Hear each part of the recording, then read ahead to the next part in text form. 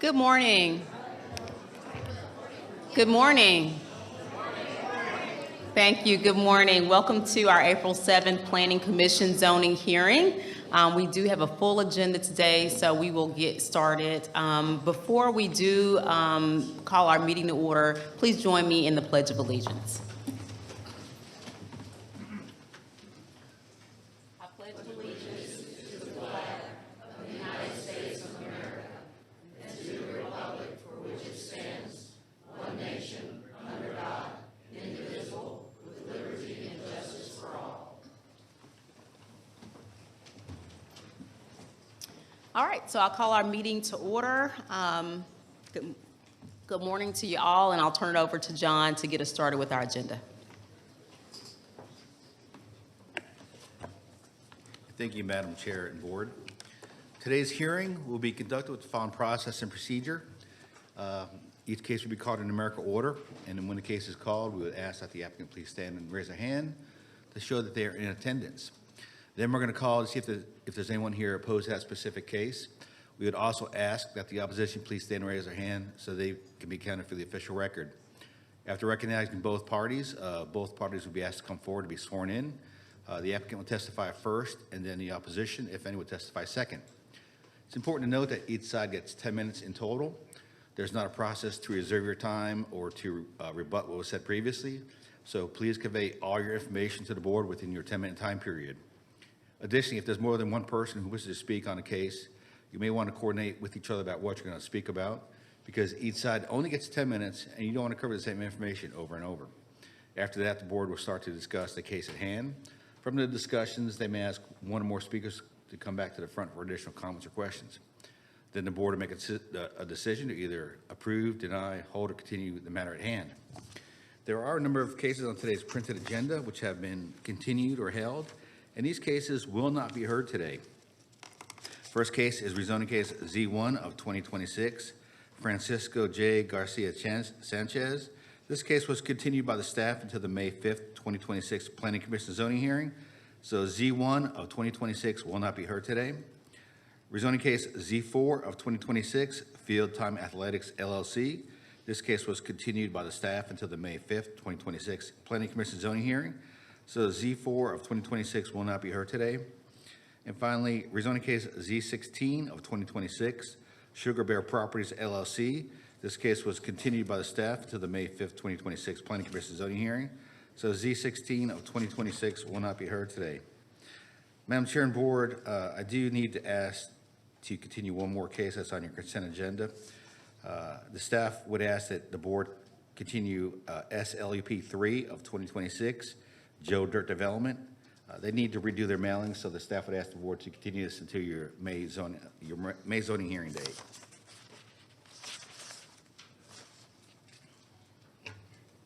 Okay, do we need to make a motion for that? Motion, yeah, second. Okay, I'll entertain a motion to continue SLUP 3, 2026. So moved. Okay, we have a second? A second. Okay, we have a second from Commissioner Micheletto. Any discussion? Call the question.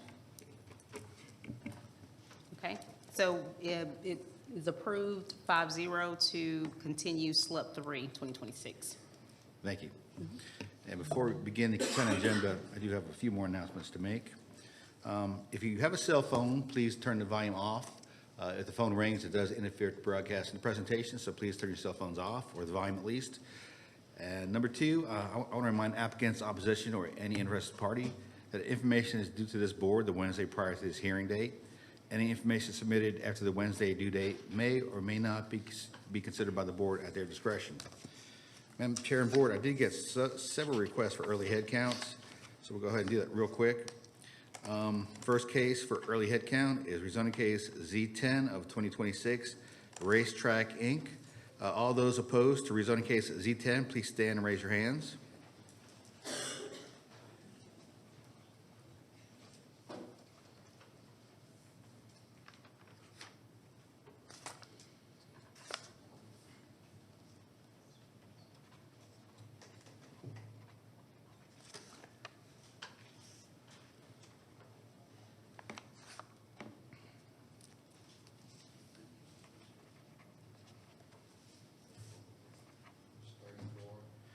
Okay, let the record show there's 34 people here opposed to rezoning case Z10. Can I also get a show of people here who are in support of rezoning case Z10? Please stand and raise your hands.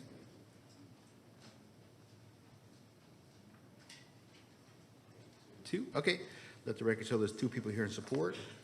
All right, next case is rezoning case Z27 of 2025, Knight Partners LLC. Can I get a show of people here who are opposed to this rezoning case? Please stand up and raise their hand. Okay, no one opposed. Can I also get a show of people here in support of rezoning case Z27 of 2025? Please stand and raise your hands. Okay, let the record show there's 3 people here in support. And last case I have for early head count is LEP 10 of 2026, McKeecher Memorial Methodist Church, Inc. Can I get a show of people here who are opposed to this case? Please stand and raise your hands. 2, okay, let the record show there's 2 people who are opposed.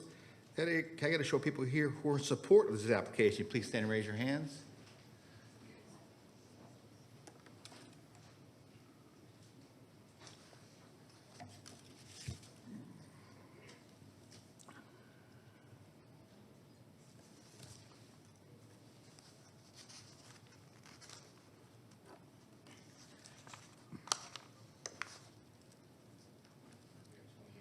Okay, let the record show there's 28 people here in support of LUP 10 of 2026. And with that, Madam Chair and Board, I'm ready to start the consent agenda. Please proceed. Thank you. Cobb County Planning Commission zoning hearing consent agenda for April 7th, 2026. First case on consent is rezoning case Z11 of 2026, Novus Works, Inc. Request a rezoning from O&I to CRC for used car sales in land lot 944, the 17th District. The property is located on the east side of Interstate North Parkway, north of Windy Ridge Parkway. The Planning Commission recommends approval, subject to the following conditions. Number 1, no donated vehicles or equipment associated with collecting, storing, or transporting donated vehicles be stored on site. Number 2, no vehicle sales on site. Number 3, variances as stated in the zoning comments and recommendations. Number 4, Fire Department comments and recommendations. Number 5, Stormwater Management Division comments and recommendations. Number 6, Water and Sewer Division comments and recommendations. And number 7, Department of Transportation comments and recommendations. Is the applicant present? Let the record show the applicant is here. Is there anyone here opposed to rezoning case Z11?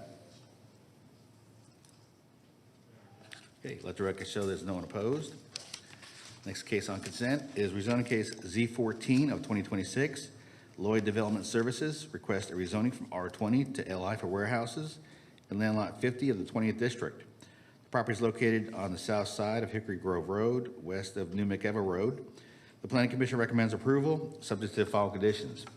Number 1, site plan received February 6, 2026, with the District Commissioner approving minor modifications. Number 2, 50-foot landscape screening buffer where property abuts residential districts. Number 3, building 2, which is the building closest to the residential property to the northwest, to include sound attenuating insulation or other materials to provide noise abatement. Number 4, Water and Sewer Division comments and recommendations. Number 5, Fire Department comments and recommendations. Number 6, Stormwater Management Division comments and recommendations. Number 7, Department of Transportation comments and recommendations. Number 8, no outside storage or outside display of merchandise. Number 9, no heavy equipment kept on site over 12,500 pounds. And number 10, applicant or developer to install a 15-foot landscape buffer along Hickory Grove Road. The applicant is present. Is there anyone here opposed to rezoning case, Z14? Okay, let the record show there's no one opposed. Rezoning case Z15 of 2026, Cameron Neary, request rezoning from UVC and GC to CRC for a convenience food store with self-service fuel sales in land lot 94 of the 20th District. The property is located at the southwest intersection of George Busby Parkway and Frey Road and on the northeasterly side of I-75. The Planning Commission recommends approval, subject to the following conditions. Number 1, site plan received February 5th, 2026, with the District Commissioner approving minor modifications. Number 2, final elevations to be approved by the District Commissioner. Number 3, setback variance as identified in the zoning division comments. Number 4, fire department comments and recommendations. Number 5, stormwater management division comments and recommendations. Number 6, water and sewer comments and recommendations. Number 7, Department of Transportation comments and recommendations. Number 8, no outdoor storage or outdoor display merchandise. And number 9, convenience, food store, or fuel sales, and neighborhood retail uses, neighborhood retail sales only. The applicant is present. Is there anyone here opposed to rezoning case Z15? Okay, let the record show there's no one opposed. Moving into special land use permits on the consent agenda. First one is SLEP 2 of 2026. Novus Works, Inc. requests a special land use permit for used car sales at land lot 944 of the 17th District. The property is located on the east side of Interstate North Parkway, north of Windy Ridge Parkway. The Planning Commission recommends approval, subject to the following conditions. Number 1, special land use permit approved for this applicant only. Number 2, no donated vehicles or equipment associated with collecting, storing, or transporting donated vehicles to be stored on site. Number 3, no vehicle sales on site. Number 4, variance as stated in the zoning comments and recommendations. Number 5, fire department comments and recommendations. Number 6, stormwater management division comments and recommendations. Number 7, water and sewer division comments and recommendations. And number 8, Department of Transportation comments and recommendations. The applicant is present. Is there anyone here opposed to SLEP 2 of 2026? Let the record show there's no one opposed. And the final case on consent is SLEP 4 of 2026, Handicapped Driver Services Alabama LLC, doing business as Mobility Works, requests a special land use permit for used vehicle sales, which are wheelchair accessible, in land lots 930 and 931 of the 16th District. The property is located on the south and west side of Kennestone Circle, north of Cobb Parkway. The Planning Commission recommends approval, subject to the following conditions. Number 1, site plan received by the zoning division on February 9th, 2026, with the district commissioner approving minor modifications. Number 2, fire department comments and recommendations. Number 3, water and sewer division comments and recommendations. Number 4, Department of Transportation comments and recommendations. Number 5, stormwater management division comments and recommendations. Number 6, all cars be parked in striped parking spaces. Number 7, no outdoor storage except for the used vehicles. And number 8, all vehicle repairs to be done inside the building. Is the applicant present? Let the record show the applicant is here. Is there anyone here opposed to SLEP 4? Let the record show there's no one opposed. And that completes the consent agenda, Madam Chair and Board. All right, thank you so much, John. I'll entertain a motion to, Motion for approval, though I do need to offer one modification. okay. Can I do so at this time? Mr. Peterson, just to make sure I get this right, after discussion with the applicant on, Z14. yes, they have one request of modification to a condition that staff had, and they have agreed to 2 additional conditions. So do I need to offer that by way of a motion at this time to modify the agenda? Correct. Okay. All right, then I'll do so. And I apologize for the length, but I propose to modify the consent agenda by adding these 2 additional conditions, then modifying 1 condition or placing a superseding condition. The 2 additional conditions are that all exterior lighting shall be compliant with Cobb County ordinances, with an emphasis on ensuring that all light is downcast and least intrusive to neighboring and adjoining properties.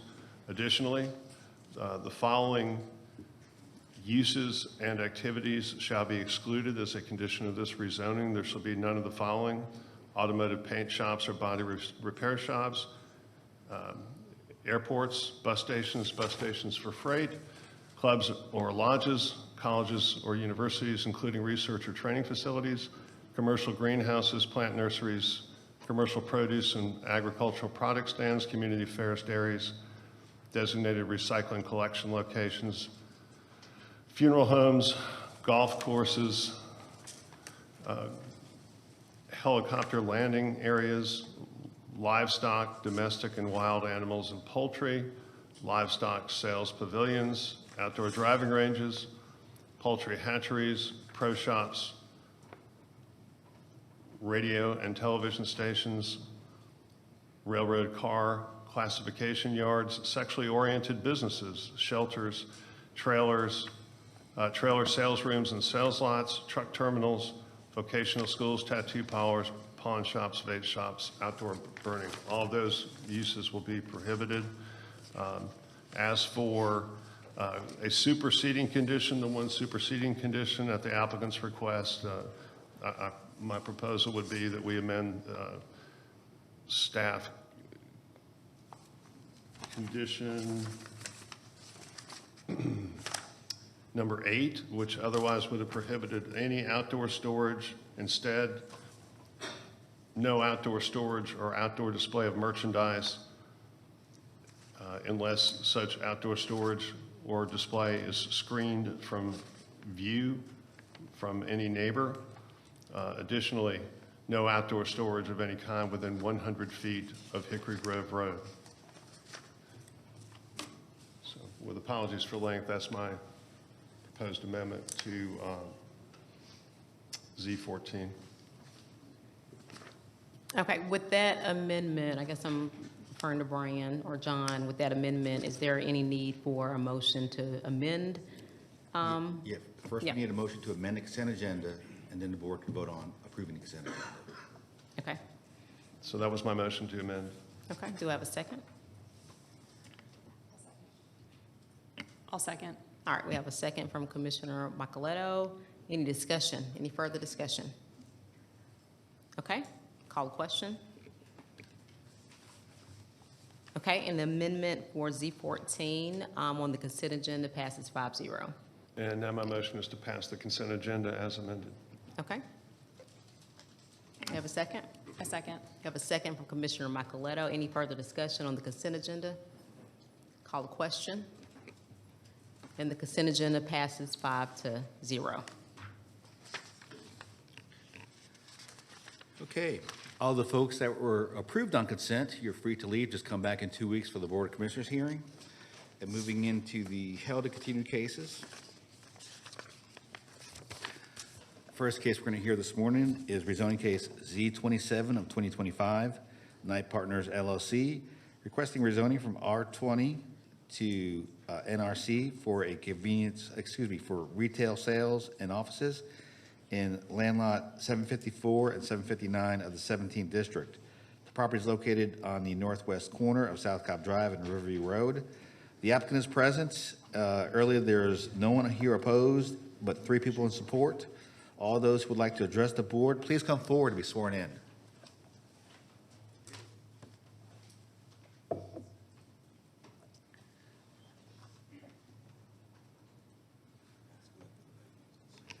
Is there anyone here to speak in support of the application?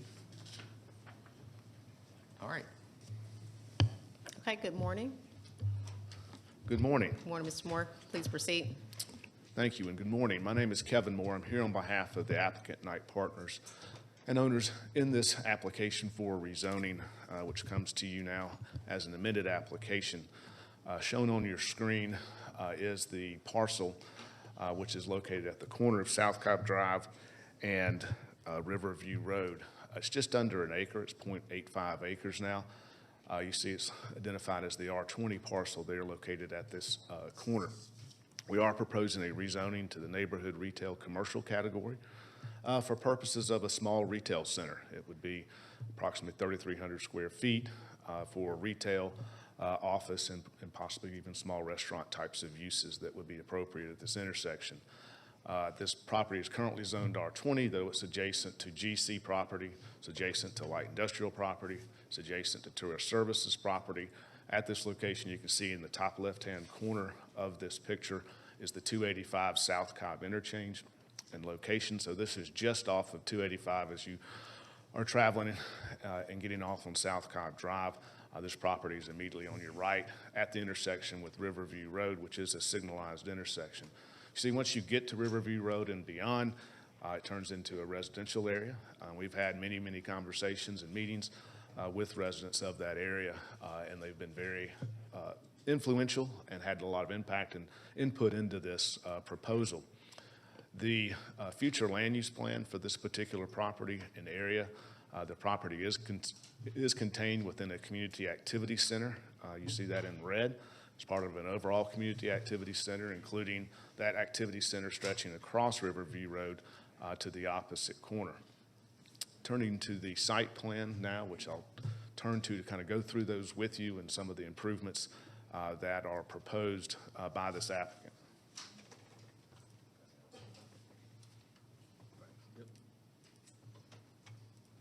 Just to orient you again, this is South Cobb Drive and Riverview Road. This is the just under 1 acre parcel that we're here to talk with you about this morning. The proposal is for an approximately 3,300 square foot retail building with parking out front. In terms of the access, we have worked with Cobb DOT, which included a full traffic study and incorporated all of Cobb DOT's comments and recommendations that were resulting from that full traffic study, which they've accepted.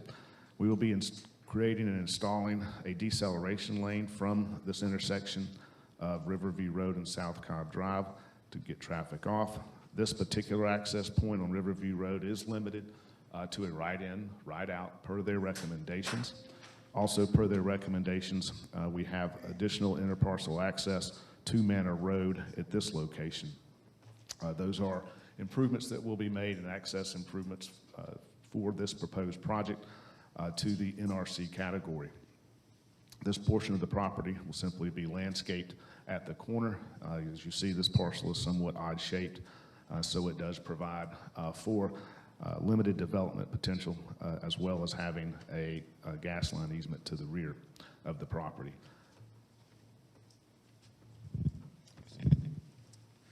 Again, we've had a great deal of discussion with area residents for this location and taken in quite a bit of their input. In fact, you saw when this case was announced, we did have a handful of them that were here and present and in favor of the application. And we're very appreciative of their input, very appreciative of the process that led us to this point for this application. But again, this comes to you now as a proposed rezoning to the NRC category, which is consistent with the future land use plan designation as a community activity center. It's one that proposes a use which is appropriate, as well as takes into account and incorporates all Cobb DOT comments and recommendations, as well as the recommendations from your professional staff for approval of this rezoning application. I'm here as well as principals of Knight Partners. The applicant are here to answer any questions you may have, and we respectfully request your recommendation of approval to the Board of Commissioners. Thank you. All right, thank you very much. And we did not have any opposition here, to my understanding. Is that correct? Okay, so this is in District 4. I'll let Commissioner Massey please lead the discussion. Good morning. How are you? Doing very well, Thank you for the work that you guys have done to work with the community on meeting some of the demands or questions, answering the questions and or meeting some of the demands that they had.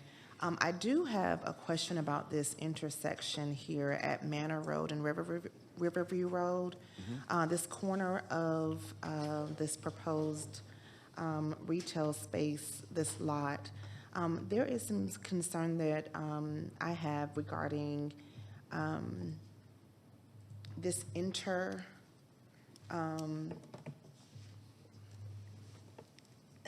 having people to turn inside the parking lot, creating extra traffic here. Has that been thought about further with the DOT as to how that will be mitigated? Because as creatures of habit, we like to try to avoid traffic lights if we can. And so I can imagine that would exist in that space. So have we thought about how we would mitigate some of that? I know that we've done the decel lane and the right in, right out, but I also see a potential issue with traffic building in that intersection here. And are you speaking to the intersection at Manor Road and Riverview? Right, just on this corner, so if you're having people being able to turn inside the parking lot and or being able to access by being able to bypass that traffic signal, whatever that is, at Manor and River within the parking lot, or trying to avoid it from coming down Manor or coming from Riverview Road? I'm just trying to figure out how we'd mitigate that. Sure. The access and circulation design has been the result of the review of the full traffic study, and then DOT's review and their full operations and safety review is what they've recommended for access and circulation that they believe would be best for this site. In terms of, I think maybe you're talking about cut-through type of traffic and making sure that does not occur. Part of that can be mitigated through the use of speed humps internal, and DOT looks at that very carefully once that goes through plan review to determine if there's a possibility for cut-through that would be detrimental to the traffic patterns, then they'll insist that that be a part of our plans. But I'll let them speak to that if you'd like to ask them that. I would actually, yes. That's how I understand it would be handled and addressed at that time. And Okay. we certainly have no objection to including a condition that DOT review that as part of plan review to assure that any mitigation efforts for cut-through traffic are addressed. Awesome, thank you. If you would, you. let me speak to DOT course. regarding that.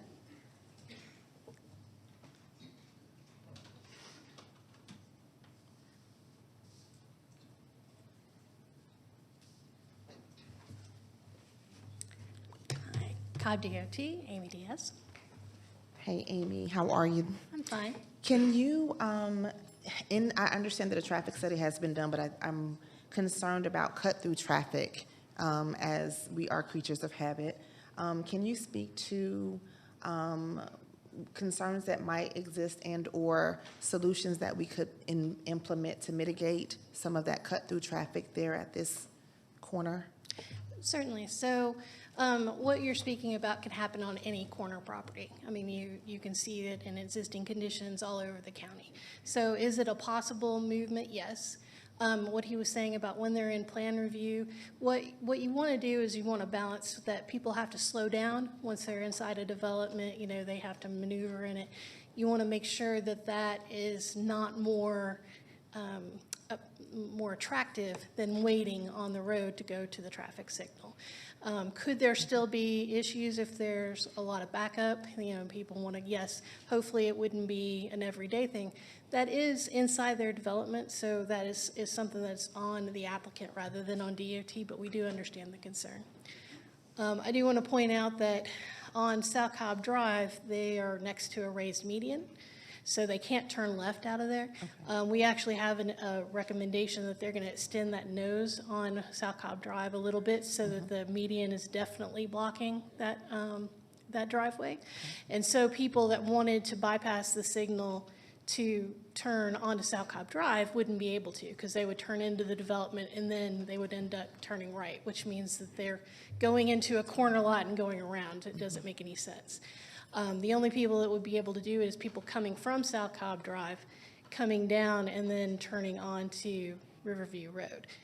That, like I said, is a possibility, but in part of plan review, we'll be reviewing it and giving them recommendations, not requirements, because it's not a DOT issue, but recommendations if we see something that's such a clear connection that it could be an issue. Thank you very much. Does anyone of my fellow commissioners have questions? Okay, thank you, Amy. Problem. If the applicant can come back up for us, please. I'll defer to my fellow commissioners first. Go ahead. Thank you, Kevin. Can you just refresh my recollection of what it was that the opposition was concerned about and what changes you made to alleviate that concern? Sure. Primarily, the initial proposal was for this, was a rezoning for a convenience store with gas sales at this location. And ultimately, the revisions were made and it was an amended application for this proposal that's now before you. So the gas concerns about that. The gas sales were really the primary, if not the sole, driver of the objections then? It was the convenience store gas sales, yes, that was the main source of the concerns and input that was expressed. Thank That's you. correct. Anyone else? Thank you. Thank you. I am prepared to make a motion here. My motion is to approve Z27 with all staff comments and with the addition that the applicant, that final board approval is made by BOC, but that the applicant also work with DOT to mitigate that cutout or cut-in access. Okay, thank you so much, Commissioner Massey. Do I have a second? Second, with just a question, if I could, for discussion. We have a second from Commissioner Bloin. Discussion, please. Just to be clear, we are requiring all staff comments, including DOT, still as part of the recommendation. That is correct. Thank you. Okay, we had a second from Commissioner Bloin. Any further discussion? Call the question. All right, and Z27 passes 5-0 for recommendation for approval. Okay, next case is SLEP 1 of 2026, Then Contracting LLC. Request a special land use permit for an addition of wood materials processing for firewood in land lot 26 of the 20th District. The property is located on the southwest side of Baker Road, north of Webster Drive. The applicant is present. Is there anyone here opposed to SLEP 1? Okay, let the record show there's no one opposed.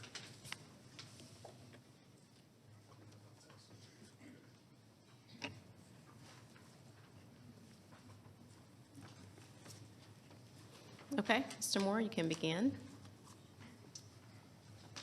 Just my lucky morning. Good morning again, Planning Commissioners. Kevin Moore here on behalf of Dane Contracting in this application for a special land use permit. This was heard by you as a Planning Commission a couple of months ago. Initially, it was held so we could work through some things and be able to present again to you for your consideration. This location that you see on Baker Road, just north of its intersection with Hickory Grove Road, this is about a 1.3 acre site currently zoned light industrial. It was zoned light industrial in 1998. Since that time, it was purchased in the early 2000s for a landscape business as well as firewood. Basically firewood processing, where they bring in wood and then it's converted to firewood on site and sold on site. The firewood part of that operation is why we're here today. Even though that has been occurring since that time, since they started at this location, a SLUP, special land use permit, is required in order to have firewood and process it on site. That had not been communicated to the applicants. We often find ourselves, there are times when people just don't know, and nothing was made aware for them, and they had been operating in this manner and operating successfully in this manner since that time. What you see in terms of the surrounding, you'll see it's zoned SC. We don't see that zoning a lot. That's called suburban condominiums. That's a residential zoning that occurred subsequent, which was in 2005. That occurred subsequent, wrapping, and you can see it's adjacent to the light industrial uses that are there off Baker Road. The site plan itself, I want to turn to that now that we kind of know the context of this application.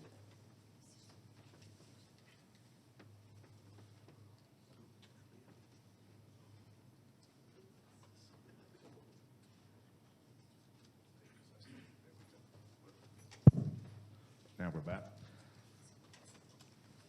Turning to the site plan, Baker Road, these are the Madison Place condominiums, and where we've had, I've spoken to a good number of people that live in this condominium development, as well as in the surrounding area.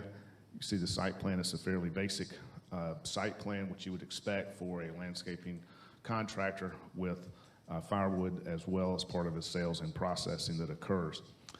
One of the things that we had discussed previously that we are agreeable to as part of this application that's not in place now is to provide for a 10-foot landscape buffer adjacent to Madison Place condos, both to the rear and along this side, where that's residential zoning, so that we can do some additional tree plantings in that area. Just provides additional assurances of landscaping and buffer that are not present now. As stated before, the zoning of the Madison Place residential development occurred some 7 years after this property was already zoned for light industrial. So those buffers are not in place now, but we would like to put those in and offer some additional protection for them. Again, this is a business that has been in operation for many, many years. In fact, the surrounding community actually supports Dane very, very much. In fact, during the recent cold snap, they sold out of every stick of firewood they possibly had that occurred during January and February, which was quite a bit. So there's support there in the local community for what he does as a business, and I think you can see that here today as well. That he is a good neighbor and continues to be one.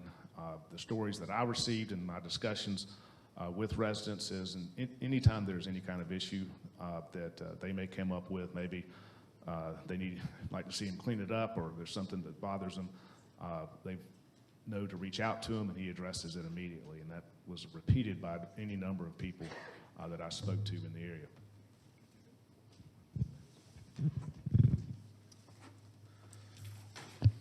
Again, this request is really to address an existing situation. Under our zoning ordinance, a special land use permit is required if you're going to have firewood processing on site. That is what's a requirement, and so that's why we're here for a special land use permit, albeit some 24 years late. Again, this happens from time to time.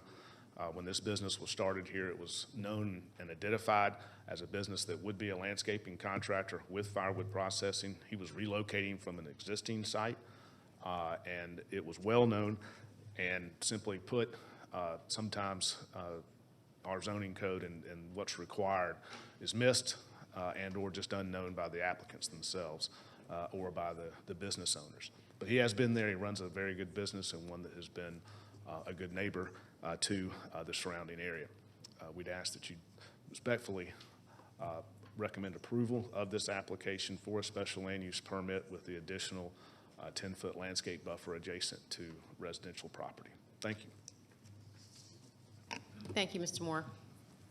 And we don't have any opposition for this that was here, so I'll turn it over to Commissioner Blouin for District 1 to lead the discussion. Thank you. And Kevin, how many years was it that, how many years ago should a road, a turn lane have been added here? So in 1998, this property was rezoned in 1998, and that was one of the DOT comments and recommendations at that time was to have a project improvement on Baker Road. So that occurred in 1998. It was developed, then subsequently sold for this use to Dane Contracting for their use. But for whatever reason, and those things happen, at the time it was developed and came through, it didn't, at that time, it was not insisted on. I think we. Okay. What do you think in terms of if the Board of Commissioners were to approve something here, how could it best ensure that that doesn't happen again, that we get the turn lane? Well, it's an existing zoning stipulation or zoning condition for this property. So if the Board of Commissioners sees fit going forward, we have put this in front of the Board of Commissioners as an other business application so that the timing before the board would be another business application to review those zoning conditions, including the deceleration lane and commercial access lane coming into this property, to put that before them as another business item. That's not something that comes before this body, the Planning Commission. So, but we tried to marry that up so that the SLUP application and that request in front of the board can be heard, and they can determine if they want to change that condition or if they want to continue to insist on it, in which case they would have to install that. And can you list all the other business items you intend to address to the Board of Sure, Commissioners? of course, there's two. One is the required DOT improvement that you just spoke of with the, I believe it was a deceleration lane. And in addition, there was a condition from 1998 that there be a 40-foot landscape buffer along Baker Road. And likewise, that was never, wasn't done in 1998 when they developed the property, and hasn't been done since. It was developed without that, and in fact, the way this property and the parking and so forth is set up, it doesn't really, a 40-foot buffer along Baker Road no longer fits, no longer is achievable unless you significantly reduce what's been used since that time. So we've also requested the board to review that condition as well. And if the board is unable to grant us that, then, or mitigate it in some form or fashion, then they'll have to do it. It's an existing condition, so it's not something that just goes away. It's just something that was never done as this came through permitting initially. And give us the lay of the land in terms of what's across the street that has a view into the front of this property, You want to? across Baker Road. Sure, we can, if we could just turn the GIS aerial back on, I think that'd be helpful just in terms of what's around it. So across Baker Road is residential property that as of now is not really developed into any subdivision. There's also some individual units and homes on Webster. But then to the side and general rear of this property, it turns into light industrial property of various light industrial types of uses that you would expect. This is an area that was developed and zoned initially. It contained a good deal of light industrial and even heavy industrial zoning in this general area when you really step back. And then as time came forward, residential zonings also came up. So it's an interesting area where you have light industrial meeting up with residential uses. So what you're proposing in the, as a item to the Board of Commissioners is to reduce the front landscape buffer from 40 feet down to 10, is that correct? We're asking for that condition to be deleted. Deleted altogether? Yes. Okay, but then you're proposing a 10-foot landscape buffer around the perimeter with the residential neighborhoods to the west and to the south? Yes, that we're proposing a 10-foot landscape buffer adjacent to the residential zone properties, correct. Okay. If anyone else has questions of the applicant? Hello, I have a question for you. On the survey that we just looked at, it looks like, and even on this GIS, it looks like you guys have kind of explored the boundaries of your property. And Yes. it looks like we have a wall that's been constructed. Is that on an easement? Is that wall coming down? And it looks like we also have trees that are spilling onto the neighboring and adjacent property. Yes, so the wall that's there on the adjacent, that you're seeing was done as part of an agreement with that residential development at the time. So it benefits both, actually. Oh, is a retaining wall? Yes. Okay. And then as part of your landscape buffering, are you going to pull the operation within your boundaries? And is there any potential for a fence or other visual blocking aid? Well, there's currently fencing that is there, and then we're going to add the trees for the landscape buffer along where you, adjacent to the residential properties. But is the fence not off your property? The fence, again, they have when you're looking at the residential property and the boundary here, that's a fence that they've agreed, there's an agreement with them that they've agreed where all of that goes. And so what we're going to be doing is going back in and You're gonna make it? working with them on that to have a landscape buffer and make it more defined for those purposes. So you have better screening than what's there now. Okay. And for your designated turn lane, have you guys even started the design process, or are you just waiting to hear back if it's been? Like, are you in design for the decel lane or the turn lane? And so if it's denied or if we recommend, you guys are ready to implement that? We would be. It's not in design yet because Okay. we've asked for relief from that prior zoning requirement. But if that doesn't occur, then we'd have to move forward and accomplish that. Okay. And they're aware of that. That's why we're here. Those are my questions. All right, thank you. Thank you. If I could hear from the DOT regarding the continued importance or lack of same regarding the turn lane?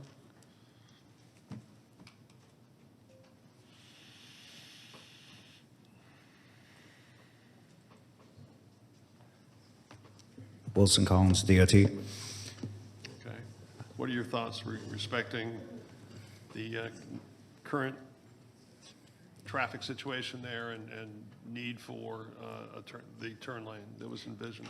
Yes, Commissioner, we are requesting to retain those comments as we're still doing business and on our arterial road.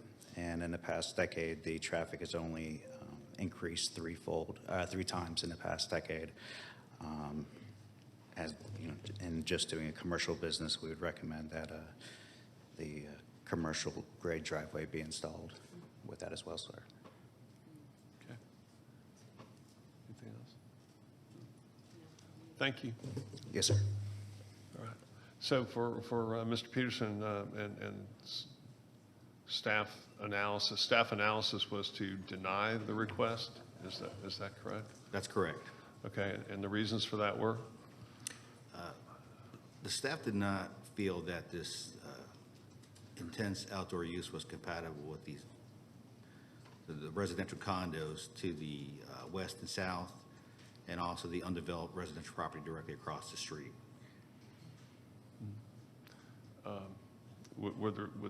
Could there be some restrictions on the uses that could be made on the lot that would make it reasonably compatible?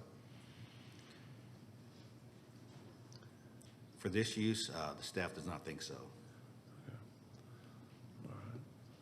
And then we are not to make any recommendation technically regarding, we don't formally make a recommendation regarding any other business items, is that correct? Correct. Okay. All right. Well, thank you. If anyone else had questions of staff, otherwise all right. So moving on to kind of a discussion before a motion, it seems to me that we don't really have full jurisdiction to make it right. I think there are a lot of things that the Board of Commissioners ought to consider, but some of those we don't really even get to make a formal recommendation on. We have a business that's been there for over 15 years. We had a neighbor come to a prior meeting and address concerns, but say that they really were a pretty good neighbor. We had, by and large, which was interesting, because they started off nominally objecting, but then making that statement. We have a situation where they've worked in conjunction with the neighbors to put up a boundary fence. So my thought was to, I haven't done this in my 7+ years here, just to move this without recommendation to the board, since we don't even have authority to make a formal recommendation, but ask that they consider certain things, would be my idea. I agree with that completely. In addition to adding the conditions that we were talking about during work session, like the driveway, the commercial driveway, the screening for the fence to mitigate the eyesore, et cetera. Yes, I was going to make all that in a suggested comment to go with them and put the comment as part of the motion. Can we put in one of our recommendations that they at least do a schematic design of how that turn and decel lane would work? My fear is if we don't at least get pencil to paper, it will never happen again. And I didn't quite hear this, and maybe you did, Commissioner Bloom, but, oh, I'm sorry. Go ahead. Do you have a comment, Brian? So let me ask for clarification. So the motion is to not make a recommendation with perhaps some items to consider or to encourage the Board of Commissioners to consider. With that, I don't think, if there's no recommendation in the motion, we're not going to have recommendations with the motion. Truly, it needs to be something for the clerk to say, no recommendation from the Planning Commission. However, these are things we think the board should review and consider. And I think that's the way I think the minutes should read, perhaps. Thank you. I'll try. I did have just a point of clarity. So if the SLUP is denied, then what changes as far as their business operations? I mean, I can assume, but do we have a good understanding of how business would change if they are not able to move forward with the SLUP? I'll leave that to staff to comment. If this was denied by the Board of Commissioners, then they would have to remove this business from the property and install and if the other business item got denied, they would have to install the buffer where required, and install the decel lanes where required. I'm sorry, say that last part. You said if the SLUP was denied, then they could not continue business? That's correct. Okay. And then if the other business was denied by the board, then they would have to install their decel lanes and their required buffers. Okay, the other business outside of the firewood piece. That's correct. Okay, gotcha. All right, so my motion is that we move this to the Board of Commissioners without recommendation, and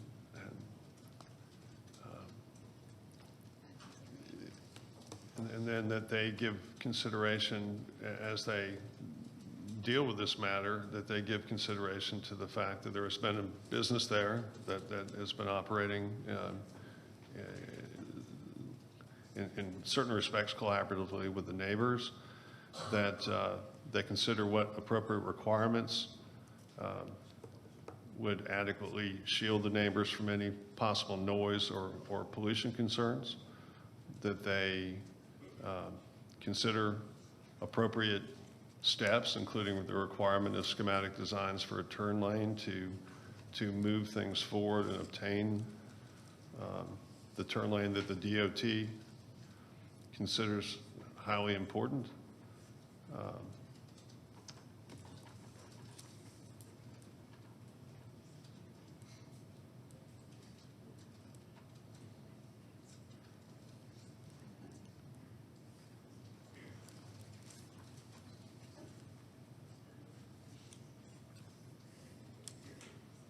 I think that about covers it. I think I really can't say much further, that we're just asking that they consider those matters when they address this matter at the Board of Commissioners level.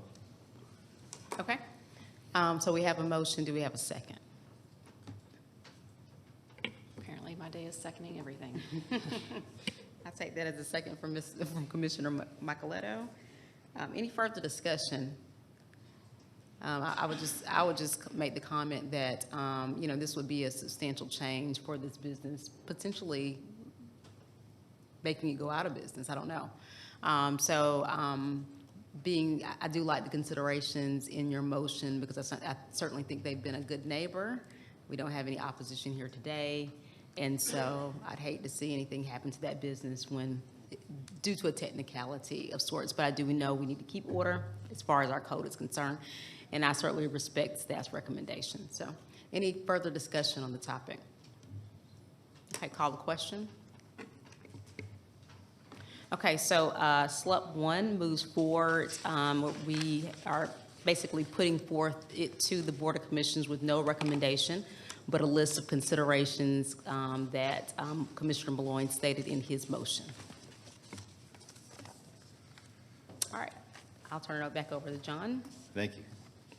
All right, next case on the agenda is rezoning case Z10 of 2026, Racetrack, Inc., which requests a rezoning from PSC to NRC for a convenience food store with fuel sales in land lot 583 of the 16th District. The property is located at the northwest intersection of Bells Ferry Road and Ernest Barrett Parkway. The applicant is present. Earlier, there was 10 people here in opposition and 2 people in support. All those who would like to address the board, either floor. Was it 34? It was 34. Oh. Pardon me, I had. Okay. So it's 38? So what I have on record is 34 in opposition earlier and 2 in support. I don't think it's an issue for us to make sure we have the accurate number before we Okay. proceed. Let's do that. I apologize for that, Madam It's okay. Chair. 34 opposed and 2 support. All those who would like to address the board, either for or against, please come forward to be sworn in.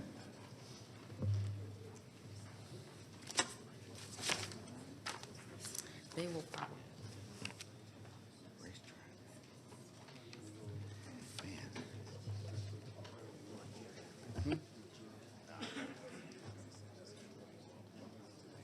Just make life easy.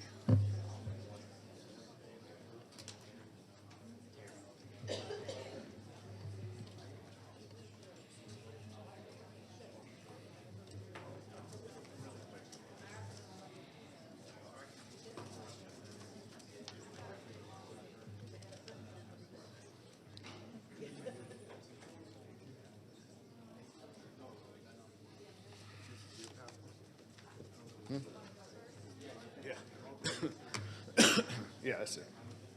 Excuse me.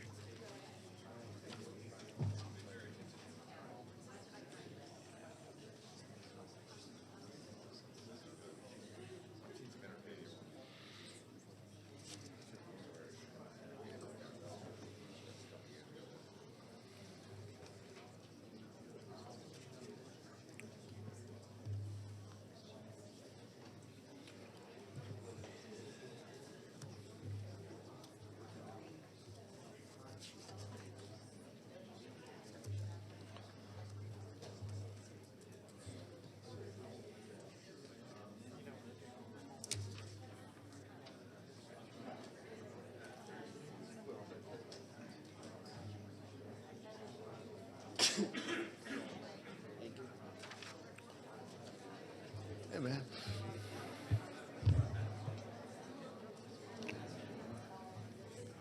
So are we ready to proceed? Have they all been sworn in? Have they all been sworn in? Okay. All right, so we will proceed. Of course, we have a lot of folks here. Thank you for your engagement and attending today. We'll let the applicant representative go first. They'll have 10 minutes to make comments, and then we'll have those in opposition. I have a total of 10 minutes as well, so you may want to organize who's going at what time so you can make the best use of your time. At this time, I'll turn it over to our applicant.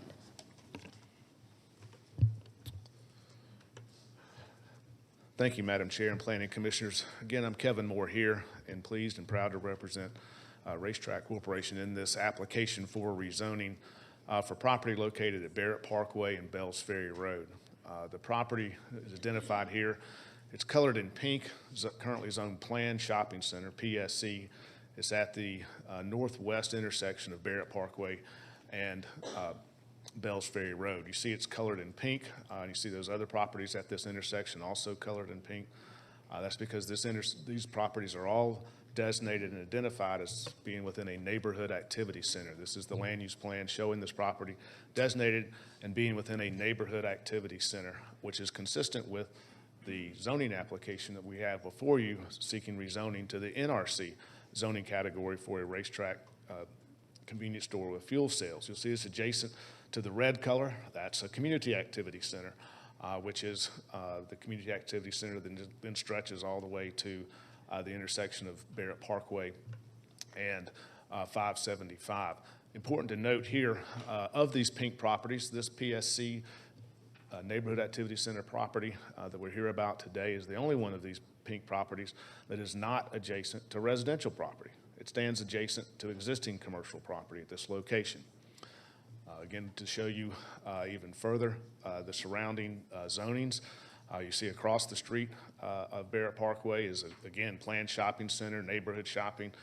NRC, there's a GC property located at the other intersection across the way. That is an existing CVS, and an NRC property that's being developed for NRC purposes there. Also located across Bells Ferry that I'm sure you'll hear about and that we certainly want to address is Bells Ferry Elementary School, which is directly across Bells Ferry Road at this location.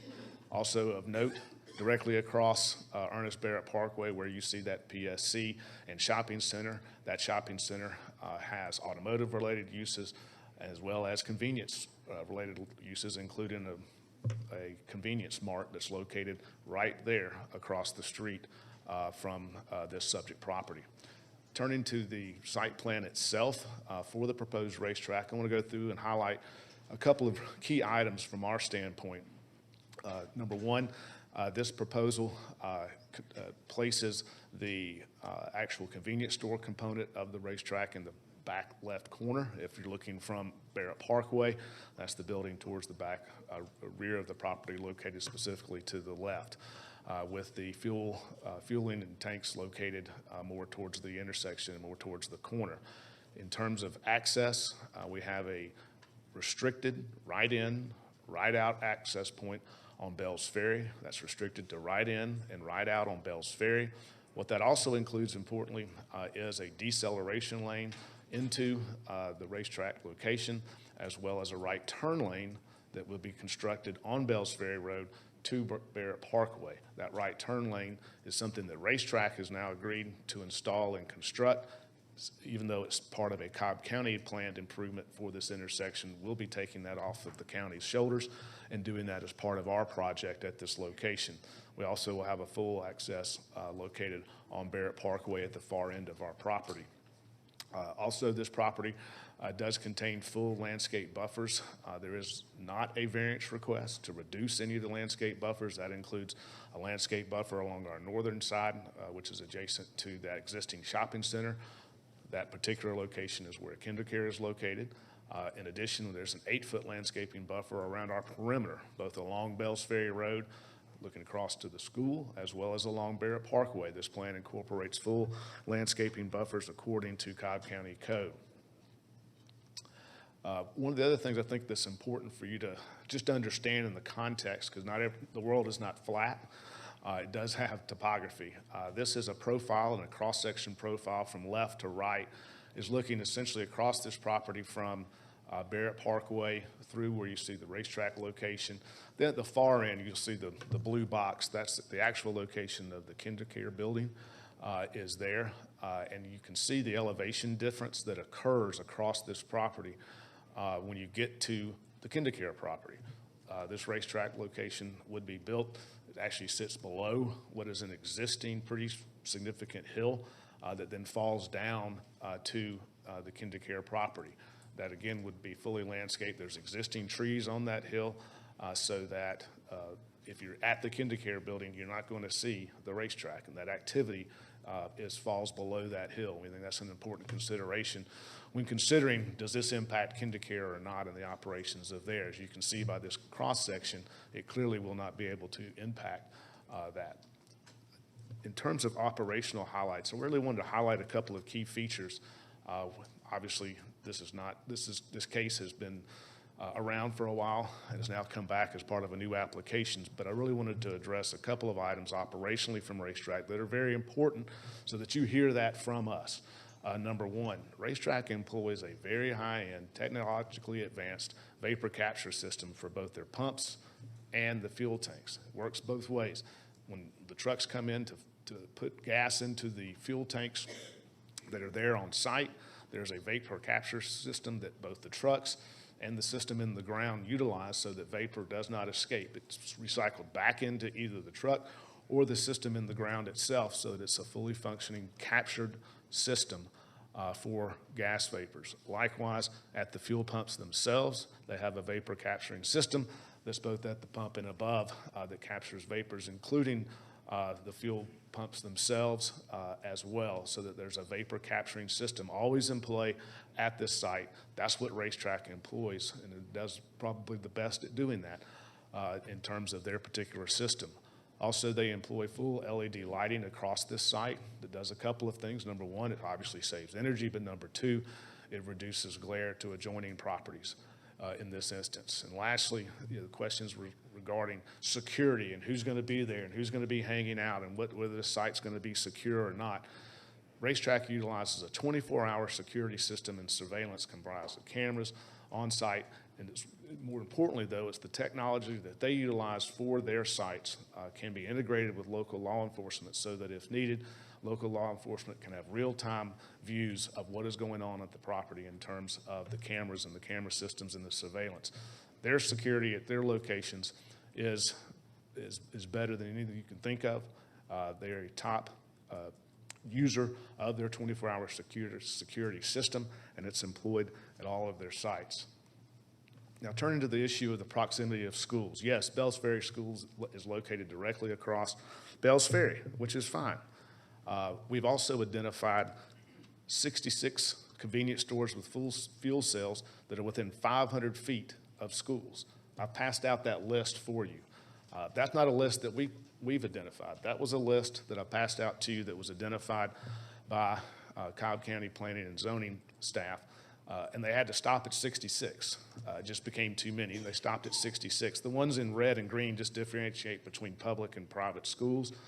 That also includes daycares as well as schools. So in Cobb County, at a minimum, we have 66 convenience stores with fuel cells that are within 500 feet of schools. That includes 6 racetrack locations. Of those 6 racetrack locations, 5 of those involve zoning approvals that occurred either by variance, rezoning, or other business application approvals that occurred where these locations are within 500 feet of schools, including the one I have for you here, which is the Milford Elementary School and the racetrack location located directly across the street. Now, there's no county policy, there's no county ordinance or regulation which prohibits or discourages the location of convenience stores with fuel cells in some sort of proximity to schools. That's obvious. We have over 66 of them in the county, throughout this county, that's occurred. And there's no policy, regulation, or ordinance which discourages that. The NRC ordinance allows and permits as a use convenience stores with fuel cells, and we're within a neighborhood activity center on your future land use plan. That is why your professional staff has recommended approval, because this proposal and this application checks every single box when it comes to planning, zoning, and land use. We have submitted a full traffic study which has been accepted by Cobb DOT. And it's one that we have worked very diligently on and that Cobb County's Department of Transportation has reviewed over and over. So from our perspective, we have met every requirement. We have met every policy, rule, and regulation to support this rezoning application. And lastly, what Racetrack has proven as a Cobb County headquartered company, that they are a fantastic partner to this community, and they are a fantastic partner with schools in their community in terms of their support. And likewise, they would be a fantastic partner of this community and of this particular school at this location. And therefore, we respectfully request your recommendation of approval. Thank you. Thank you, Mr. Moore. At this time, we will have 10 minutes of total time for the opposition for this particular case. You can, sure, please make your way up to the microphone. Please state your name for the record. Each person that chooses to speak, please state your name for the record, so we'll have that information. And you may proceed. Hello, I'm Karen Huck with the Bells Ferry Civic Association, here to express our really grave concerns with Z10, formerly Z18. We hope that all the commissioners have visited the site to see how close this proposed gas station would be to Bells Ferry Elementary School and Kindercare Daycare Center. Our largest and most urgent concern is that gas stations emit fumes, particularly benzene, which is classified as a carcinogen. The EPA recommends that children not be exposed. The EPA recommends that gas stations be sited 1,000 feet from a school. This site is very close, just 100 to 200 feet from where children will be having recess on their playground at both of these schools. Benzene is heavier than air, so as you saw in his drawing, you got the overhead on there? This site is higher in elevation than the schools. Benzene will sink close to the ground, causing an unseen and unsmelled hazard, but not an unknown hazard, as the county has been made aware that the EPA has this recommendation. The vetting process for zoning gas stations has a giant hole here, with our county staff basically looking at transportation and stormwater issues and not taking into account air quality. On the zoning comments, there's a question. Are there any environmental conditions existing or proposed on the site? And the answer from the county is no. Why is air quality not noted as an environmental issue? I had asked Commissioner Allen if the county could not put into effect a rule forbidding gas stations to be built closer than 1,000 feet to a school. Other jurisdictions have. Does the county have the expertise to weigh in on air quality issues? The next concern is traffic. It's an obvious issue with school buses from Bells Ferry Elementary School and school drop-off morning and afternoon. From what I recall, the 600 homes being constructed at the Montgomery property to the south on Bells Ferry Road were not included in the traffic study. An earlier argument that Mr. Moore posited was that no new traffic is generated by gas stations, but the ins and outs obviously cause snags and disruptions to the smooth flow of vehicles. From reading staff comments, Bells Ferry Road, they're calling it an arterial road, but it lacks the requisite amount of right-of-way. Therefore, it should be classified as a connector road, and it's being overburdened. Crime is another concern, with gas stations frequently the subject of calls to 911 that we have already detailed in an earlier letter that was sent in to the county. I mean, it was the 18, it was sent in, detailing with an open records request. When this was Z18 at the Planning Commission hearing, and table detailing gas stations and their proximity to schools in Cobb County had been provided by the county staff. All of these close gas stations were grandfathered in except one. That's what I recall from the last. I question that this is an argument for putting another gas station close to a school. As Maya Angelou says, when you know better, you do better. Doubling down and putting children in harm's way of air pollution because it has been done before is a fallacious argument. Also, talking about that turn lane from Bells Ferry to Barrett, the county, obviously would like to have that happen. This intersection was reworked recently, within the past, 10 years. And a right turn lane was not installed at that time, though it could have been. After the intersection was improved, Cobb DOT advised that they stopped widening the intersection because of the historic sign that was there. The sign was just a sign. It did not confer any restrictions on the property. The McAfee house itself was known to be historic, was known to be dated from the 1840s, but was not on the National Register of Historic Places. So an opportunity was missed to adequately address that intersection at that time. Not now. Other observations are that this is 74% impervious surface rather than the required 70. It will be discharging into an impaired stream. Gas stations are considered a hot spot for stormwater runoff, requiring more tools to mitigate pollution. And I have witnessed some concerning detergent runoff in the area that code enforcement said there were no rules about. The 24/7 nature of this business is different from what is usually in this area. Across the street, we were talking about across the street from this property, is a decommissioned gas station built in 1968, owned by the same Medford family trust. It is my understanding that those underground tanks are still there and have not been removed and the ground cleaned. One question I have, and this is rhetorical, should county staff be putting their thumb on the scale by making and writing out subjective opinions recommending approval or denial? I am not sure that the disclaimer that this is an opinion is adequate. These pronouncements put pressure on the Planning Commission. We only had one meeting about this back when it was Z18. It was held at the Embassy Suites. Commissioner Allen and the former Planning Commissioner, David Anderson, were there. Public sentiment for the project was really negative. And Racetech said they were not purchasing the property. They were going to be leasing it for, I think it was 12 years. The McAfee house, of course, we all know was moved to Ball Ground. Here are a couple of photos of it. It's not looking too good. It's open to the, did you put that one up? The other one. Open to, and I do remember on March 30th at the work session, I think you said that Racetrack had paid to move the house. In addition, well, please, the Bells Ferry Civic Association asks that you recommend denial of this proposed rezoning and consider the health and safety of the children, teachers, employees of the 2 schools nearby, as well as the residents, commuters in this area. Thank you. Hi, I'm Evan. I'm a local resident that lives near where this racetrack is going to go. I want to say thank you to everyone for your time this morning, and thank you for the work of various organizations and for Racetrack and Commissioner Moore for representing Madam us Chair, tonight. So, Madam Chair. sorry. If we could pause and get the speaker's name for the record, please. Yes. My name is Evan DeYoung. Thank you. And thanks to Mr. Moore for the way he represents his clients well. I'm grateful for this process and our ability to take our rules, regulations, and policies and apply them applicably and rightly to specific situations. In this scenario, you're going to hear us echo a lot of the environmental concerns from our residents in our neighborhood.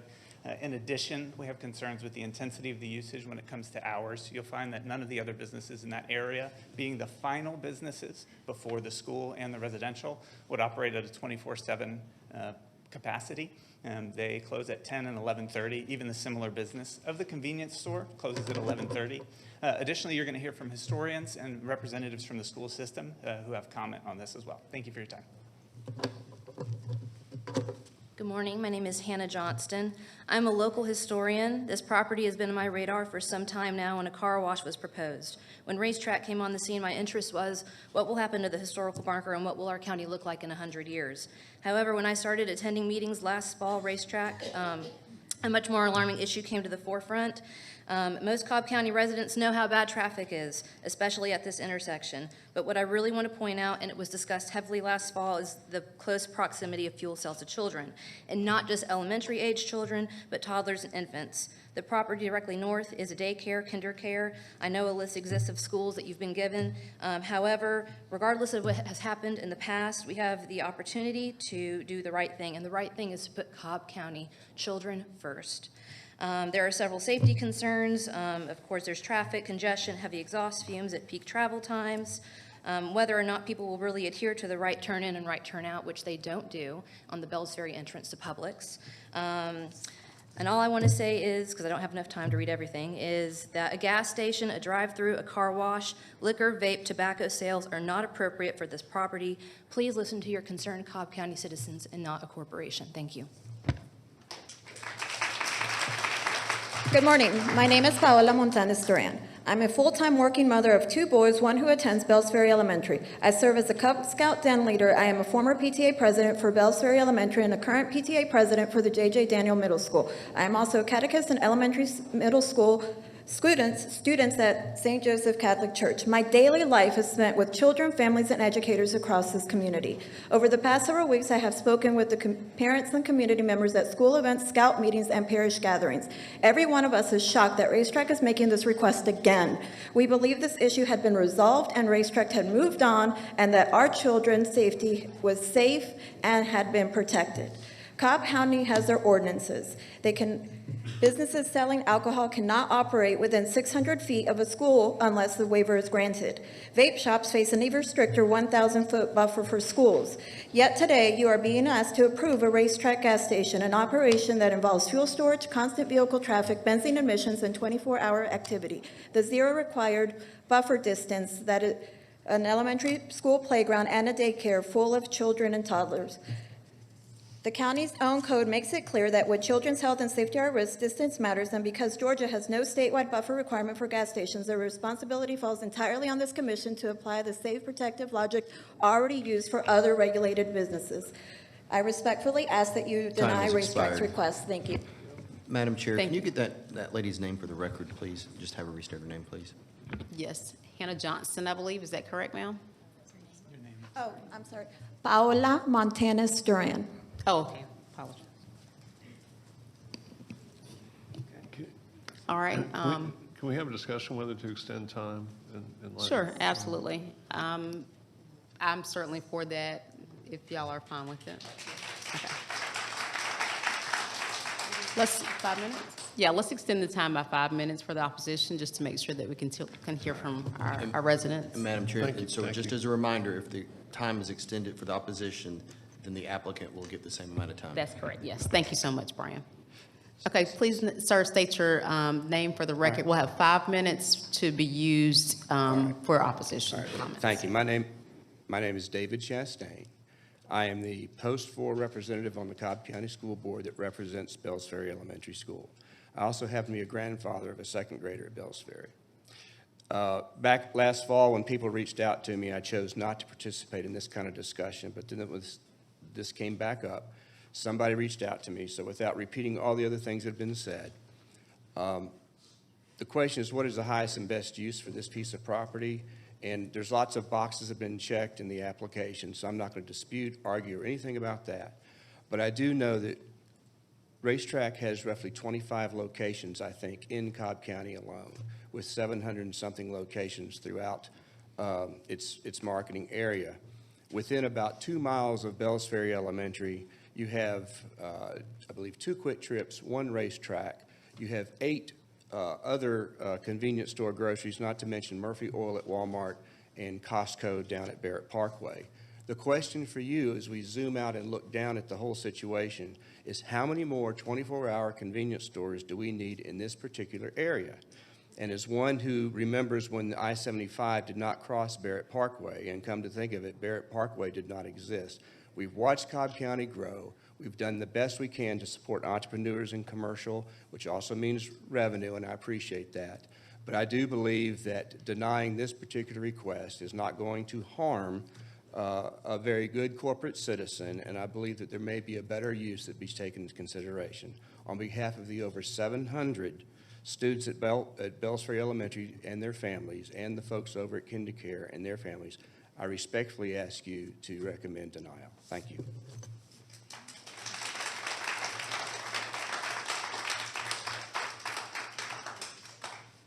Thank you so much. We still do have about 3 minutes left if anyone else from the opposition would like to speak.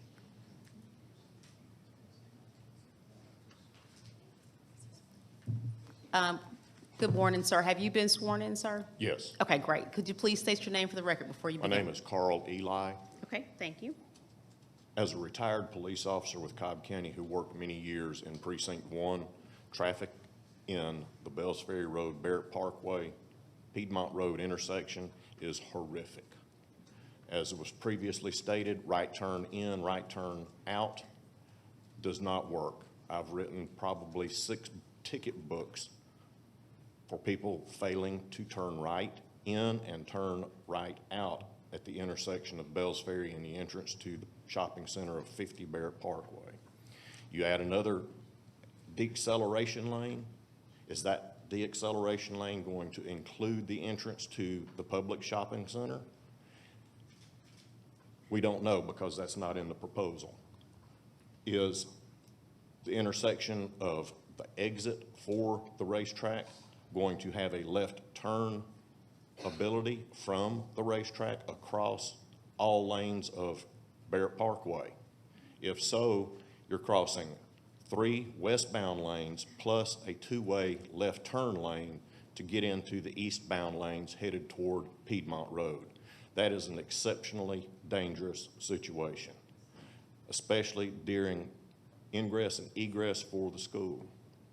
Another issue that I'd like to address real quickly is in previous statements made by the representative for the Racetrack Corporation, he indicated that Racetrack had the ability to filter the air from the canopy over the fuel cells. I've spoken to a subject matter expert at length. He says that is impossible.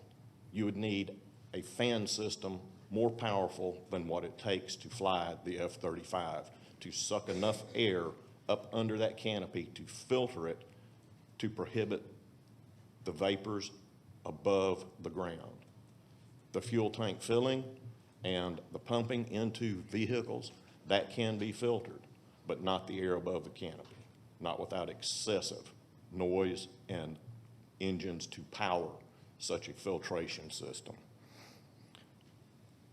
The public safety issue at hand also is its adjacent location to the KinderCare and the Bells Ferry Elementary School. All of the locations that I have ever visited of Racetrack, which I do frequently, have a derelict portion of the community that hang out 24 hours a day. You gather this population that adjacent to a daycare and to a public elementary school, you're asking for the opportunity for child predators to congregate and make use of it. Its adjacentness to 575 and 75 makes it a very... Time has expired. Thank you, sir.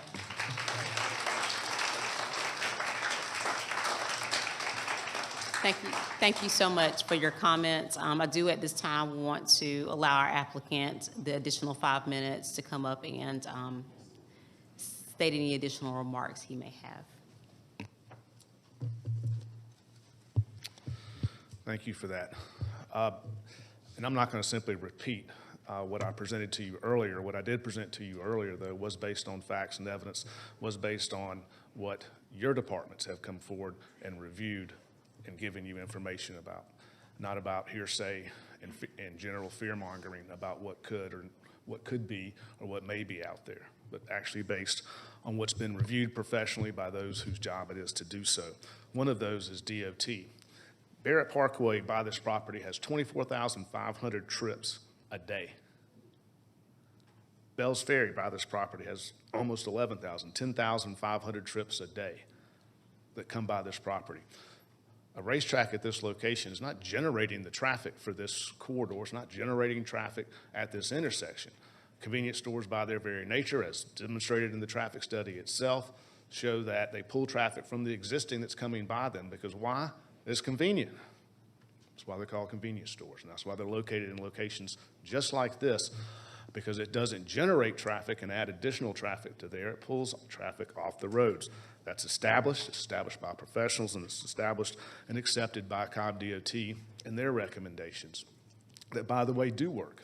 Their people, their professionals, traffic safety and traffic operations have reviewed this and provided these recommendations and accepted the full traffic study that was placed here. And we understand there's concern, and certainly those that say that concerned about the proximity of this location to the schools. But where was the public outrage when those other 66 locations came into being? Where was the public outrage when that new racetrack across from Milford Elementary was approved? Where was it? Not there. In fact, many of those applications were heard, and many of those applications were heard and approved without opposition. Now, I think that Madam Chair, could we ask for decorum in the audience, please? Absolutely. Please refrain from any speaking unless you have the microphone. Thank you. Please continue, Mr. Moore. Sure, of course, thank you. This particular location and application by Racetrack is an ideal location. Across the street, you have automotive-related uses. Across the street, you used to have a gas station. Across the street, you have a convenience store location already that's selling those exact same items that they're complaining about. Racetrack is not here asking for this commission to give a waiver or asking this commission to give a recommendation on what items may or may not be sold at this location. They're here about the zoning of this location for a convenience store with fuel cells. All of the activities they are complaining of occur right here at this intersection across the street in Caddy Corner. They sell pharmaceutical drugs across the street from the Bells Ferry Elementary Playground. That's what's located at the other corner. This location at the intersection of two major arterial roads in Cobb County is exactly where a convenience store with fuel cells should go, and exactly where a racetrack should go, who operates and develops and maintains their locations at the very top of the game, the very top of that industry is what they're known for. They're ideal for this location because of the care they do give to the surrounding community, because of the care they do give to their locations, and because of the care they do give in how they operate their stores. Again, we believe this application is one that's supported by every policy, rule, and regulation that's applicable to this process that we're in front of you, asking you for rezoning. And we respectfully request that you recommend approval as a result. Thank you. Thank you, Mr. Moore. All right, we heard comments from the applicant and opposition at this time.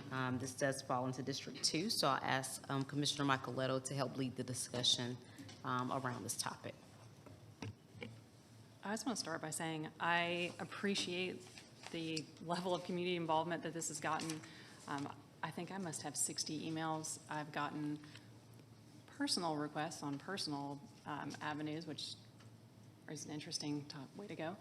But I do appreciate how sensitive and how charged this item is. So we're going to do our best to get through this. I have tried to come up with a list of questions, so bear with me. This might take a minute. Can I start with the DOT?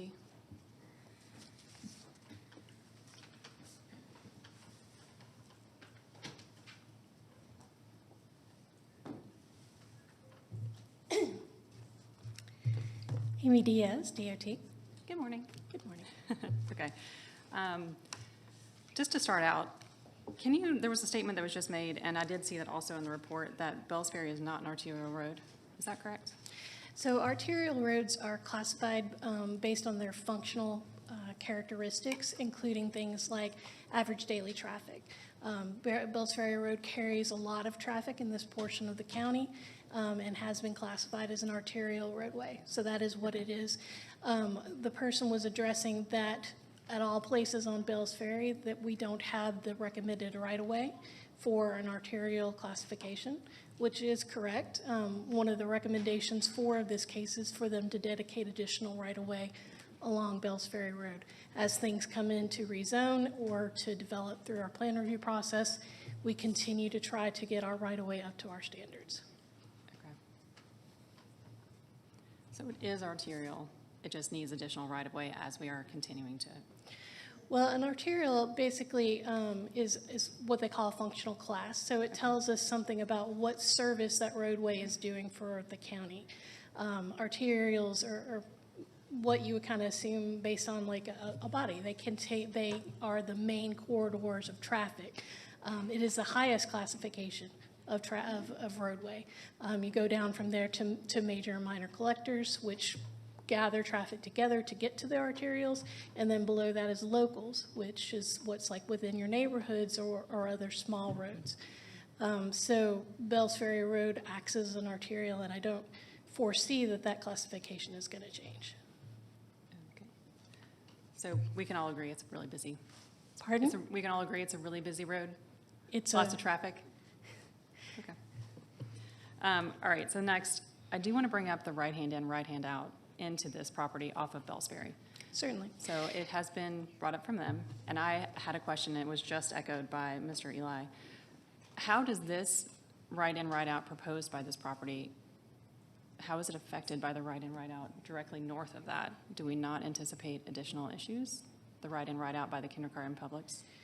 They do have to meet the spacing requirements for driveways along an arterial, which is 100 feet, I believe. So they have to be at least that far distant to separate the turning movements. Now, right in, right out has fewer movements, obviously, than a full movement driveway. But the thing that was brought up as a safety concern was illegal lefts. Was illegal lefts an issue? That's a separate issue. That is also an issue, but I'm also concerned about the fact we're going to have a right in, right out, and then almost immediately another right in, right out. So it feels like we're going to be doing this into the traffic. So has that been studied? That driveway was not included in the traffic study. That's not a typical problem as long as we meet our driveway spacing. What we look at DOT is we want to make sure that driveway is far enough from the intersection, the signalized intersection where we have a lot of traffic. So we have to balance, the further you move it from the other right in, right out, the closer it's going to get to the signalized intersection. And so based on their site, we would recommend it stay approximately where it is. But we do understand, that there are accesses next to it as well. Yeah, it is very close to that intersection. That is a concern as well. It feels like there's a lot of concerns around the entrance on Bells Ferry. Well, I guess this might be a question for legal, but I'm not sure if you can answer this. Have you guys recommended that these be physically divided? So either like Yes. the little things that stand up or? Yeah, if you look at our recommendation 4, and I'll go ahead and read the wording, it says driveway with turn restrictions, which right in, right out has a turn restriction, should include design elements such as, but not limited to, raised concrete guidance islands, geometric design, and/or a centerline raised median. Based on the preliminary engineering review, a narrow centerline raised median should be installed at this location. Recommend the developer provide 100% of the cost for this recommended improvement within the existing county right-of-way, and that the final and location and design be determined during plan review, subject to Cobb DOT approval.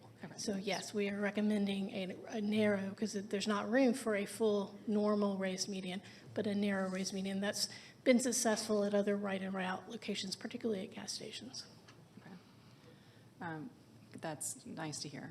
And then I see that there's a 10-foot multi-use trail being proposed on that side of Bellsbury.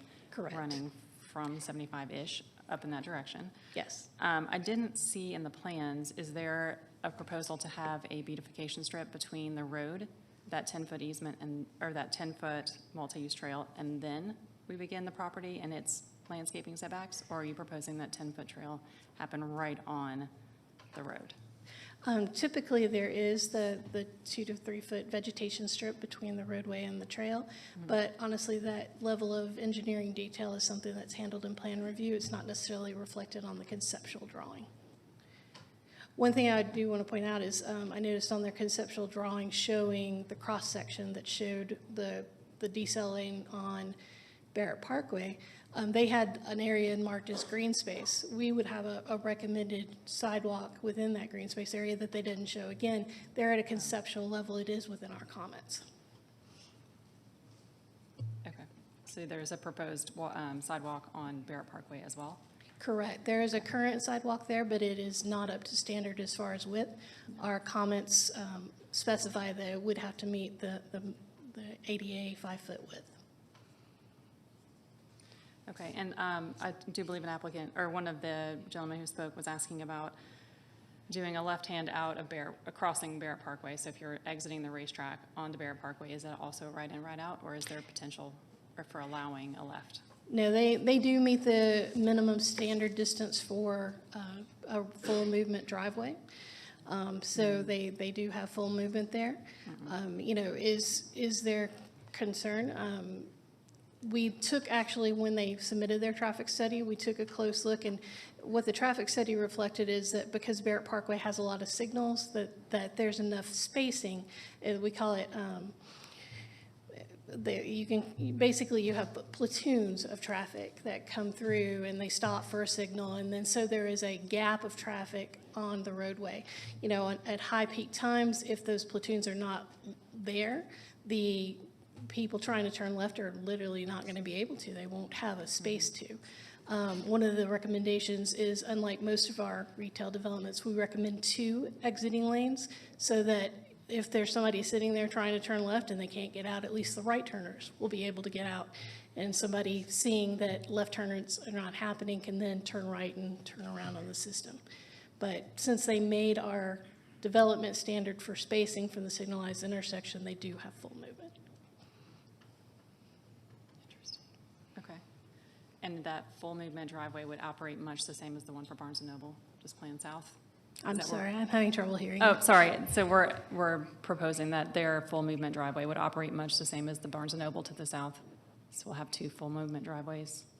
I believe so, yes. That area does not have, it has a center 2-way left turn lane with turn lanes at the major intersections. So any full movement, non-restricted driveway, which I'm not aware of any right in, right out driveways restricted in that area of Barrett Parkway.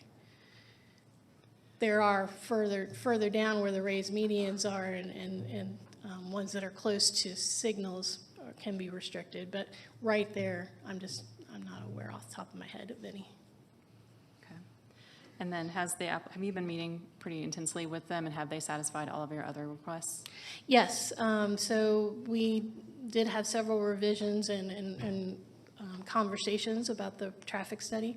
One of the things that actually is supportive of the development as far as a DOT perspective is the fact that they have agreed to do that right turn lane to the signalized intersection.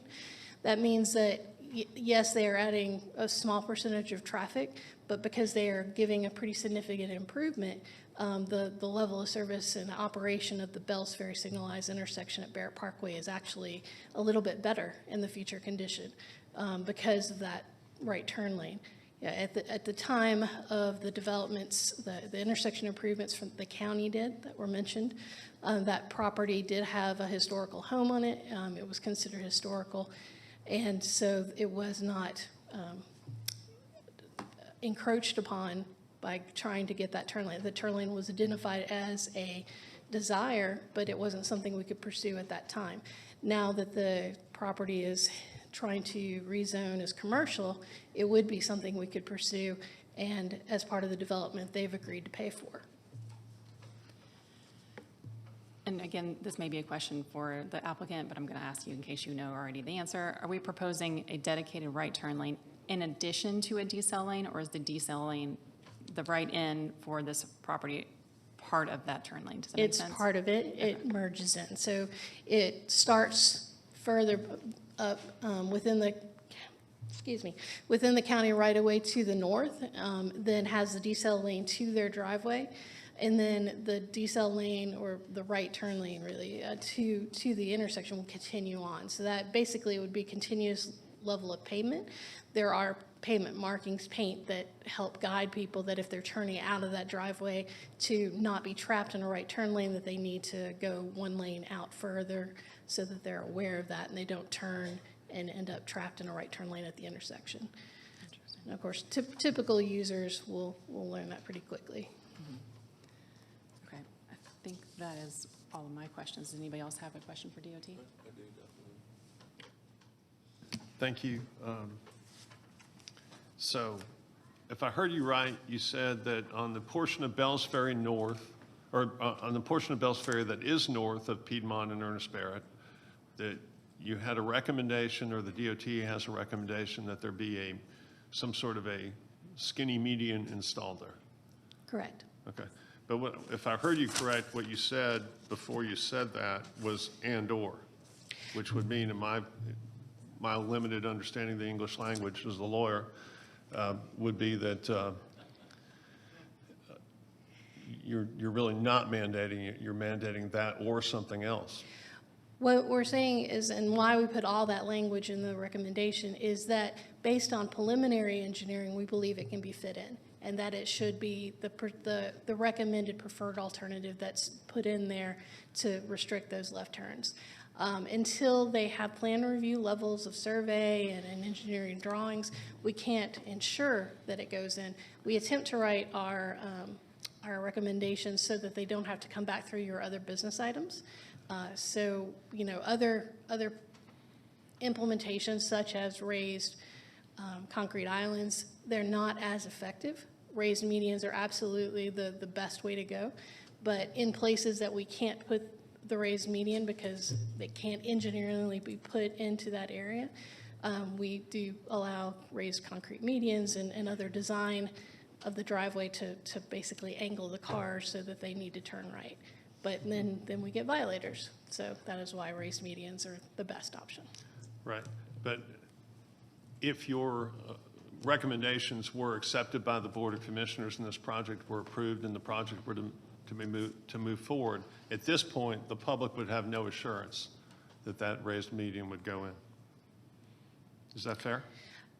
Yes, the board, in your recommendations, or the Board of Commissioners can certainly put a restriction that median must go in or that driveway can't be present.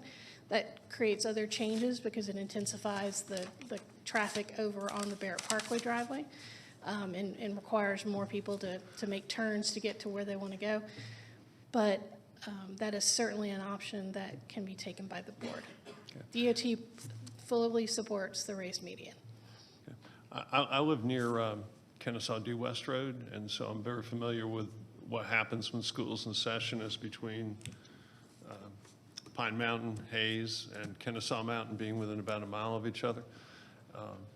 There's a substantial difference in the amount of traffic when school's in session, when it's not.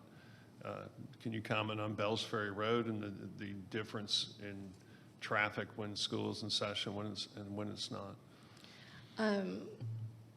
That's, commenting specifically on this location is something that I'm sure that the citizens and other people that are here have a lot more experience with that area than I do. I don't live near this area, so I don't see it every day the way they do. However, I think everybody here drove in this morning and saw the difference in traffic because schools are out this week. So yes, absolutely, there's less traffic when schools are not in session. For the traffic study, the counts were taken when school was in session, and they did add a little extra traffic because of the construction going on at that school. That was something discussed at length and addressed in the previous zoning case. Thank you. Can I ask a point of clarification on the Bells Ferry? Do you allow a left, is that a fully useful driveway, I forget your term for it? Meaning, can you make a left-hand turn out of the school during school release hours, or is it right in, right out only? I believe, and I'm sorry that I didn't refresh my memory on this, but I believe that they have a police officer that handles turning movements for them during school arrival and dismissal times. That is very typical but if they don't, I apologize. I didn't check that since I didn't know that was a question that was going to come up. Just kind of naturally occurred. All right, thank you. People that have kids at that school can probably answer that for you.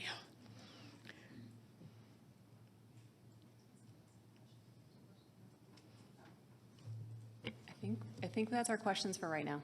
All right. Thank you, I appreciate it. All right, do we want to let's go back to the applicant, Mr. Moore.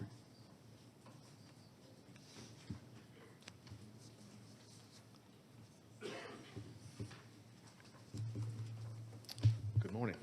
Good morning. So you took some of my questions and answered them already. Thank you for the list of properties. My first question was going to be how many schools are across from gas stations, so thanks for answering that in advance. Am I still too quiet? Dang, habit. Apologies. All right, so just first and foremost, have you guys had conversations with the KinderCare next door? Yes. Okay. And I know they're not, I don't believe that they're here now. I've not seen anybody, and okay. Have they been able to write a letter in positive or negative support of this project, or have you had any feedback from them or requests? We have not received any communication from them in terms of positive support or no objection. We have had very thoughtful conversations with them. Okay. That's that's it. Okay, you've talked to them, no outcome Yeah, really? Okay. and we have. We Okay. reached across and spoken both with folks on site as well as above that in terms of that organization.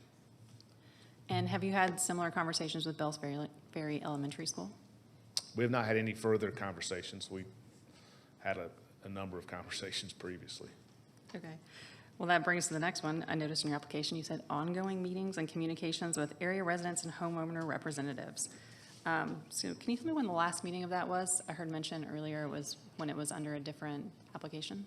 Right, it would have been last fall. Okay. And have you had any continued meetings since? We have not, no.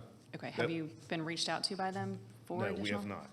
I think everybody's pretty clear where everybody stands in that regard. Fair enough. Okay, and then what I was asking about earlier, when I was asking about the beauty strip between the multi-use, so having lived on two very busy, very historic streets in this town, I am sensitive to those beautification strips providing extra safety and security. Would you guys be willing to commit to putting in those? Because right now your plan does not show them; it just shows the sidewalk directly on. And then would your applicant also be willing to commit that they are going to put in the divided medians? I mean, I don't know if you can speak for them, but I'm asking you to. I think from we have as part of our plan today, the landscape buffer along Bells Ferry and Ernest Barrett. So that's part of our plan today. In terms of the engineering that Ms. Diaz was speaking of, if we're not opposed to additional landscaping, so you'd have landscaping as part of a strip and then additional landscaping as part of our buffer, we would certainly make every effort to make sure that that can be included. I'm just, the reason I can't give you that answer definitively is for the same reason that Ms. Diaz could not give it to you definitively. There has to be room, that's all. Okay. And they want that to happen, and we'd make every effort, but I'm sure, I mean, that's not an answer I can have this minute, but it's an answer I can have very quickly. Okay, fair enough. I did notice you brought forth earlier a section of the property. Is there any way we could have that back up? Because I have a question. That was the first time I've seen the cross-section of the property. Would you mind? It was part of, Just throwing things at you left and right. let me go to it. Yeah. Okay, so it looks like, can you walk me through this? Because it looks like from this image that we are lowering the entire site and then building a retaining wall to protect that buffering that currently exists so that the KinderCare is now essentially over the hump. Is that correct? That's correct. This particular property, when you go out to it, sits up from Bells Ferry and Barrett Parkway as you're going back down the respective hills. So it kind of sits up top. So yes, we would have to cut down this site so that you could access it safely from both Barrett Parkway and Bells Ferry. So that is what you're seeing, is that retaining wall that protects the hill that then goes back down to KinderCare as you're going back down that hill on Bells Ferry going north. So this elevation will now be level with the street that it's affronting? Essentially, it won't be dead level, but a lot more than it is today. More approachable, okay. Yes. And how does the Bells Ferry Elementary School track playground site, does it sit also level with that same street, or is it depressed? Is it raised? I feel like it's just based on memory that it's below Bells Ferry, sits Kind of. below Bells Ferry. Okay, The entire Bells Ferry Elementary site sits below Bells Ferry and the intersection. I mean, it comes up to it, but most of it sits below. sits below, interesting, okay. In reference to our inhabitants of the two-legged variety who like to find new and exciting places to live, do you plan to do security and safety along this wall? Do we think the wall will help deter people from finding those trees an attractive location? Yes, because I'll put that nicely. that area will be lit as well as have full security measures in place for it. There's not a place that will not have those measures. Okay. And then, should it be the recommendation of our board in our recommendation to the bigger board, would the client be amenable to providing additional, say, treescapes or landscaping at the elementary school to provide further buffering or other items to help mitigate that both view and sight, and just maybe trees because it's hot outside? Yes, absolutely. Okay. And do you know offhand how close your pumps are to the front door of the school or to the closest aspect of the school, not including outdoor facilities? Yeah, the pumps are located, I'm gonna give you an approximate location. Okay. To the school property, they're gonna be located somewhere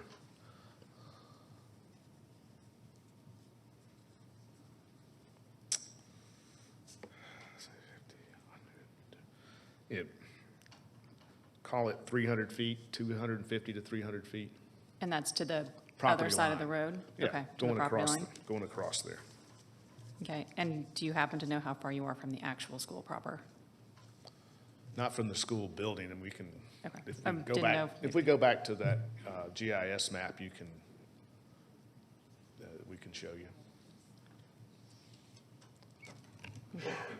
The school fine. building's pretty deep into the property. Mm-hmm. But they also have construction, so I mean, it's property line to property line. I mean, from property line to building, what's that, 300-something feet? Okay. And I did have one additional question. For the handout you provided, this footage is from property line to property line, is that correct? Yes.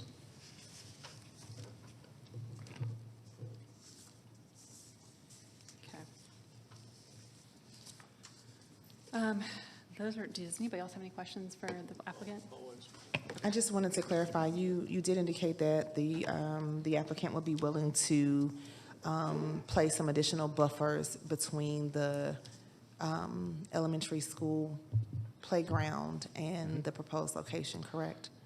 And what Yes. would that be? Would that just be trees, or would that be a fence of some sort that cannot be seen through? Because that is a concern, in making sure that there isn't purview or opportunities for those to hide behind that buffer either. Right. So two things are going on. Number one, you've got the buffer that's on our property that we're placing with a tree and landscape buffer along the frontages of our property on Bells Ferry and Barrett Parkway. I believe that's part of our plan. The other question, as I understood it, was whether Racetrack would be willing to do additional plantings on the school property. And the answer is absolutely yes, we would. Now, that's the school district's property, so it would need to be directed by them with what they would want, but we would be absolutely committed to that.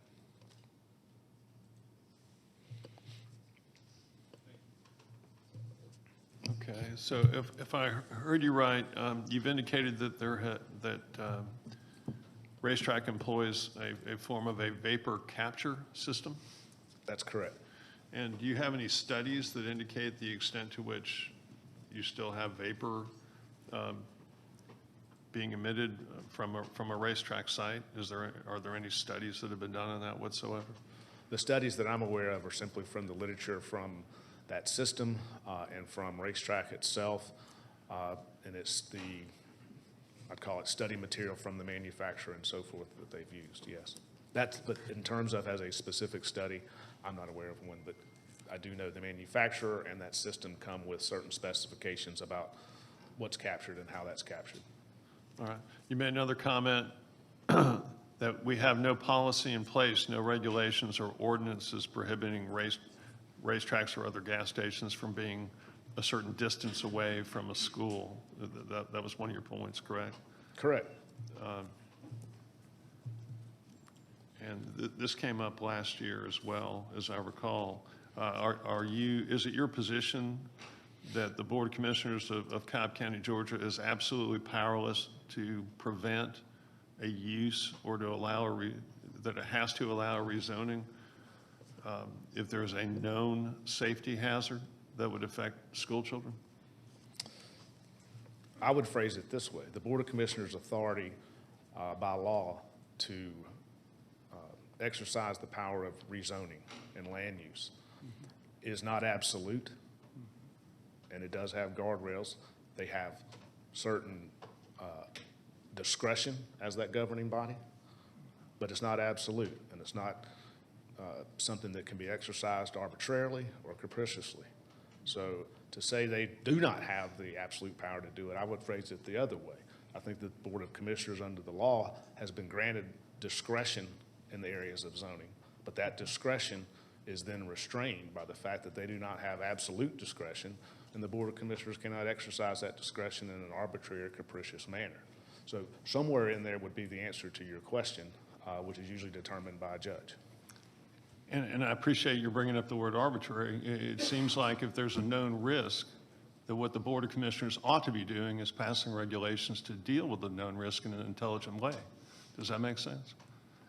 It makes sense if you want to talk about policy. What I'm talking about is that the Board of Commissioners has not done so, and Cobb County has not done so. Right. What I just sensed, and I wanted to invite you to comment on this, is that we're sitting here having had this issue come up last year, and the opposition having identified what they perceive as a known environmental risk, the literature seeming to support that, though one could say that further study might be appropriate, but that the county has failed to act to enact any restrictions or require staff to look into the possibility of that environmental risk. And today we're faced with a situation where we're asked to pass on something where the literature suggests there's a known environmental risk, and we're asked to pass on something where our staff is telling us to go ahead and do it because we're not going to look into the known environmental risk. How are we supposed to deal intelligently with that? I think my personal opinion, again, I'm neither an elected official nor do I hold a position in Cobb County government. But my position standing here before you is that when you reference, quote, environmental literature that suggests, I think that that should be looked into a little bit more. You've been handed some materials that have been provided to you by advocates of a certain position, and those should be looked at through that lens. I think if you want to have us provide, or somebody provides you with literature that suggests otherwise, that perhaps is a lot more vetted, then that would occur. But that's not what has occurred. And my point through this is simply this, is that there has not been any rule, regulation, or policy that doesn't just prohibit it, but even discourages the location of convenience stores with gas sales in some sort of proximity to schools. That's not occurred, and that's not within the ordinances and the policies and the guidelines and the comprehensive plans that land use decisions are supposed to be guided by. And that's my point in the discussion. Okay, and I appreciate your comments, and what I don't appreciate is every year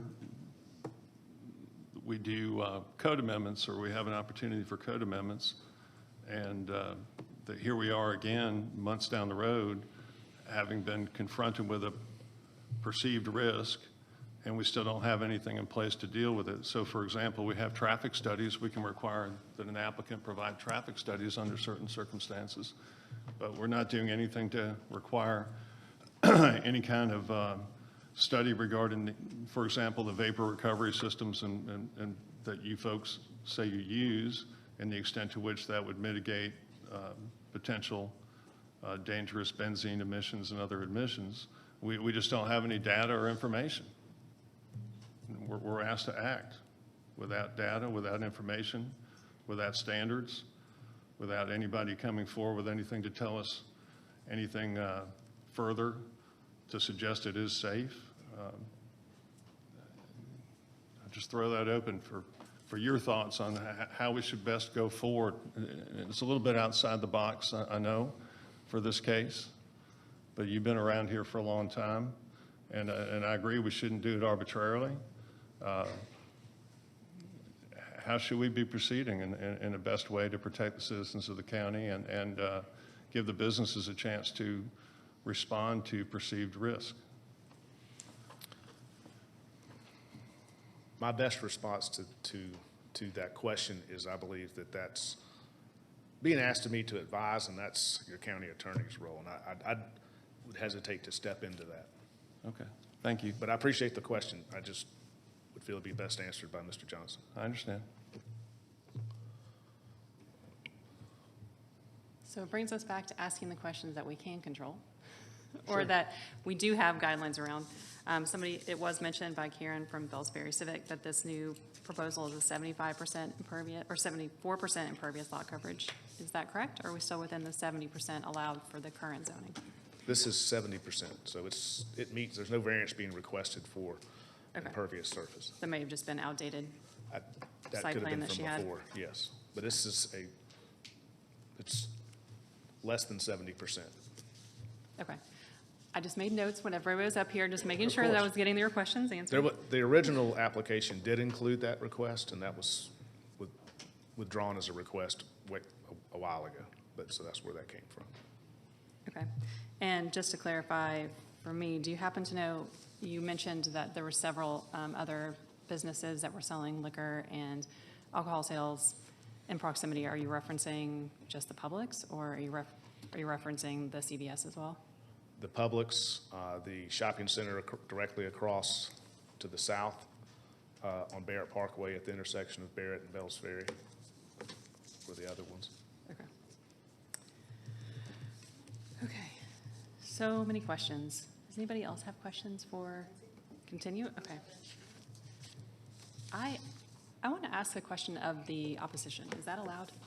Are we allowed? Thank you. Okay. Thank you, sir. I'm not sure if everybody wants to come up or who wants. I just have a couple of just quick questions. So if people who spoke before from opposition, if you just want to scooch up this way.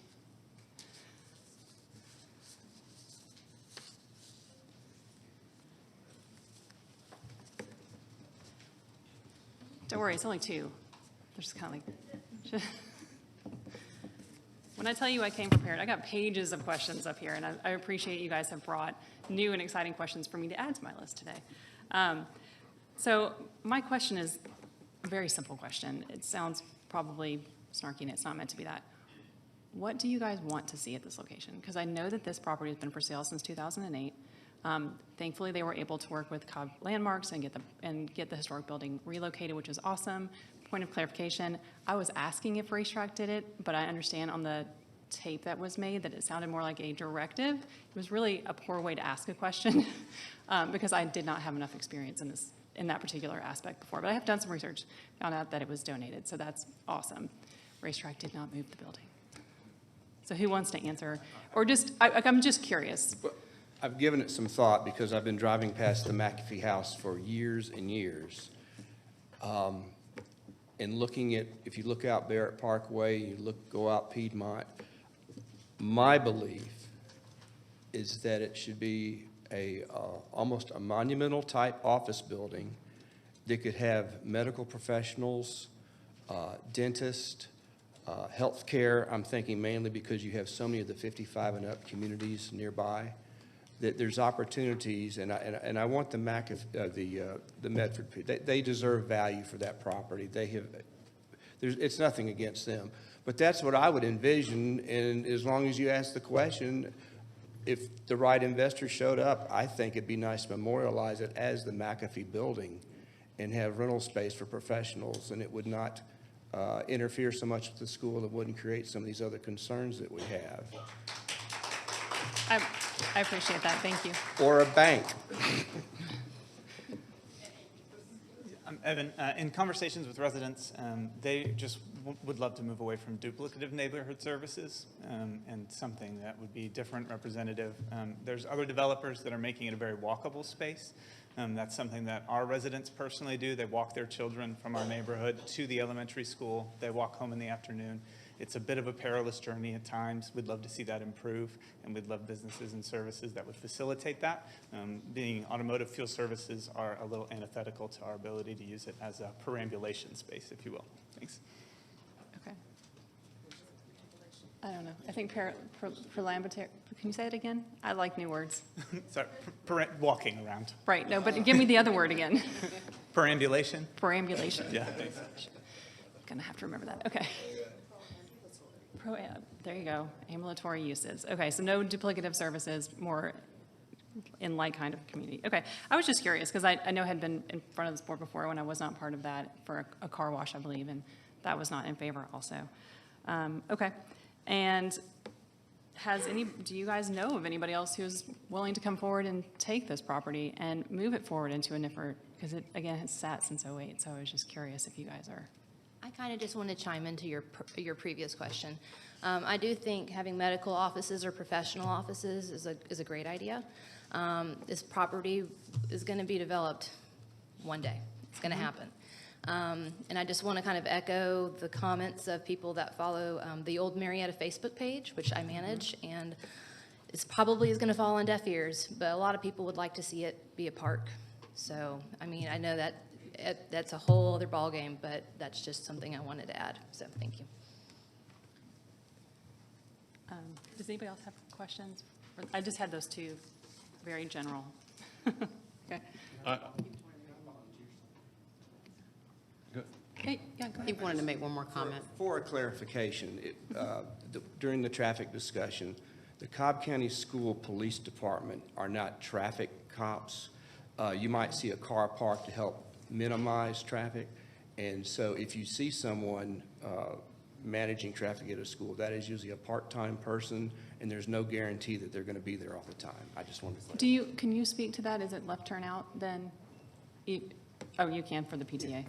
Is it a fully The usable only driveway? time you cannot turn left out of Bells Ferry Elementary is during drop-off hours in the morning. Oh, in the morning only? In the not- morning. In the okay. afternoon, there's no rules for turning left on that road. Interesting. Okay, thank you for that. And the police officer you see there, Officer Nora, she is assigned to J.J. Daniel. So she is at J.J. Daniel when school is getting out, so there's no police officer available in the afternoon, and if her schedule permits, she will be at Bells Ferry in the morning. And just to mention, second and third grade are currently at Chalker Elementary, so traffic is not what it really is because of the construction. Can I ask a question of Go- Mr. Chastain? Yes, ma'am. With respect to not just traffic, but pedestrian traffic and the possibility of pedestrian traffic crossing, particularly from the school to a convenience store, is there a concern for student safety? I don't think directly from the school because it is an elementary school and closely supervised, but pedestrian traffic does become an issue in an area like that. But I'm more concerned with the youth who might be living in the area or coming up Bells Ferry to get to that. But as far as your direct answer, I don't think the elementary school is so much impacted by the availability of the sidewalk. Okay, thank you. I do have a question, but not for the opposition. I actually have a question for Department of Education regarding school bus stops. But go ahead. I'll go ahead then. For the opposition then, can you tell me a couple things about what's going on over there? Is there construction activity currently at Chalker or at this school, Bells Ferry rather? Bells Ferry Elementary is currently being rebuilt, if you will. So where you see the trailers right now, that will be the playground. That was the playground, and it will come back to be the playground. That big circle right there, that's where our 4th and 5th graders are housed. The 2nd and 3rd graders are currently housed as Chalker Elementary because there's not enough room for all our students to attend physically at Bells Ferry Elementary. So this area directly across the street from Z10? That will return one day to be the playground for the upper elementary students. 3rd through 5th graders play there all the time. Okay.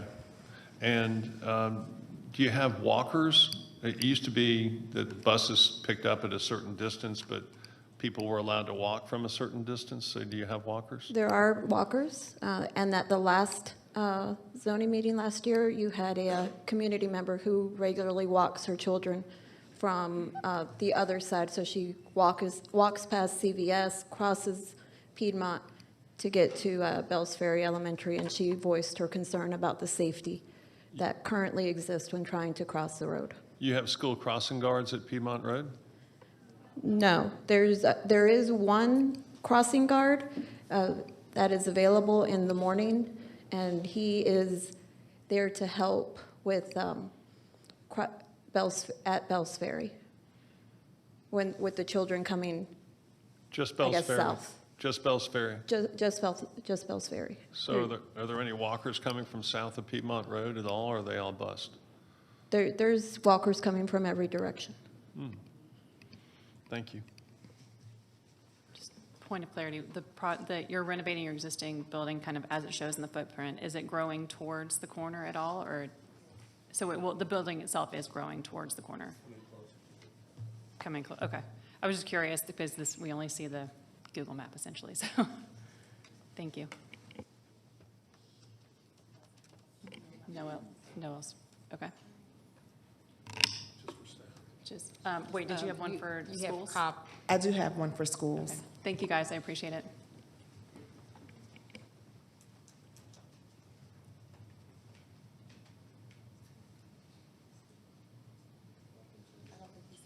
No, I don't think he's here today. Do we have anyone from Cobb County School District? Okay. Not at this time. Can I have the Chastain School Board Chair back up, please? I just want to ask some questions about the bus routes. Because as we are deep diving into the pro-ambulatory nature There you go. of this proposed racetrack station, I'm also thinking about school buses and where they let off or where they pick up from, and how that is going to be impacted to traffic. Do you know how many school buses? Well, first, let me clarify. Sure. As elected representative, I am here representing the community. I am not technically here representing the Cobb County School District, its management planning department, or, the superintendent. So I really can't answer your Understood. Thanks for that question, clarification. other than the fact that I'm not even sure about how far out we go from Bells Fair at this point. But you have a lot of residential in the area, and even that close by requires buses. So I don't know the number. That's something that could be found for you if you wanted it. And if I may add, right now, one of the interesting things, the situation with Chalker was mentioned.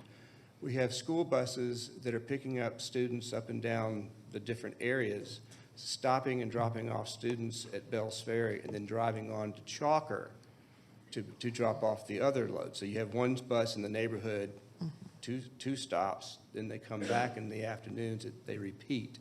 So the number of trips has changed somewhat. As someone else said, we are going to, in a couple of years when the reconstruction is complete, there'll probably be even more traffic because the carpoolers will be there with the buses also in the morning and afternoon. And Thank you. I know we've spoken about this before, but can you remind me, do you have any thought, any understanding of how many students would be, once the renovation's completed, be coming from Chalker back to Bells Ferry? Well, I know we said third and fourth grade, I believe. And but- again, I don't have the accurate, my Yeah. granddaughter's one of those people that's at Chalker. But figure, we've got all the second and third graders right now are at Chalker Elementary. So let's say 45 to 50% of the student body right now is at Chalker during the construction, and they will be back. Okay. When is that estimated? I'm estimating, what did I say, 35 to 40%. I'm thinking second and third grade with first, third, and fifth remaining at the school. And that timeline for completion is? It'd be, next year? It'd be the end of next year, next school year. Thank you. Is that it? Any additional questions for him? Okay, thank you so much. Thank sir. you very much for your interest.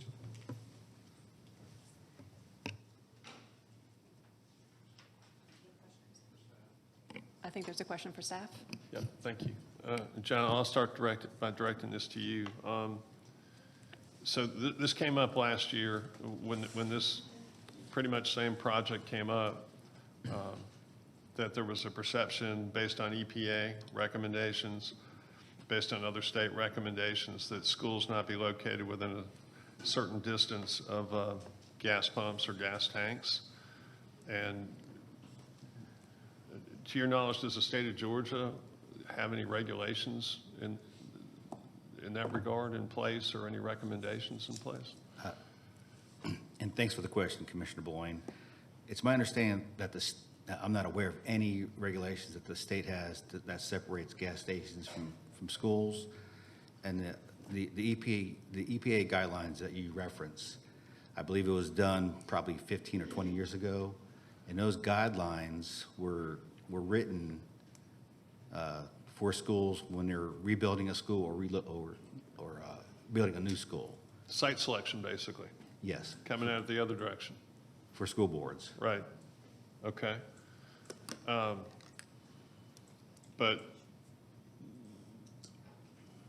thus far, our county doesn't do any studies either way as to tell us whether or not concerns about environmental risks are valid or are mitigated. There's absolutely no study that was done here by the community development folks or anyone else, correct?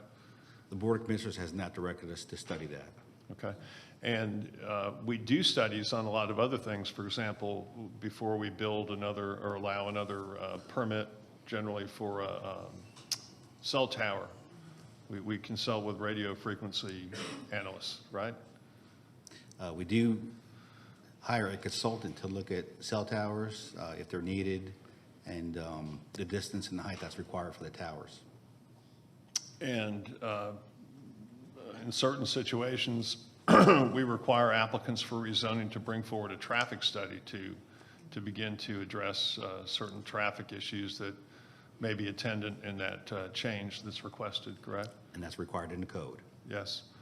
And can you think of any other instances where, well, certainly stormwater takes a look at stormwater, potential stormwater hazards, right? Yeah, stormwater looks at water quality, stream buffers, floodplain wetlands, and steep slopes from time to time. All right. Is it your position that the code as written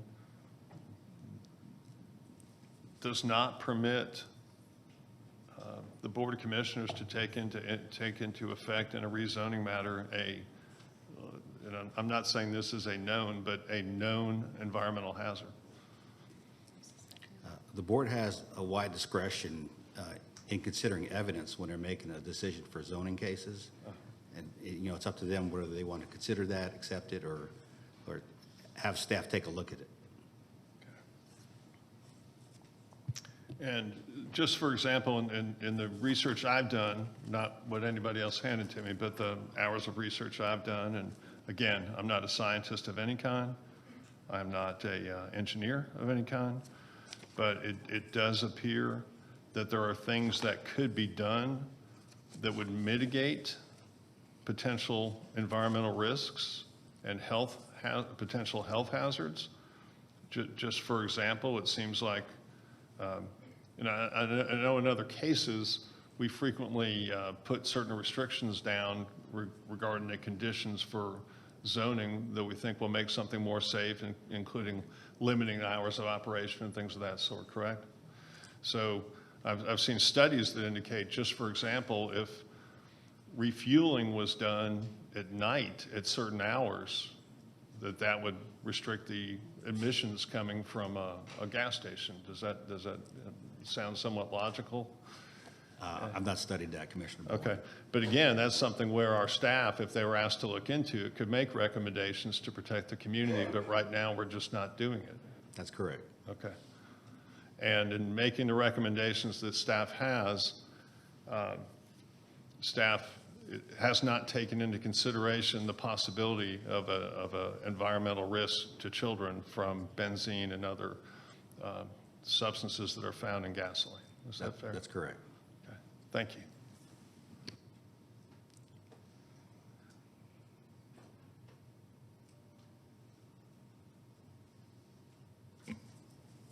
I feel like it's time for discussion. What do you guys think?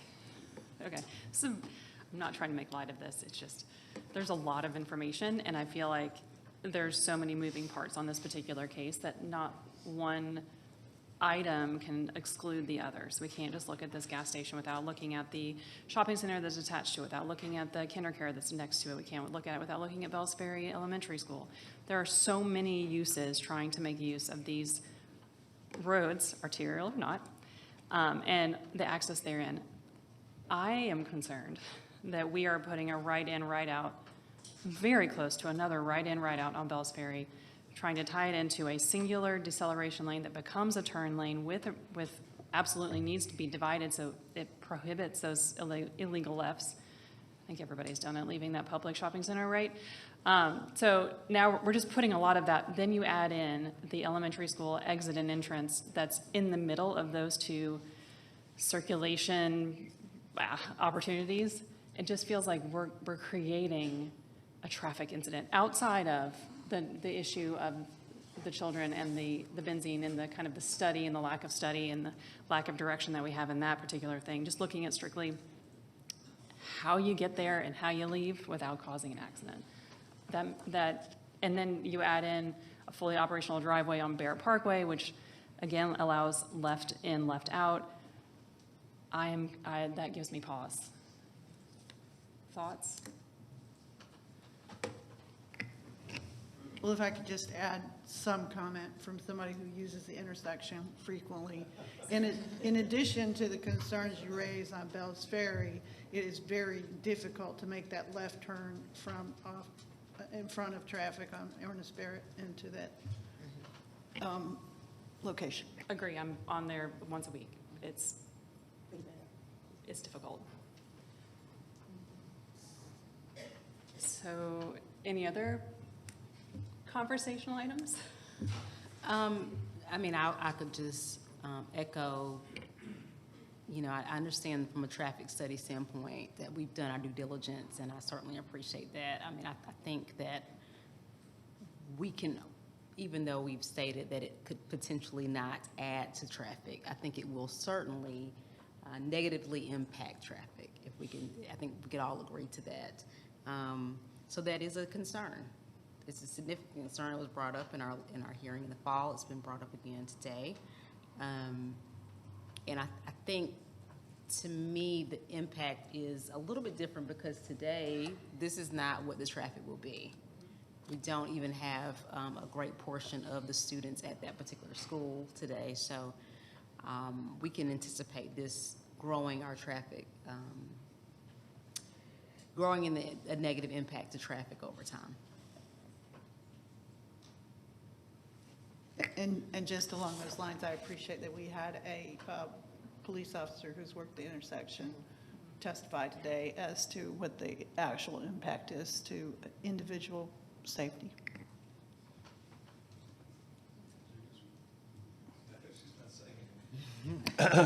Well, we've achieved something tonight. No, we've managed to leave you speechless. That's so. I share the concerns that have been addressed to this group by the folks who live in the area regarding potential vagrancy. It's not the fault of the gas stations. I know it's just something where when I go to gas stations, there are frequently vagrants there. I think that's a fair and legitimate concern. I think the traffic comments that from both this panel and the folks who've spoken before are legitimate and fair concerns. And I really wish we would take some leadership, perhaps in the state. I'm not aware of any group in this state that has yet to start addressing this issue because I couldn't find it in my limited research, but it just seems to me that we ought to start to set some standards on where we allow fuel cells relative to our schools and places where children are going to reside or be present for long hours. I do note that California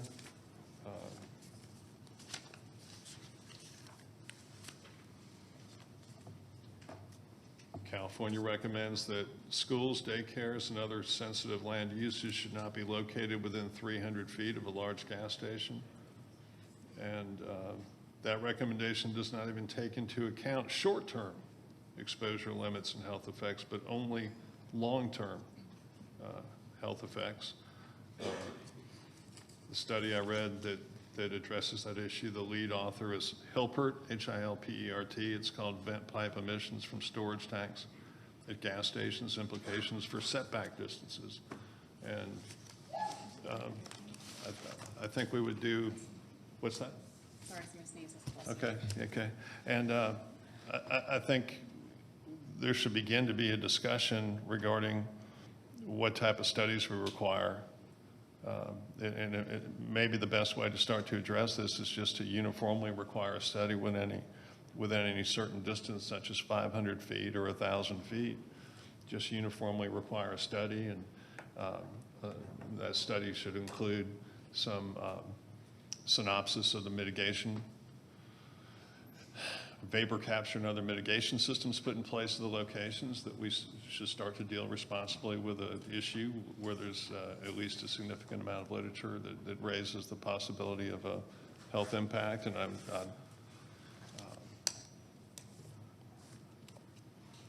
would love to see us show leadership in starting to move towards something along those lines. But in the meantime, I think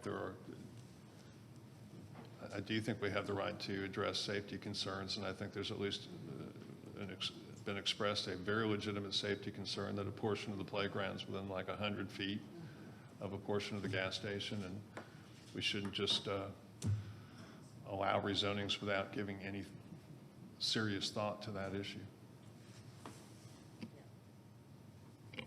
So because we're in discussion, can I ask a point for clarification from staff?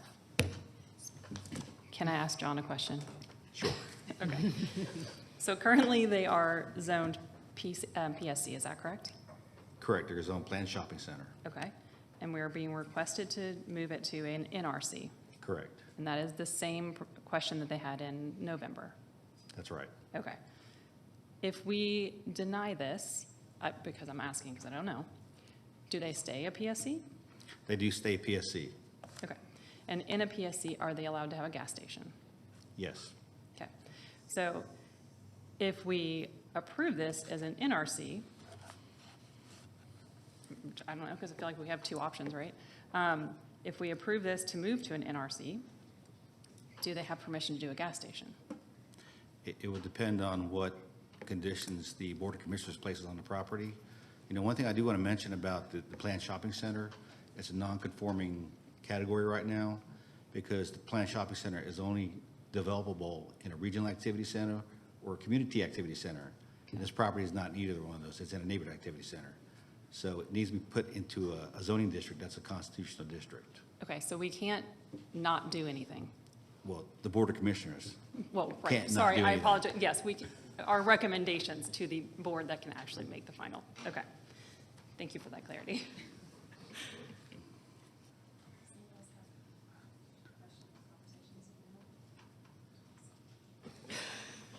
Okay. I'm going to make a statement and then make a recommendation. How about that? Okay. So in the end, I'm going to lean heavily on my fellow commissioners who are here and heard this opportunity also in November. I am relatively new to this position, but I have been living in this county and I frequent this location for a while.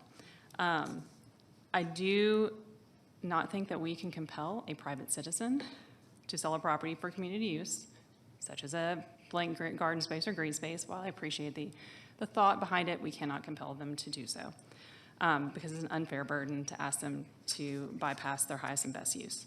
Now, do I know that a gas station is the highest and best use for this? Not my decision of what that is, but I can say there are bigger concerns on this property, whatever goes here, the traffic and the congestion and what we are doing to future uses and future people who have to traverse these roads. I think that is a really big issue. So having said that, I feel like we have two paths. We can, and I would like to propose that we hold this for 30 days so that we can ask staff to look further into the environmental risks to help us better understand that. Can I do that? I gotta look. I'm gonna ask.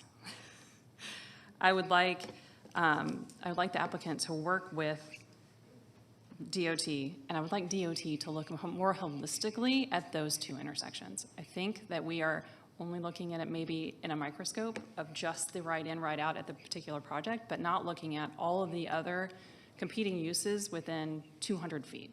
There's too many rights in and rights out. So are we making the best use? So let's work together. And then I would love to see the applicant work with the two neighboring school systems to see if there's something that we can do in addition to the environmental assessment for additional plantings or buffering. Does that help alleviate some of that if we're doing trees and others? Or potentially coming up with new and creative solutions on how we can protect our children. So it's a long-winded way of saying, I would like to propose a 30-day hold. How do we feel? I second that. Okay, we have a second from Commissioner Massey. Discussion.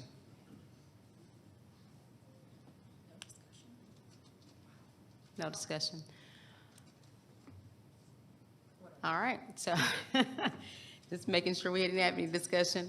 All right, so I will offer a Commissioner comment. Dance? Yeah. I mean, in light, that kind of sounds loaded, like we're headed toward a certain direction, but we're going to hold it for the purpose of open discussions of all items. Yes. Oh. Right? Including the most recent discussion about the change of, your most recent discussion with Mr. Peterson. Oh, about what happens if and where, Yeah. which directions we go? Yes. Yes, I to do make think sure we need- have clarity as to that. Yes, I do think we need clarity on what happens if we do or don't change the zoning and what that looks like. But then also, one other thing, I would like to request that Racetrack will work with the community for one more additional community meeting, just to get some feedback. Just close the loop. How do I make that move?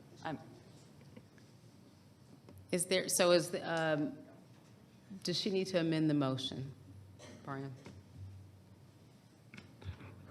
I don't think it's necessary. That's really up to the clerk of whether they think they have captured everything for the minutes in the motion, but I think it's pretty clear at this point.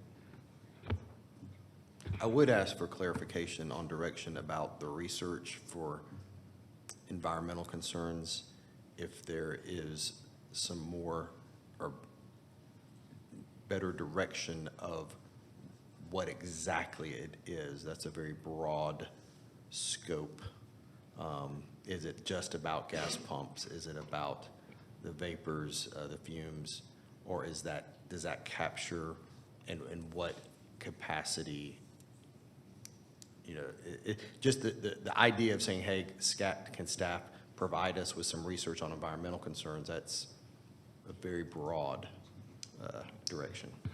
Fair point. I don't need them to study bird migration centers, really fuel pumps and off-gassing and the points that my fellow commissioner was making earlier. Do you want to clarify? The distance from the fuel pumps and any vents and from any tanks, each of those things to the property, the mitigation systems that Racetrack principally uses, and any studies or information regarding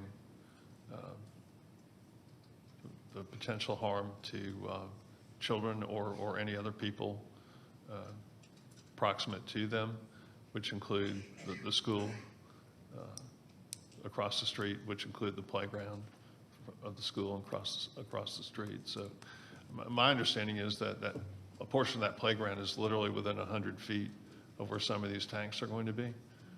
And so given the California guidance that no portion of a school should be within 300 feet, which is less restrictive, interestingly, than the federal guidance. I think the federal guidance is 1,000 feet. So it just seems like there's a lot more we could do to learn about what can be done to mitigate potential harm. And I think we just need to be educated in that regard, other than reading on our own individually. It's something we could discuss at the work session as well. And we'd look for certainly any recommendations that could be done. If there's a continued recommendation to approve, we'd look for any recommendations as to mitigation factors and conditions that we could impose. Does that give you enough parameter? Yes, I mean, that's some more clarity, and as long as the minutes or the clerk is able to collect that. You feel like you do have that, Robin? Okay. All right, so I think we have clarity there and understanding what the ask is there. I think you've asked this also for another community meeting. We've talked about DOT. We're looking at not just traffic study, but expanding that traffic study out. I think I'm capturing most of it, but any other discussion points for the board? I think the only other thing that we asked was that the applicant work with the school to see if there's any plantings or additional mitigation they can Okay. do on that site. Yeah, But and I think that those would be are the fine. applicant and actually a representative from Bells Ferry School. Mhm. Okay. And, All right. and kindergarten. And We kindergarten. keep talking about the bigger school across the way, but also kindergarten that. Okay. So with that, any further discussion? Okay, so just honoring the motion made, the motion is to hold for 30 days based on those additional considerations that Commissioner Michaeletta spoke on. Call the question. And it passes 5-0 to hold Z10 for 30 days with the proposed additional actions that need to be taken prior to the May Planning Commission Board meeting. All right. At this time, it's 11:38. I would suggest that we move forward with one additional before we take a break. I just want to make sure if our other commissioners are in agreement with that. Okay. So let's move forward to Z12.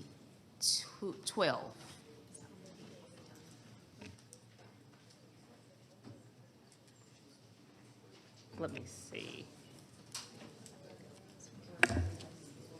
Z12, did we have any opposition for that one? Don't know yet. Let me go ahead and call it up. Okay. Okay, next case is rezoning case Z12 of 2026, Dennis Tidwell requests a rezoning from R20 to RM12 for townhomes in land lot 870 of the 16th District. The property is located on the west side of Bells Ferry Road, north of Dare Drive. Is the applicant present? Let the record show the applicant is here. Is there anyone here opposed to rezoning case Z12? Okay. There's no one opposed, Madam Chair. Okay, hold on just one second. I just want to make sure that we're, does the board need a break? Okay, so it's my understanding we don't have opposition for this particular case. We do have an applicant. Who's the applicant? Okay, hi, sir. Thank you, John, for that introduction. If you don't mind, if you could go ahead and make your way, sir, to the microphone. Oh, please be sworn in. Sorry about that. You sure no break? My apologies. I will let, as the applicant's coming up front, I would like to let the audience know that after we do this case, we will be taking an hour break for lunch. So if there is a case that is on the agenda after this case, we'll be hearing it after the hour break. So it may take some time. Just want to give you a heads up on that. Welcome, sir. Good morning to you. Please state your name for the record, and you may proceed. You have 10 minutes to speak and share any comments you'd like to make. Thank you. I'm Dennis Tidwell. Madam Chairman, Commissioners, thank you for your time. Before we get into the zoning categories, our policy language, we need to confront the reality of the property as it exists today. 1471 Bells Ferry Road is not an empty parcel waiting for the right idea. It's a long-standing homeless encampment. It is a dumping ground. It has been the constant source of safety concerns for families who live directly behind it in the cottages of Marietta. For years, those neighbors have dealt with trespassing, makeshift shelters, drug activity, and repeated illegal dumping. They have made hundreds of calls for help, and despite efforts, the conditions have persisted. My clients have owned this property for less than 4 months. In that short time, they have already conducted 2 major cleanups, removing trash, debris, abandoned materials, and within days, the encampments return. This is not hypothetical. This is the lived experience of people who share a property line with this land, and it's exactly what will continue if the site remains undeveloped. When I read the staff report last night, I was genuinely surprised. The recommended denial stated that the site lacks required track size, setbacks, buffering, such a multi-family development would typically provide, and that it does not meet the proposed commercial use envisioned for the area. That statement unintentionally proves the point. If this lot were large enough to support the commercial intensity envisioned by the 2040 comprehensive plan, we would build it, but it doesn't. And the same report that says our parcel is too small to meet the RM12 setbacks must also acknowledge that the commercial development would require even larger setbacks, larger buffers, larger stormwater facilities, and larger parking fields. In other words, if we proposed a medical facility that staff believes is more appropriate, it would also require setbacks, variances, stormwater variances, parking variances, lot coverage variances that staff would still recommend denial. The practical effect of that position is this: the parcel should remain a vacant homeless encampment forever. This is why we are here. This is why you are here. And this is why we cannot allow this property to remain in its current condition. We've brought you a plan that is feasible, responsible, and beneficial to the community with minimal variances. RM12 provides the appropriate step down from the commercial corridor to the medium density homes behind it. So the question before you is not whether commercial is ideal. The question is, what is the highest and best use for that property that is actually feasible? And the only zoning category that fits the geometry, context, and the county's development standards is RM12. Let's look at the surrounding areas. To the west, a tiny lot, medium-density cottages of Marietta, a 50-unit development. To the south, offices and medical uses. To the east, Bells Ferry Road, a major arterial.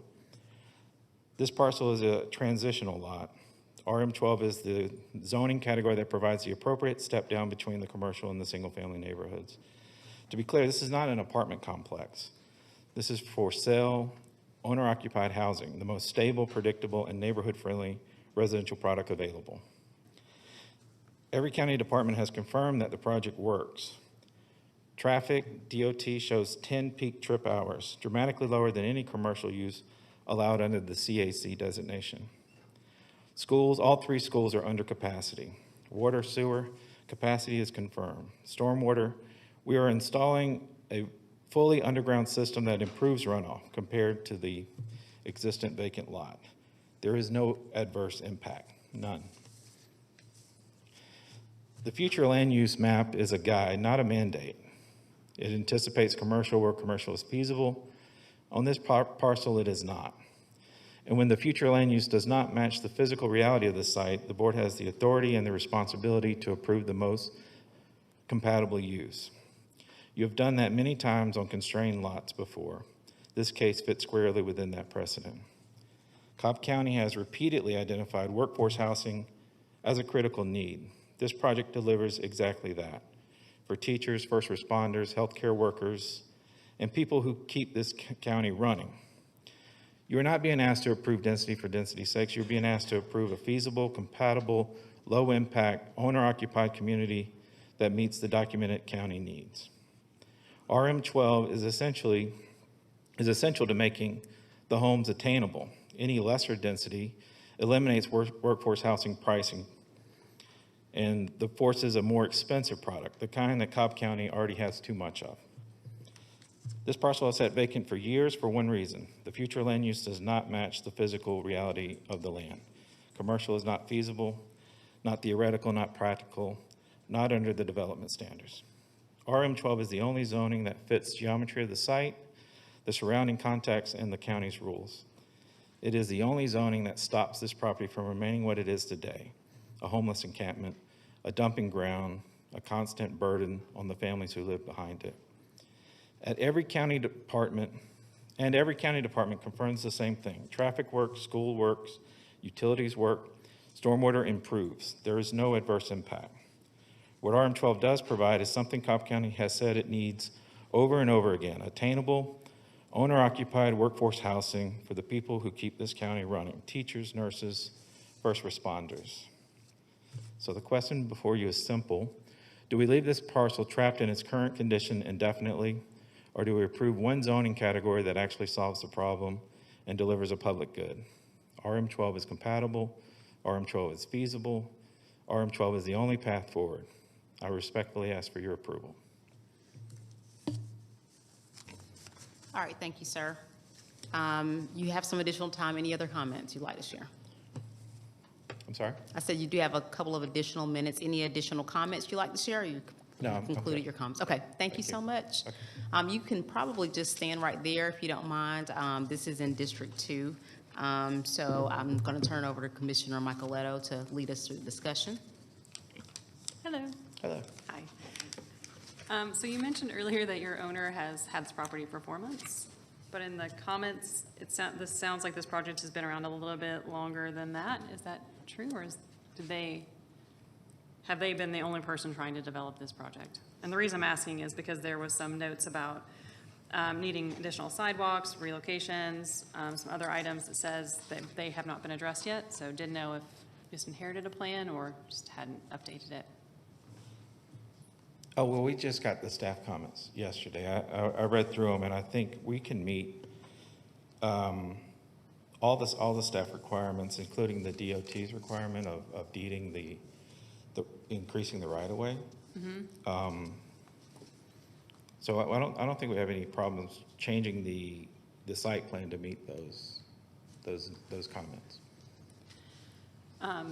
Okay, but you need time to make those adjustments and have those meetings and execute against your plans to verify that those will work?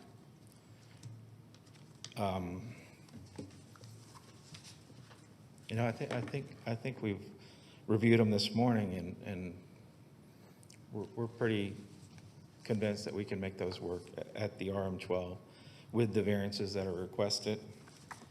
And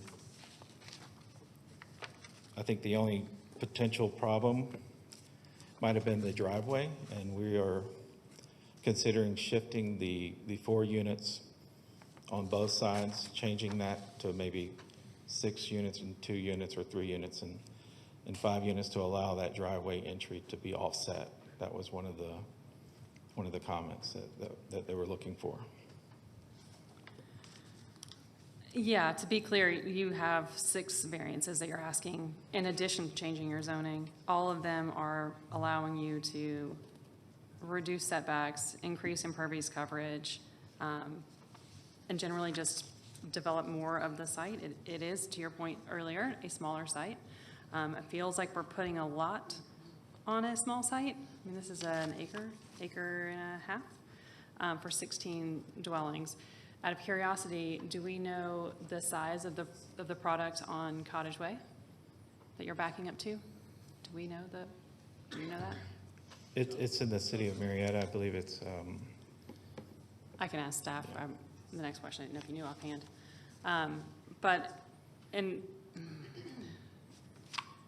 I'm struggling on this one. I appreciate and respect that they want to improve this product, or improve this property, and it is, I mean, the images that have been submitted are alarming, and I'm glad that you guys are moving forward. I do think that there needs to be a little follow-up with the plans to ensure that the requests made by staff can be achieved, specifically with the DOT.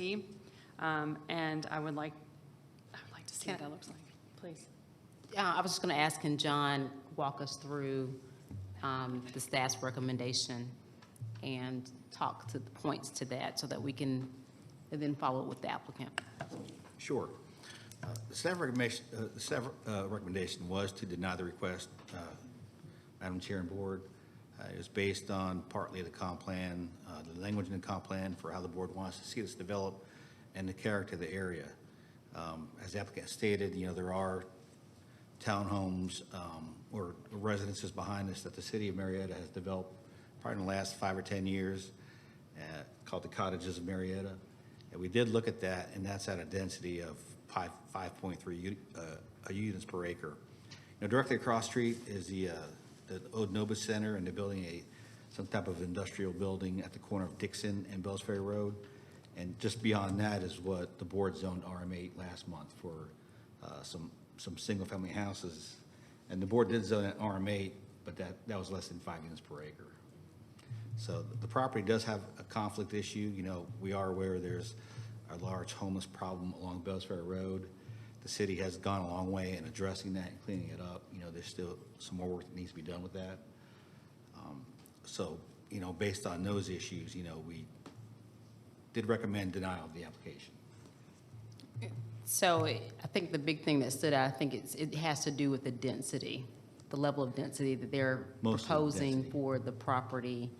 And so thank you, John. Any other comments, John, on just staff's recommendation, or just the area in general? Well, as the applicant, stated, the driveway does need to be moved north to line up with the driveway across the street. And it sounds like they have a plan for that, so it helps out a lot. Okay. That would probably get rid of a lot of the DOT comments. Okay. Thank you. I do have a letter of opposition from some of your neighbors to this property, stating that they also have an issue with the 500% increase of density on this with the 16 townhomes. They also expressed the same concerns about the 2-legged neighbors that have decided to take up residence in the property. I'm trying to come up with a nicer term for it. So I think everybody wants to see it developed. They just want to make sure it's being developed in the most appropriate fashion for the surrounding community. At this point, I have a little tired from the previous. I apologize. I hate to just straight deny without giving them the opportunity to correct some of these things and come back for a revisit. So my recommendation or my motion would be to hold for 30 days to allow them to make the updates to the plan, to address the DOT comments, to address potential reduction in density, and also to give you guys the opportunity to more fully understand the recommendations of the staff.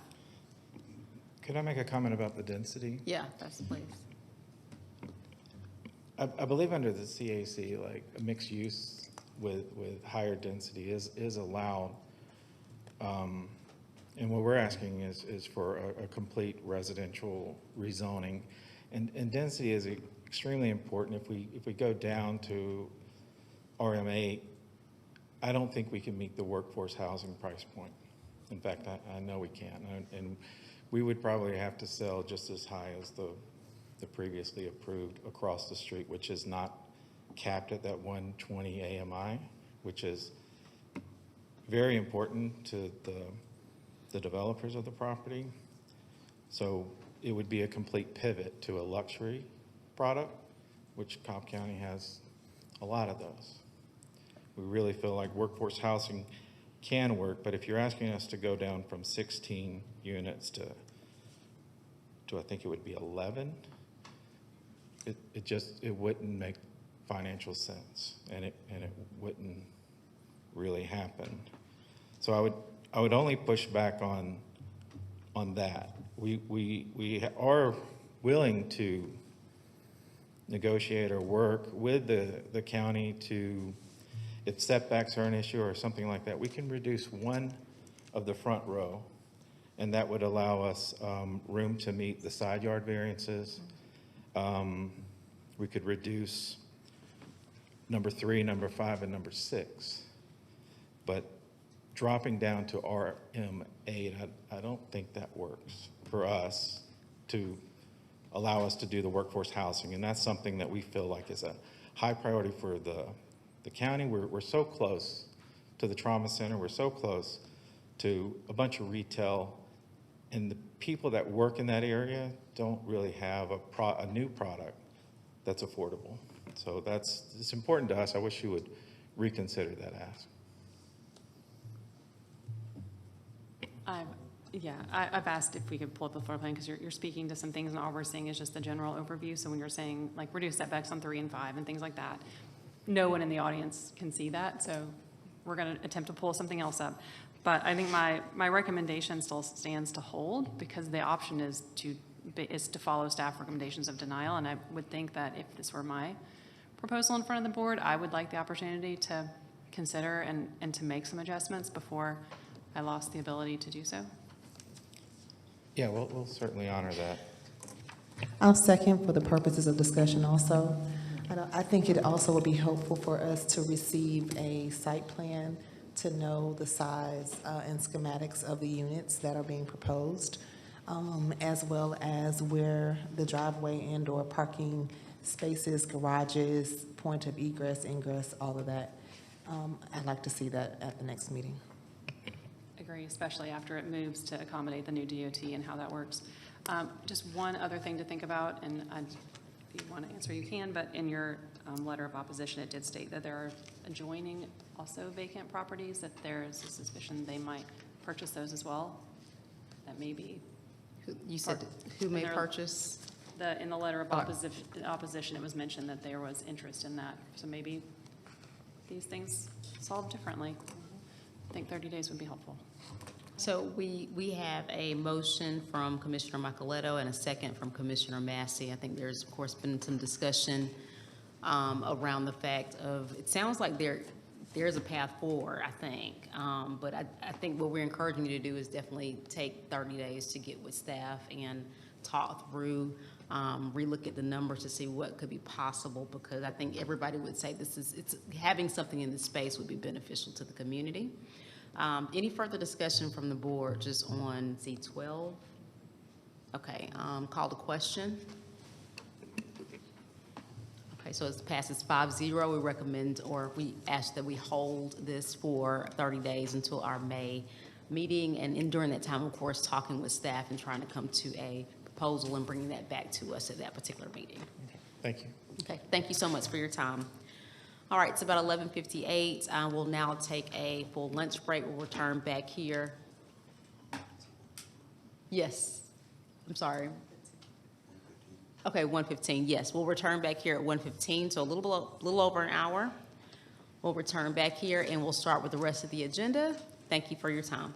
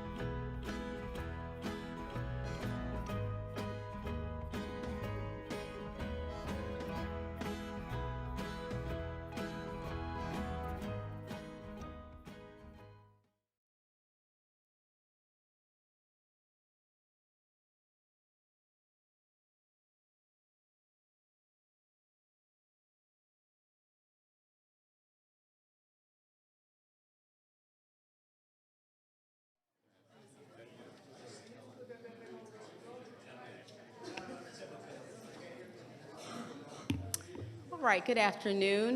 We are reconvening our hearing for April 7th. We still do have quite a bit on the agenda. We may switch some things around a bit just in the essence of time. I'll turn it over to John to get us started.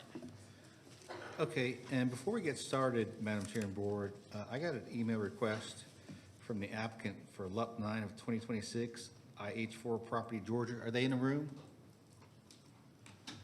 And in the email, they wish to withdraw the application. Okay? So the staff would ask the board to withdraw the application without prejudice. I'm sorry, please repeat that, the ending of that, John. So the staff would ask the board to withdraw this application without prejudice. Okay. So do we need move. a second? I'll second. Okay, we have a second from Commissioner Michaeletto. Any discussion? Call the question. Okay, passes 5-0 to withdraw LUP 9 without precedent. Okay, so that one's done. Okay? And then I also had one more request, Madam Chair and Board. Since the majority of the people in the room left are here for LUP 10 of 2026, McKeachum Memorial Methodist Church, can we hear that one next? Absolutely. Okay, Let's do so we that. hear that one next. Let me go ahead and call that case. All right. Next case, LUP 10, we'll proceed with that. John? Okay. All right, next case on the agenda is LUP 10 of 2026, McKeachum Memorial Methodist Church Incorporated. Request a temporary land use permit for light automotive repair in land lots 463, 464, 499, and 500 of the 19th District. The property is located on the south side of Malcolm Road, west of Hopkins Road. Earlier, there was 28 people here in support and 2 people opposed. Is the applicant's representative here? John, can we get a recount, please, of that number? I believe that the numbers have changed, so if we can get an accurate recount. All right, can I get a show of people here who are in support of LUP 10? Please stand up and raise your hands.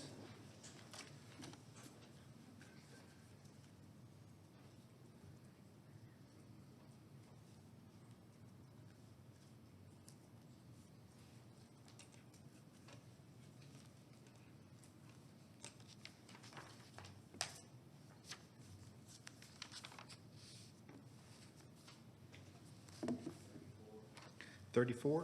Okay, let the record show there's 30 people here in support. I got to show people here who are opposed to LUP 10. Please, LUP 10, please stand up and raise your hands. 4. Okay, let the record show there's 2 people here opposed.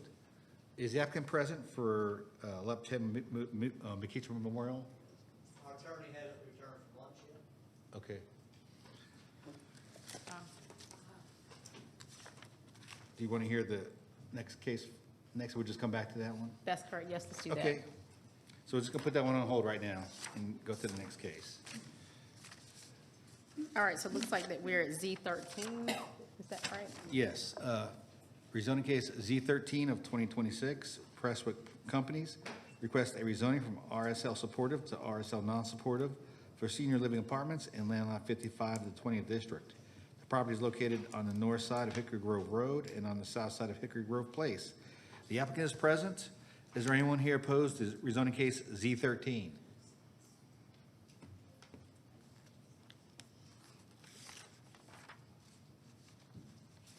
Six, okay.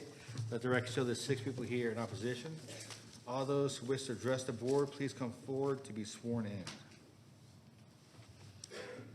I was almost going to say good morning. It's good afternoon. The previous case who withdrew the application after lunch, did he get paid by the people on the square who, because he could have done it before lunch and then people could have left earlier. Don't let our secret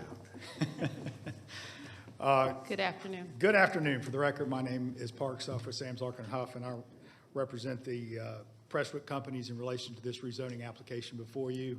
Want to walk you through a presentation detailing some of the factors that I think are important for your consideration and important for the consideration, the reason why I think the staff recommended approval of the application. First off, I want to kind of give you a bigger view of the area we're talking about. So this is the site is listed there as site. It's RSL is the underlying zoning category. That entire area, our site and all the red, is in a community activity center. So it anticipates more intensive retail, and commercial-type uses. We are on the edge of that community activity center and was previously zoned RSL for a supportive assisted living facility of up to 100 residents. What we're here today is to propose some changes to that RSL proposal and very much the product that I want to focus on and want to let you understand what the product is and what the need for this product is. And this is a senior multifamily project that is age 55 plus, age restricted under the Federal Fair Housing Act.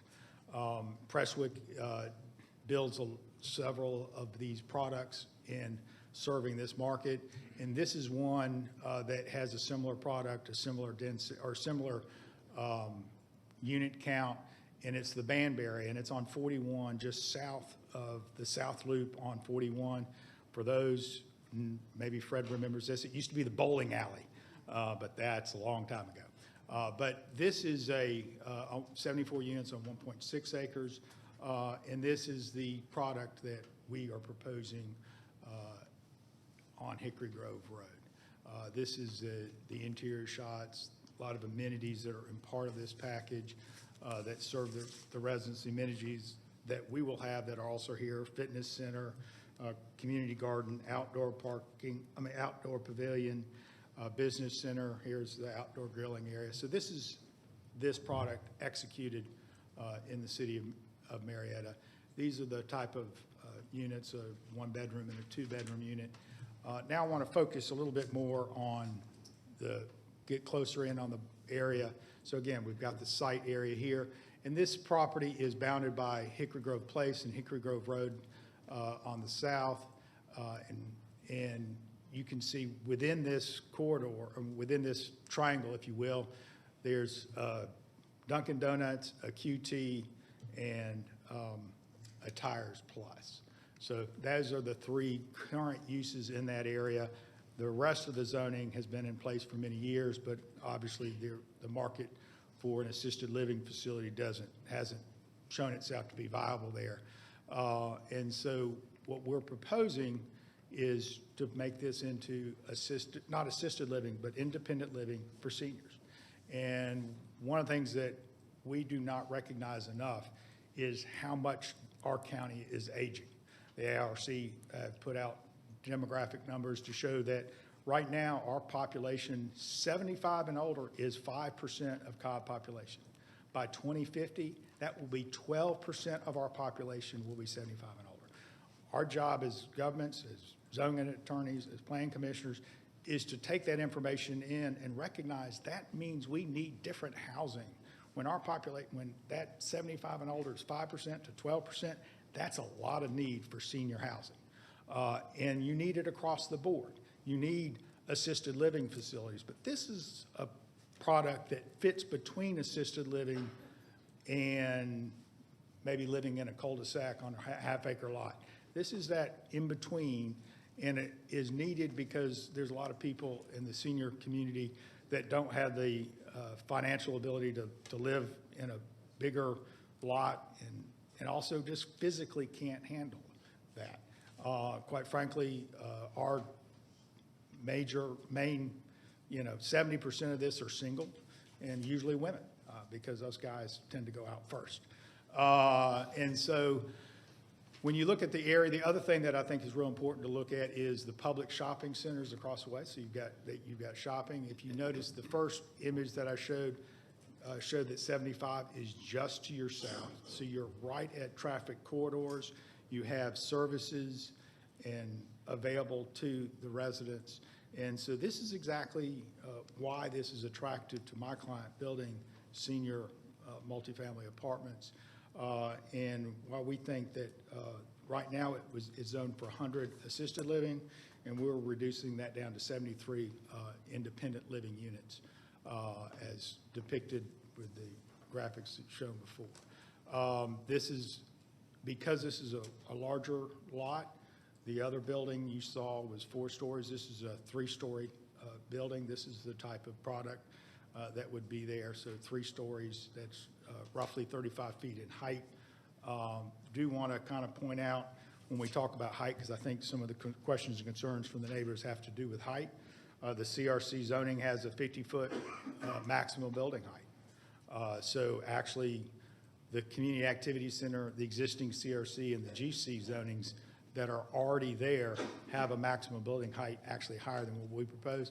And when you think 35 feet is really no different than a 3-story townhome, which is a typical townhome. So our height is less than what you have on 41 because this fits better in that context. Your staff has reviewed all this and has recommended approval. I want to go through some of the things that I think that they focus on, and one of the reasons why I think they recommend approval is consistent with the land use plan, but I want to focus on the housing assessment study that was just done a couple of years ago. And this has really good data. And one of the things that I thought was real important to bring out is this chart showing housing stock and deficit of different type of housing units. One of the things about an aging population is our household size is dropping dramatically. Average household size is now 2.5. That's a whole lot of 1- and 2-person households. And when you're talking about seniors, those are 1- and 2-person households. You can see here that by your own data, you've got a huge deficit in the number of 1- and 2-bedroom housing options for seniors, for anybody, but especially for seniors.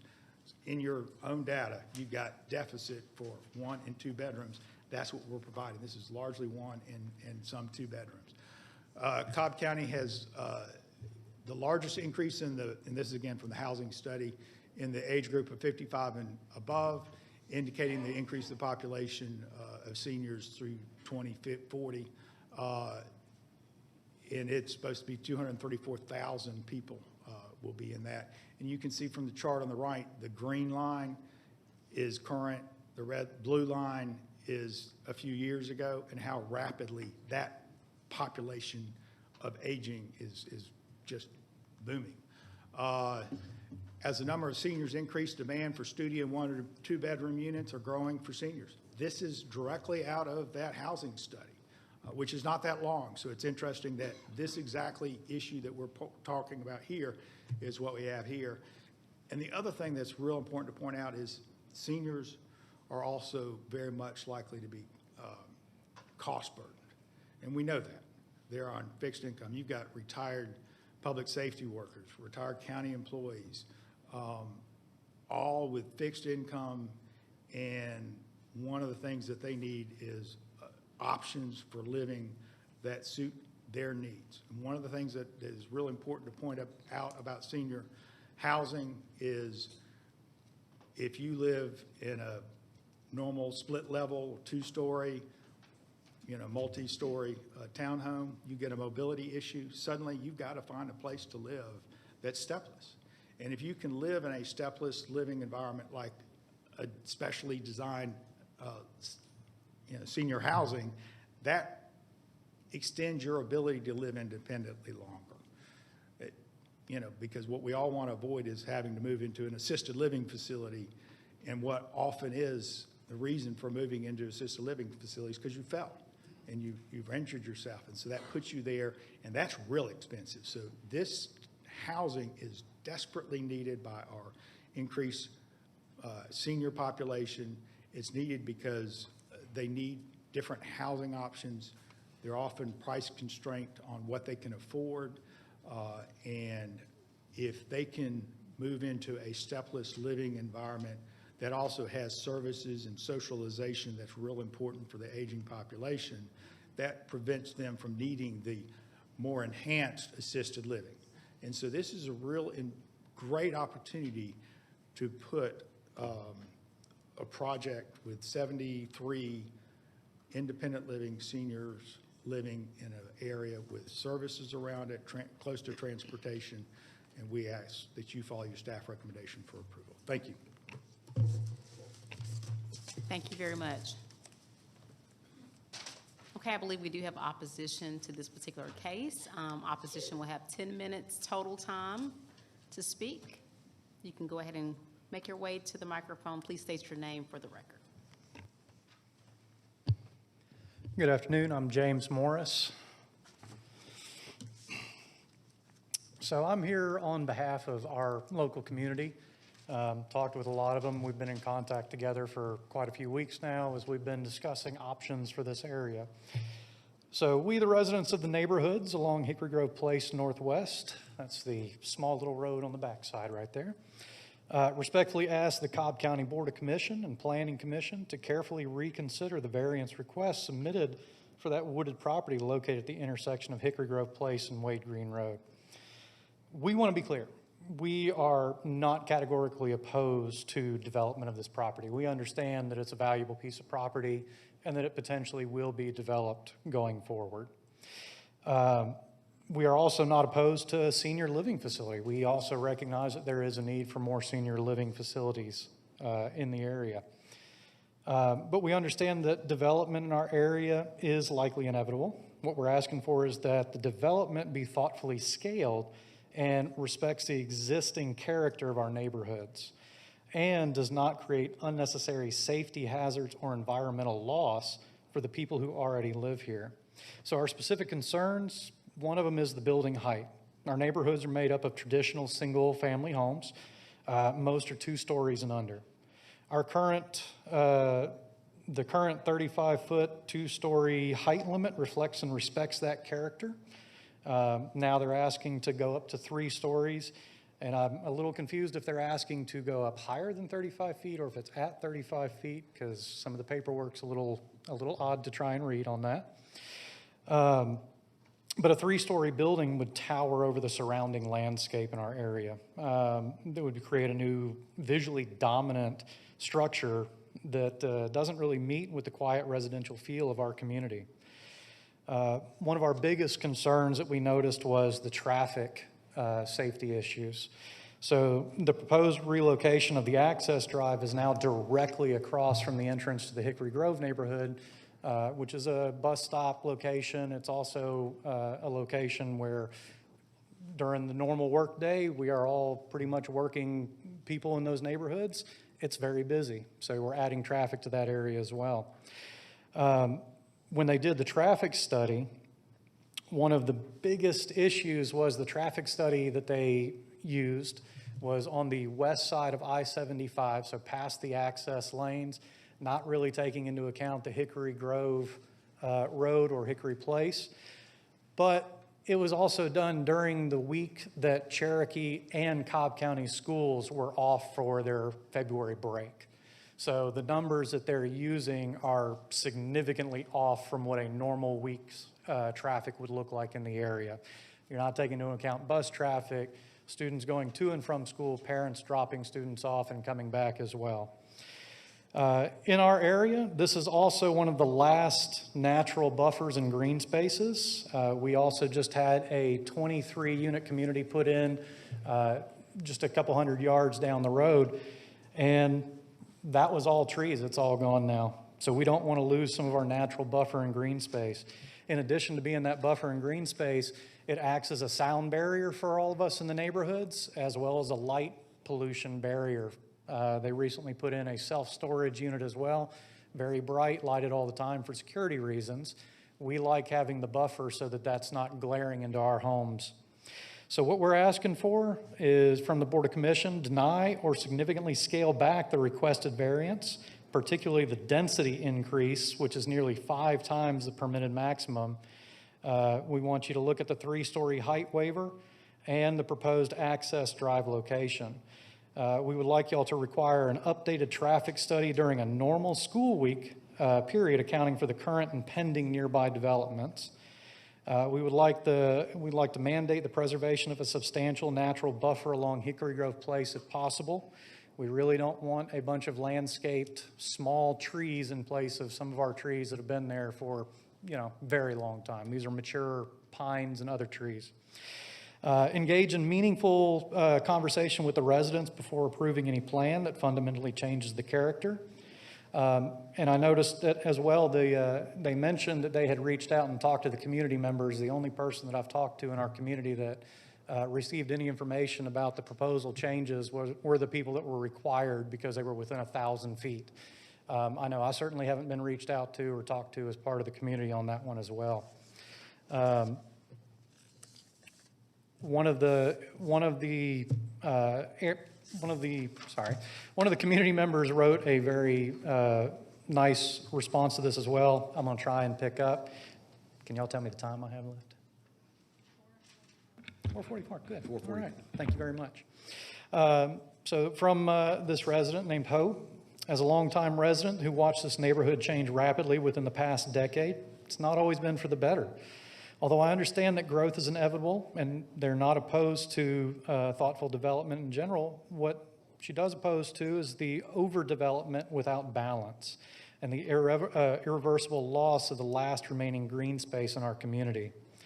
This space is not simply vacant land to us. It's functional infrastructure for us, not the kind that just gets paved over. As it currently serves, it's a natural buffer against the noise. It's good natural drainage for our area. It's a safety buffer. And it's also absolutely glorious to look at when you're out on a nice afternoon walk. Nice shaded area. We don't have a lot of that left. Over the past several years, they've noticed that there's been a significant increase in traffic volume to expanded road access. One of the biggest things that's happened, both positive and negative for our community, is the I-75 access ramps for the Peach Pass lanes. It's great because we're so close to it, but at the same time, it does add quite a bit of traffic as people are trying to get to that area. In addition, as developments continue northward out of Atlanta, that I-75 corridor, whenever something happens, which, let's face it, it happens almost daily now, we become a direct bypass for that. So every afternoon, if you'd like to come down that road on Hickory Grove, you'll notice that it basically backs up all the way down Hickory Grove, all the way to Wade Green. I have several videos. If you guys are interested, I will happily share them with you. Each of these changes individually, they've seemed manageable. However, collectively, they push the area to a saturation point. Now we're being asked to give up the last remaining piece of land that actually mitigates some of those impacts. One of the things that we think about when we talk about a healthy, sustainable community, we need development and open spaces, growth and protections, and progress and restraint. As we said before, we're not opposed to development. We really enjoyed talking with the developers who wanted to do the 2-story assisted senior living. When you change it to an unassisted senior living, that changes traffic tremendously. When you have assisted living, that's generally just going to be staff in and out. When you go to unassisted, 55 plus, I'm not sure about many of y'all, as I get closer to that 55 mark, I know I'm going to be working still way through my 50s. So a lot of those people are probably still going to be commuters. You're going to be adding to the commute times for the people that are currently living in those areas. Plus, if you look at some of the developments that have already happened, our traffic studies do not reflect those currently developed areas as well. What I would like to also address, sorry, let me go to our community notes. When we think about our infrastructure, the biggest concerns we had, they want to make sure the current sewer systems are maintained. We saw that in their developmental proposal, that it looks like we are absolutely fine with that. Power usage in the area. Some of our neighbors were concerned about, can we handle it? Or are we going to have to increase prices or anything like that? One of the biggest concerns our neighbors had was the building scale and neighborhood character. This building that's going in really doesn't match the aesthetics of the current area. Traditional homes, 1-2 stories, normal sided. The new proposed building really doesn't fit in with the current area. Obviously, traffic and safety concerns, I've mentioned that, I keep coming back to it, but almost everybody that signed our petition in our neighborhood mentioned the traffic was a serious issue and it needs to be studied further. Hickory Grove is a two-lane road for most of the way down. There is no turn lane or anything like that going down the road. So if you need to turn into one of the neighborhoods or you need to exit one of the neighborhoods, there are no stoplights or easy areas to get in and out of our locations as well. We would love to see that area remain natural. However, we're realistic. We understand what's going on. But we would like to try and maintain as much of that natural landscape as we can within our community, since it is one of the last areas we have. Thank you guys for listening to us. We really would like a thoughtful dialogue with the developer to come up with a better solution than what we have currently. Time has expired. Thank you. And we are willing to negotiate as well. Thank you so much. Thank you all. Thank you so much for your comments. This is in District 1, so I'll turn it over to Commissioner Bloin to lead us in our discussion. Okay, thank you very much. Could I have somebody from DOT who could comment perhaps on what would trigger a traffic study and why one's not required here?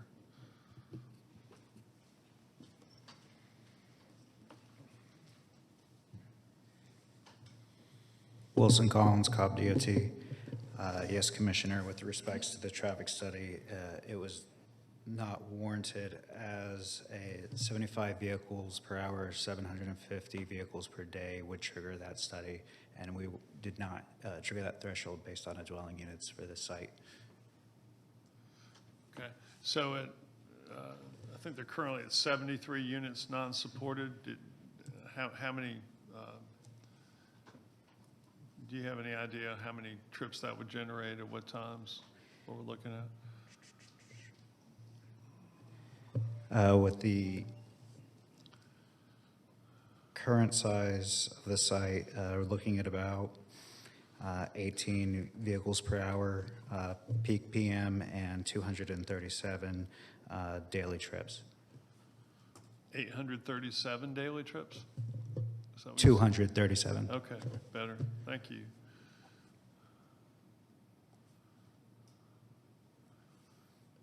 All right, thank you. That's all I had for you. Thank you. Anyone else with questions of DOT? Oh, I'm sorry.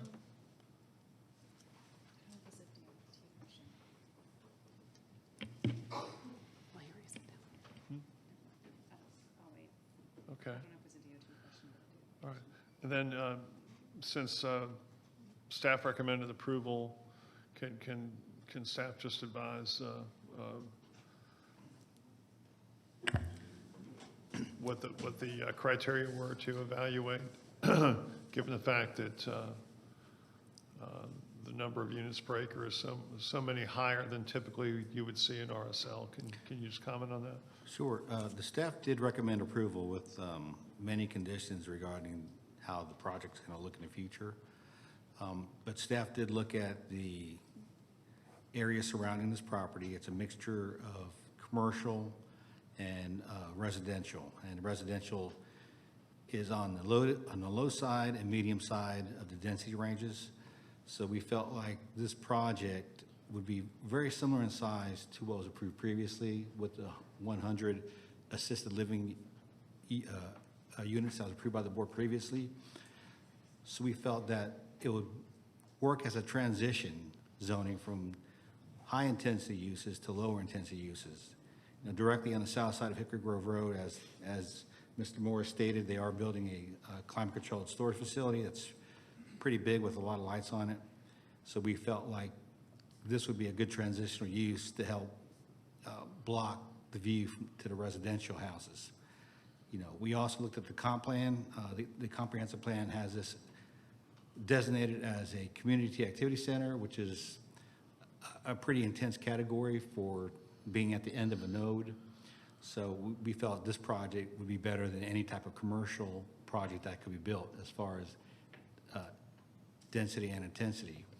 You know, there are many variances with this, Commissioner Bloin, and that's due to how this is classified in the code. This is classified as an RSL non-supportive. So those are typically lower density uses, you know, mainly duplex and quadruplex type units. And this one kind of does not fit that category because it is non-supportive, but it's in one building. You know, we do have a category under RSL, under supportive, where it does allow a mixture of supportive and non-supportive units. And I believe for every 200 units of supportive, you could have 100 units of independent in the same building. So this does not fit that because they're not doing any assisted living. So if that was the case, we probably wouldn't be doing a units per acre density. It's just based on the FAR and the size of the building. But as I said, Commissioner Bloin, we just felt this would be, you know, a good transition in zoning. You know, we do understand that the seniors have different driving patterns, so hopefully they wouldn't affect AM and PM peak hours. And additionally, there's plenty of services in the area that they could walk to if they needed to get some groceries or a cup of coffee or something else. The prior assisted living facility that had been approved but never built, that was going to be 2 stories, is that correct? Yes, 2 stories with 100 units. And Parks invited me to check out Banbury on the south, off the south loop of 41. Yeah, 41. Okay. Are there other similar projects of which you're aware that we can, or I can look at? The only other one that would be close to what this is would be Sterling West Cobb on Dallas Highway. But again, that's a mixture of supportive, non-supportive, and memory care. So that has all the flavors of our cell on the property.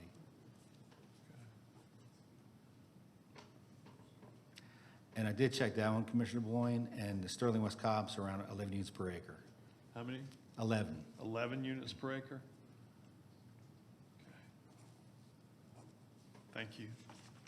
You don't happen to know about Banbury? I guess that's City of Marietta. It's City of Marietta, but it is a 4-story building, and it is pretty tall compared to the rest of the properties around it. As Mr. Huff stated, this was a bowling alley at one point in time. Okay. All right. If any of my fellow commissioners have questions at this time, otherwise I do have one question. I wasn't sure exactly who this went to, so I'm going to ask for the applicant.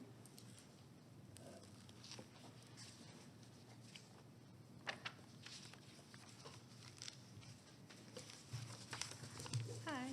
Okay, so looking at your site plan, and then hearing the feedback from the community, you're asking for a reduction in setbacks, so you're pushing this development really towards the Hickory Road, the major thoroughfare. Was that in discussion with or feedback from the community to pull it away from, instead of protecting that view from Hickory Grove?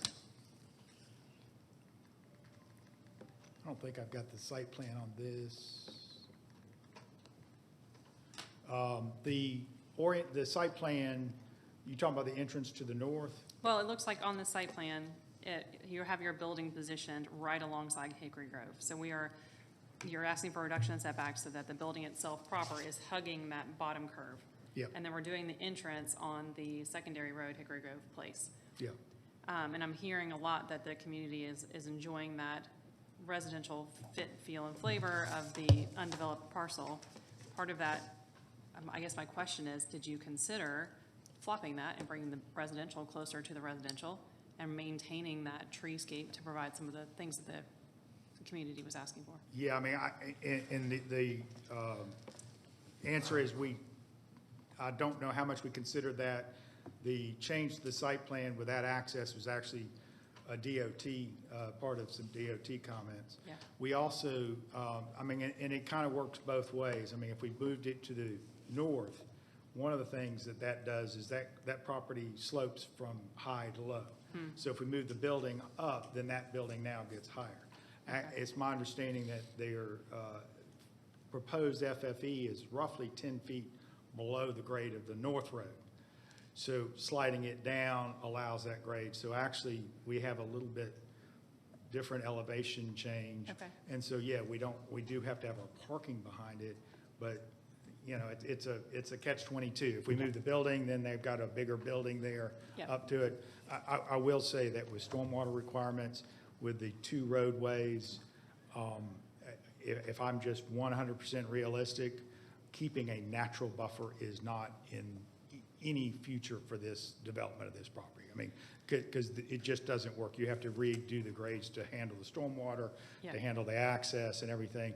But we do have, as opposed if this were developed commercially, keep in mind, everything else there is commercial. We do have a buffer along that northern property line, which would be replanted. To his point, it Okay. will be replanted with new stuff.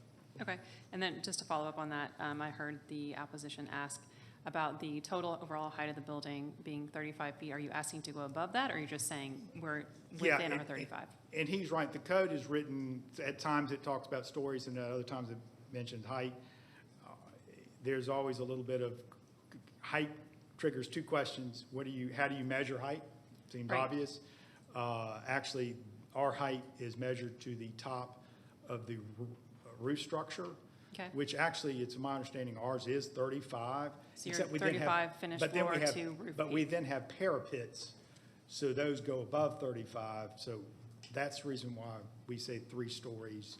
Okay. Because that captures that. It's somewhere around 35 feet. The other thing that height question is, where do you measure it from? I mentioned the roof. From the roadway, if you're below grade, then actually you measure it from the mean of the road. So it creates a real complicating how you actually measure height. But we're building height from, 3 stories is roughly 35 feet from the base to the top of the roof, the flat roof. Okay, I think I followed you through that, and that's saying a lot since I'm an architect, and even I didn't quite follow what you were saying. So we're measuring it from finished floor to the peak of the roof. You're asking for variances for the parapets that are going over? No, what we did was we went with 3 stories rather than defining height. So we said we would be 3 stories and higher, Okay, thank you for that clarification. which would roughly be, and we kind of avoided using the number because of the issue of where you're measuring it from the road grade, you're measuring it to the top of the roof, the top of the parapet. So Okay, I guess for the interest of the parties that are in the neighborhood across the way, if it if it has a slope of depreciation by 10 feet, it's going to feel like a 2-story building for the residents. Correct. It will feel like a 3-story from Hickory Grove Road. correct. Okay, thank you. I have a question. Has the applicant considered grading down so as to not have that slope in placing the building further back, as Commissioner Immaculata alluded to earlier? Like, is there would the applicant consider grading it down so that we're able to move it in a more optimal position? Yeah, I mean, if the feedback was that the location of the building, people would embrace it more if it was moved, we would certainly evaluate the possibility of doing that. Okay, thank you. I'm sorry, go ahead. No, I might have missed this, but have you met with the community on the project? No. Is there a potential to do so? No, it's my understanding Mr. Beloin met with them last week, and I asked him to tell them that to please reach out and share my contact information with them. Be glad to sit down with them and talk to them. And so I would just ask that you exchange your contact information today with Mr. Morris, who's here. And if you haven't already done so, and then plan to go ahead and meet, and then I'm kind of tipping off my motion today, but there you go. Thank you. Thank you. So my motion would be that we hold this for 30 days and give them a chance to meet and come up with some, perhaps some things they each like that would be mutually beneficial, and we'll take it up again next month. Okay, we have a motion. Do we have a second? Second. Okay, we have a second from Commissioner Dance. Any discussion? Any further discussion? Call the question. Passes 5-0 to hold Z13 until it's for 30 days. John? Okay, I believe Mr. Rosen's back now, so we're going to recall 11/10 of 2026, McKeecher Memorial Methodist Church Incorporated. Request a temporary land use permit for light automotive repair in land lots 463, 464, 499, and 500 of the 19th District. The property is located on the south side of Malcolm Road, west of Hopkins Road. Earlier, there was 4 people here opposed and 34 in support. All those who would like to address the board, either for or against, please come forward to be sworn in.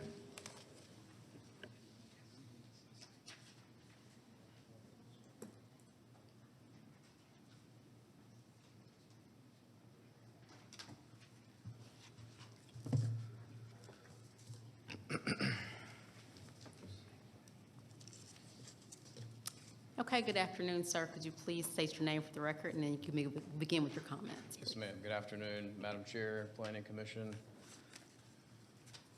Sorry I was not here on time. I did not expect you to move me up earlier.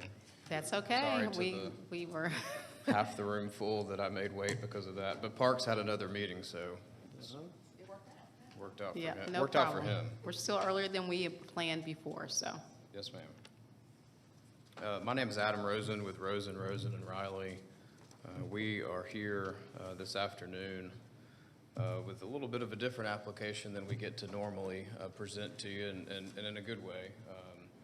A special project and a special mission for the Cobb County community and this area around the subject property as a whole, and probably one that you might not be aware of, and I will admit that I wasn't until I got the call about this application. So your applicant is McEachern Memorial Methodist Church, is the owner of the subject property.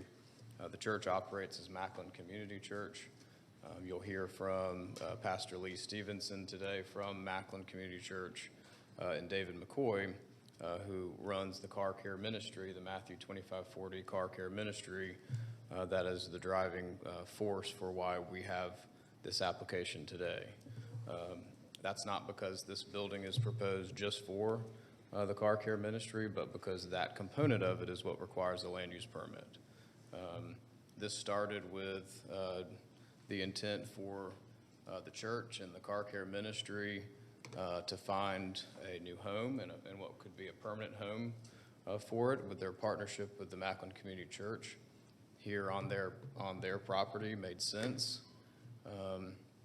Went through the initial building permit and even a zoning review of Macklin Road design guidelines and architectural approval for a multi-purpose building, fully anticipating that they would be including the car care ministry as a part of that operation. Like often happens, did not understand that this had to happen first. And so, of course, there is some activity that you can see on the ground where they started. There's actually more than this, some paving, and the parking lot's already paved. There's a lot of landscaping already installed that I'll show you a little bit about. So, first off, that was the wrong order of things. And of course, they understand that now, and have candidly said before that they've operated at another location in this ministry without a land use permit. And so you'll probably hear that today. It's no secret, and we're here to operate the right way. And sometimes, and like we talked about early in our meeting, sometimes you get blinded by what's the ministry and what's the mission, and forget that zoning also has a role to play no matter what, whether it's a church or not. So that's why we're here today. I'm not going to have probably enough time to go through everything, and for you to hear what I think is probably more important than me talking is to hear from Mr. McCoy and Pastor Stevens. But a couple things. You can see the church full parking lot here. This has kind of worked well for me, a Google aerial that showed a glimpse into what this project will actually look like. We don't usually get to see what the future project will actually look like on the ground. And I think this is helpful in this case because the unknown and the fear of where the building might go and what it might look like is helped by being able to see its actual location. You can also see this is a full parking lot. This church has been blessed to grow and to have a vibrant ministry, and they need more space, whether it's for the car care ministry or for other aspects of the church. Youth activities, adult activities, other mission work, they need additional space. This building serves multi-purposes. So when they set out to pursue the project, they put together exterior architecture as well as interior renderings. Part of the reason that you don't normally see this, but in this case, to put forward the idea that this is a multi-purpose building, it's going to function in different ways. You're going to hear that these temporary walls aren't regulation height or movable, which they are movable. The purpose is to have the interior space be able to be multi-purpose. And so we're trying to give a guideline for what that can look like in the future. We've put in our letter that this would be subject to district commissioner approval as things move forward in the process so that it can be perfected. We spent a lot on landscaping already. You can see 24 arborvitaes, lots of numbers towards what is ultimately a big price tag for landscaping. I didn't want to put that number in here for privacy reasons, but in the stipulation letter that we put together and submitted to you yesterday, there's 14 or 15 conditions that we're proposing to operate under. Anything from outdoor storage to hours and days of operation. This is not a daily commercial automotive repair facility. This is 2 days a week at most. volunteers from the congregation helping provide needed car repair and donated car services to folks in our community that can't otherwise obtain those services without them being free or a very reduced cost. So please ask me questions if you have any after we get done, because there's plenty of things that we could still go over, but I want to give them time to speak to you as well. So either one.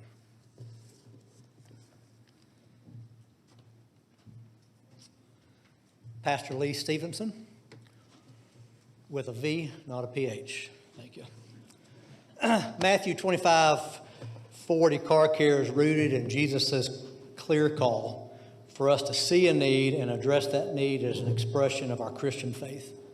Many churches have food pantries, provide meals, give away clothing. We keep cars safe on our roads.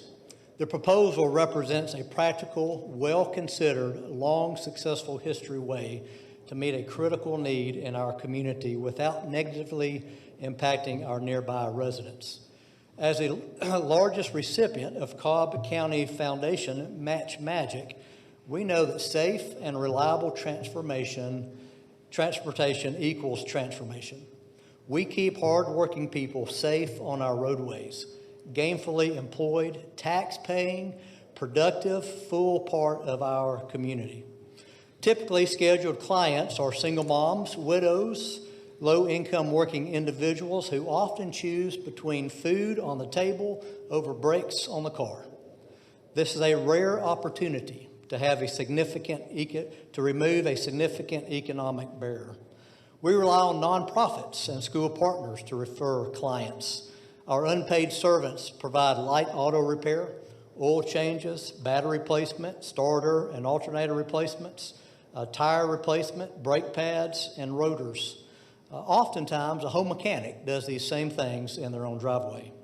This multi-use building will accommodate car care and also be used by our congregation and the community in other ways, some planned, some unplanned. Around 25% of our clients pay for their parts. 75% of our clients' parts and labor are free for them.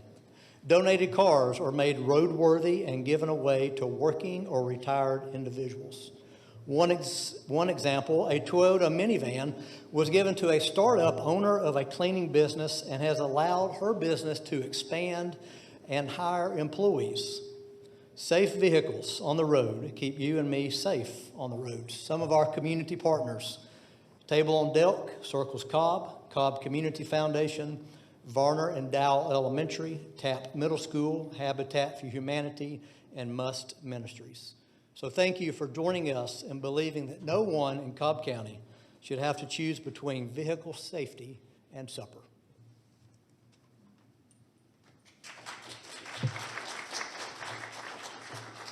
Good afternoon. My name is David McCoy. I am the CEO of Matthew 2540. In my 45 years of being an aircraft mechanic and 22 years of being a car mechanic, I never thought I'd ever be a CEO of anything. So you must forgive me of I'm not as eloquent as Pastor Lee, but I want to tell you a little bit about Car Care Ministry. We did start 22 years ago, or actually 24 years ago in 2002. We operated for 22 years in a building that was owned by McEachern Memorial United Methodist Church. And we worked there on Saturdays and Thursdays. Okay, I'm sorry. Okay.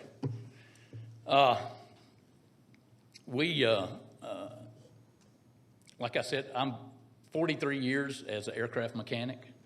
I have been through every OSHA and NESHAP and hazmat class you could probably ever imagine. We've been through several human factor training classes. Safety has always been paramount to us. In the 22 years we were in operation, we never had an accident. With one exception, we did drop a car off of a jack stand one time, and we attested to the fact that we didn't pray before we started So that was probably had something to do with it. So from then on, every time we were in attendance, we prayed before we started working. We found that that was always a good safety factor. As Pastor Lee said, we service those, we are in between those who like to do work on their own vehicles and those who cannot Mr. and go to, I'm sorry, sir. I think we're just above our time, so if the board would allow an additional 3 more minutes. So we'll give you 3 more minutes on the clock to continue any additional comments. thank okay? you very much. Sure thing. Like I said, we're the go-between. Those that cannot afford to go to a mechanic shop come to us, okay?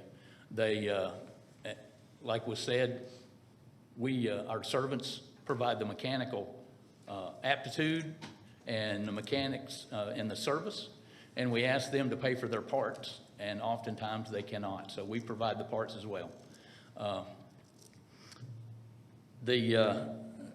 It's funny, I got a phone call while we were sitting here from a mother of 5 expecting 1 who needs a vehicle, okay? That's typically how it goes.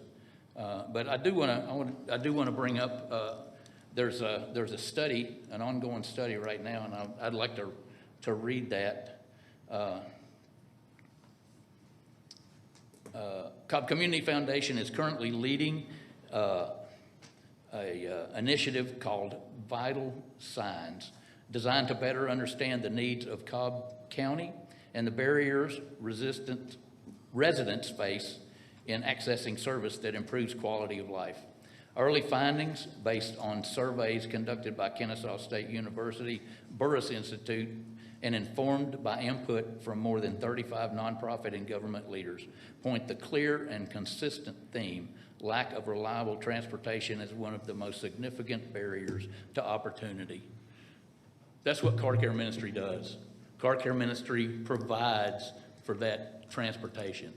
We help those who cannot help themselves.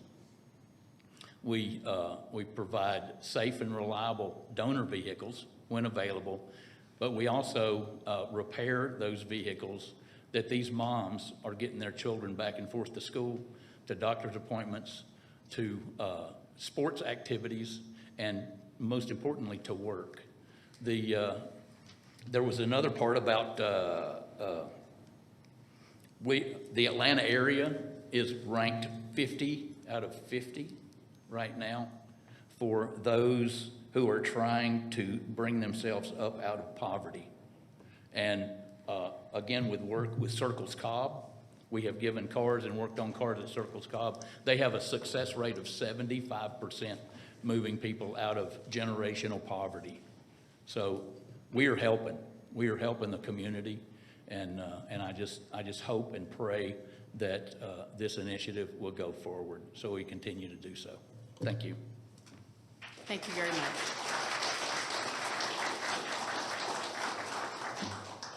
Thank you very much. And that concludes comments from our applicant. I do believe we have. Well, if opposition was given 3 more minutes, there should be an opportunity for, or was this the? This was the applicant. Okay.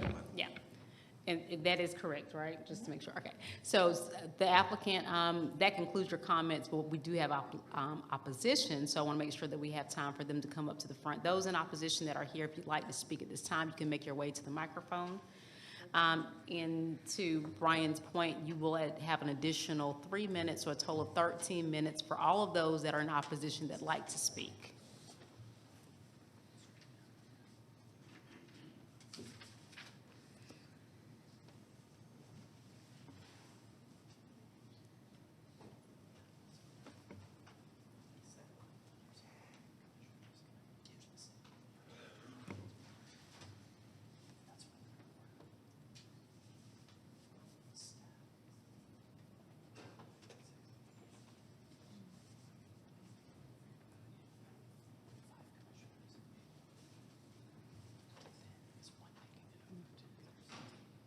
Once he starts.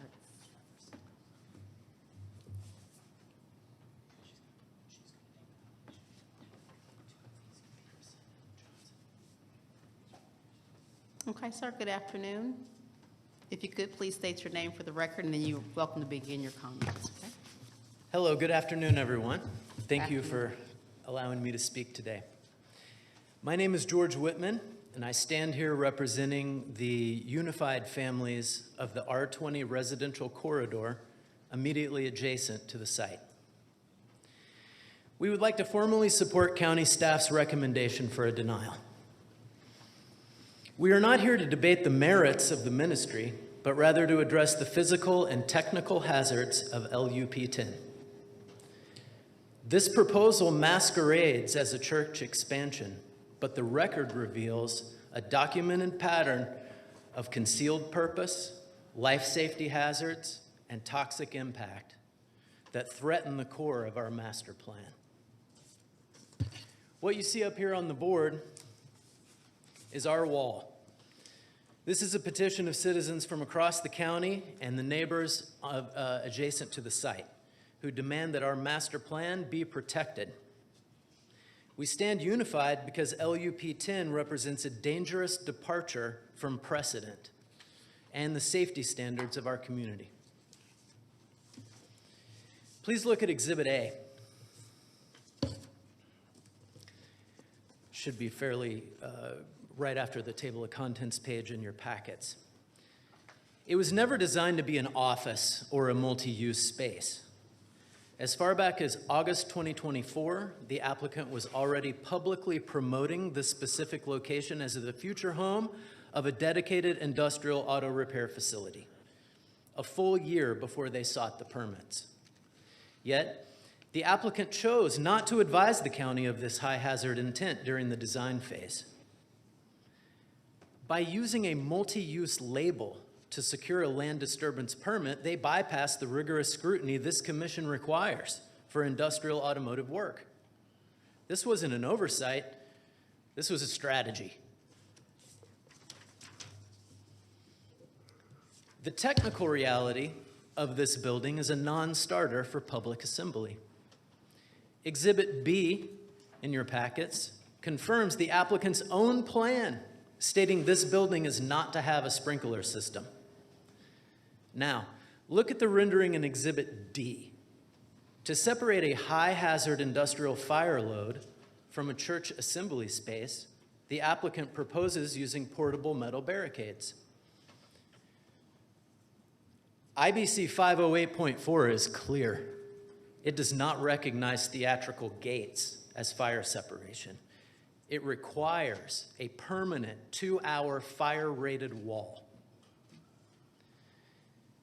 The applicant admitted the work is hazardous so much as to mention at the March 30th public meeting, that it requires a 2-man safety team at all times. Exhibit C shows the county's own note warning that industrial users are a greater degree of hazard. You can't mix fuel-fired vehicles and flammable liquids in a public gathering space unsprinklered using a temporary fence.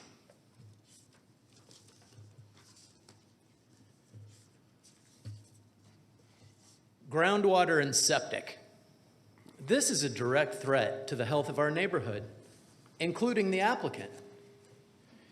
Exhibit E confirms this is an industrial operation, but it's being built on a residential septic system. Their engineer's own notes in Exhibit F admit this project will generate heavy metals and hydrocarbons. Standard residential septic leach fields are not engineered to process automotive toxins. By approving this, you are authorizing the introduction of chemicals into a system that empties directly into a septic field designed for residential use. This isn't just a zoning issue. It is a permanent environmental hazard for the county. The multi-use claim pushes the limits of physical possibility. The applicant admitted on March 30th he intends to store all donated vehicles inside, all tools inside, everything inside, and also plans one day to scale as big as he can. And that's a quote from the March 30th beyond the proposed use restrictions to meet his growing customer demand. As shown in the calculations on the handout on the left pocket of your folder, and I apologize that that wasn't labeled as an exhibit, but it is being entered into the record. This building is only 4,950 square feet. Once you install 8 industrial lifts, pack the floor with donated vehicle inventory, the multi-use capability physically disappears. The building is a primary industrial warehouse, and it has no place in the static zoning security of a residential neighborhood. Finally, look at Exhibit G. The applicant admitted that he previously bypassed the permitting process because, and I quote, "It's better to ask for forgiveness later." Furthermore, he even admitted to a self-created hardship, stating that he must repay investors if denied, and it would become an expensive parking lot. Why? Because those investors have given money for an auto repair facility, not a multi-use building. Commissioners, the county's not in the business of bailing out developers who mask their intent to serve their own ends. Trust is the currency of zoning, and that trust has been losing value in this case from day one. Had the applicant approached this project with a foundation of honesty, building trust through clear purpose and genuine engagement with this county, us, the neighbors, and the actual community surrounding the church, we would not be sitting here today.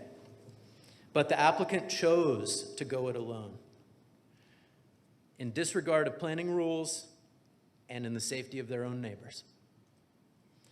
We ask you to stand with this wall of citizens that on the screen. Protect the integrity of our master plan. Protect our families. And for the reasons documented in your folders, which are yours to keep and being submitted to the record, we respectfully recommend denial on LUP 10. Thank you. All right. Thank you very much. There's about 5, close to 6 minutes left if there are others from the opposition that would like to speak. Okay. This falls into District 4, so we'll ask Commissioner Massey to lead our discussion forward. I'd love to start, I don't know if there's anyone here from fire safety with the county? He just left? Okay. I needed to speak with someone from fire safety. Is he coming back? Do we know? Okay. All righty. Shoot.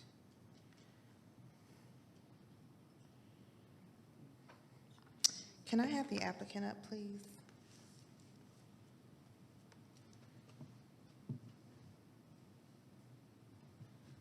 I could probably offer an answer on the fire part, and we do have our construction lead here, if that's helpful too, but I'll let you.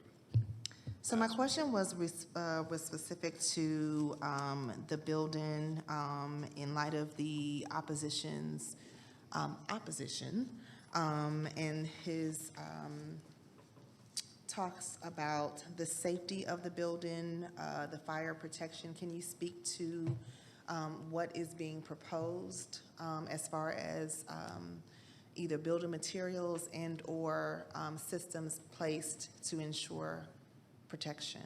Sure, yes, and Mark Harper's here. Mark, can you come up and help me finish? But Mark Harper and I spoke about this earlier, and specifically the Exhibit B that I'm seeing today has the comment of building is not to have a sprinkler system. These are initial plans done for the initial LDP construction phase. This is not a building permit plan that says that this building is ultimately not going to have a sprinkler system. Mark may know specifically about the plan there, but I know that this is not us saying we're not willing to do it, or we're already past the point of that in the fire department review phase. I think this is the initial construction plans note. Is that? Yes, my name is Mark Harper. I'm a residential light commercial builder and developer in Cobb County. Building is not to have a sprinkler system. I believe that's a comment going through the land disturbance permit process that was put on there by the county, because it goes through fire marshal review during the LDP process. So that's a comment that I think was put on the plans going through the LDP. And it is your testimony that it has gone through that review already, correct? Yes, yeah. Okay. Because the LDP has been granted and is almost completed, yes. Can you speak to what specifically has been placed in the building to protect from fire damage and/or also if you can speak to any other insulation, because I know that one of the other concerns is noise from the auto work that will be done. Can you speak to what insulation or noise mitigation you guys are planning to put in?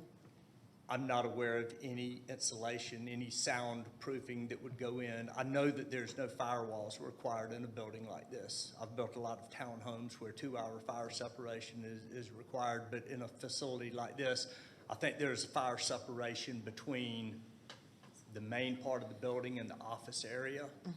But that's it. There's a firewall on the plans that separates the large space from the small space.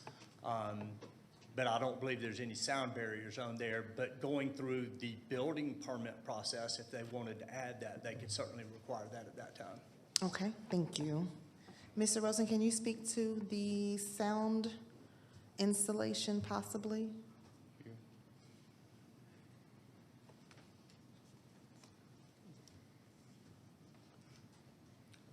I can. Dave McCoy. We have a Tires Plus at in our neighborhood over on Sailor Parkway, all right? And I have measured the distance between the two closest residents that we have, which is Mr. Whitman's and then the house that is right on Hopkins that is directly opposite the building. And the closest house is 47 yards. And Mr. Whitman's house is 147 yards from the closest corner of the building. So I went over to Tires Plus on a Saturday. They had 6 bays open, all right? I had a decimeter, which is a noise meter, all right? And I went 47 yards away from the Tires Plus. There was 58 decibels of sound, and a car drove past, which increased it to 78. 58 decibels of sound is probably as loud as it is in this room here. So I attempted to walk 147 yards away, but Home Depot is right there. I could only get 135 yards away, and the reading was still the same. So, and there was, you know, they were actively working on all the vehicles inside. They had all the doors open. And there was no excessive noise from that building whatsoever.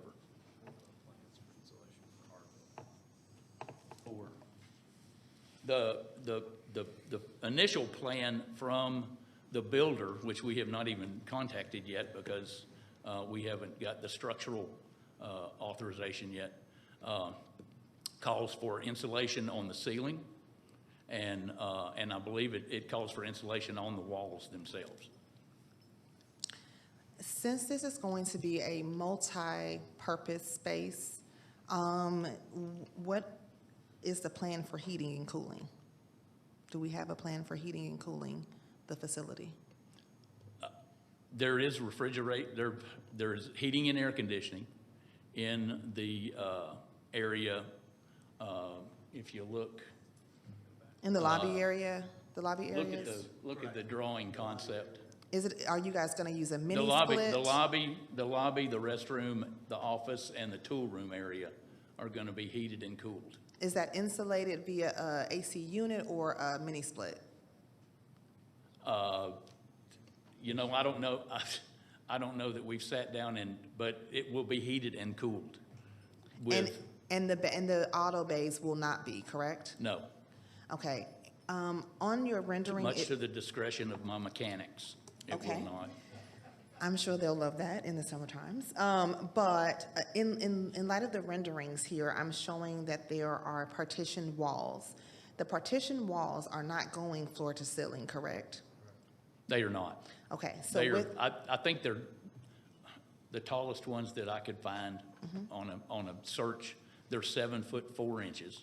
They're mobile, they're lockable, and they're interlockable. how does the remaining spaces where the bays are and the spaces that are the office, the lobby, bathroom, how do they stay, the temperature stay regulated if the bays are not going to be heated and cooled? Is there a separator, is there a wall that insulates, keep those spaces in so as to maintain a consistent temperature in those areas, but keep the bays separate? Are you talking about the areas where the temporary partitions are? Yes, so so let me just ask this. Oh, no, ma'am, that's. Past the lobby, are those going to be permanent walls, or is it going? No, ma'am, those are movable dividers. Removable dividers, okay. And that's, they're gonna be there in the event that we have activity there, which, we're planning a back-to-school thing from, Convoy of Hope. So, there will be families in there receiving backpacks and shoes and stuff like that. And we want to keep them separate from the industrial equipment, from the car care equipment. And that's the purpose behind the walls. Okay. So I'm hearing you say that there will be a divider between the auto bays and the multi-purpose room for safety, correct? Yes, ma'am. Okay. Yes, ma'am. Thank you. Do any of my fellow commissioners have any questions of the applicant before I continue? How often are you guys planning to have these community events where you're setting up and taking down these dividers? So car care ministry, same as the application, what's in our stipulation letter, the Thursday and Saturday to those limited hours. Outside of that, any of those events would not be Thursday or Saturday, but. I guess I just mean to say, like, are you planning to set these dividers up in this configuration once a year, 5 times a year, every week? Is this the primary use of this facility? I've got hearing aids. I've been around jet engines for 40 years. I have a little hard time hearing. Sorry. The image that's on the screen right now, where we're showing the division of the space, and we're talking about doing your ministry for backpacks, right? Yes. Is that the primary use of this? Will it be set up like this and you'll take it down on Thursdays and Saturdays? Or is this a one-off, once-a-year activity to have it set up? That's a one example. There's okay. I'll let the boss tell you about those. Wonderful question. We do have one ministry planned in August, provided the building's constructed. How many times? I'm unable to say that today because what possibilities are out there in the future that we'll need to divide it off and hold it. Is there a weekly plan? There is not a weekly plan to put the structures up, take the structures down, to hold other ministries in there. Okay, so you're targeting, safe to say, once a year, twice a year, however, maybe increasing in the future. It could be once a year for sure. Could be once a quarter, somewhere in that frame. Okay, and are you providing a dedicated area for solution-based cleaning materials? So the cleaning that you're going to need to clean up any grease spills, oil spills, old oil, all of that. Where are you housing those activities, those chemical-dependent activities? Our flammable liquids will be stored in an approved flammable locker. Okay. And that's under OSHA and everybody else. Our waste oil will be stored in a storage container. Typically, those are 250-gallon containers, and it will be stored in the building. And the storage of that oil will be removed by an oil collection company that will come and pump it out of the tank. In the interim, because those oil tanks are like $5,000 each. In the interim, we're less than a mile from an O'Reilly's, and the oil that is collected prior to us getting a tank, will be taken down there on an as-event basis and disposed of in their oil collection.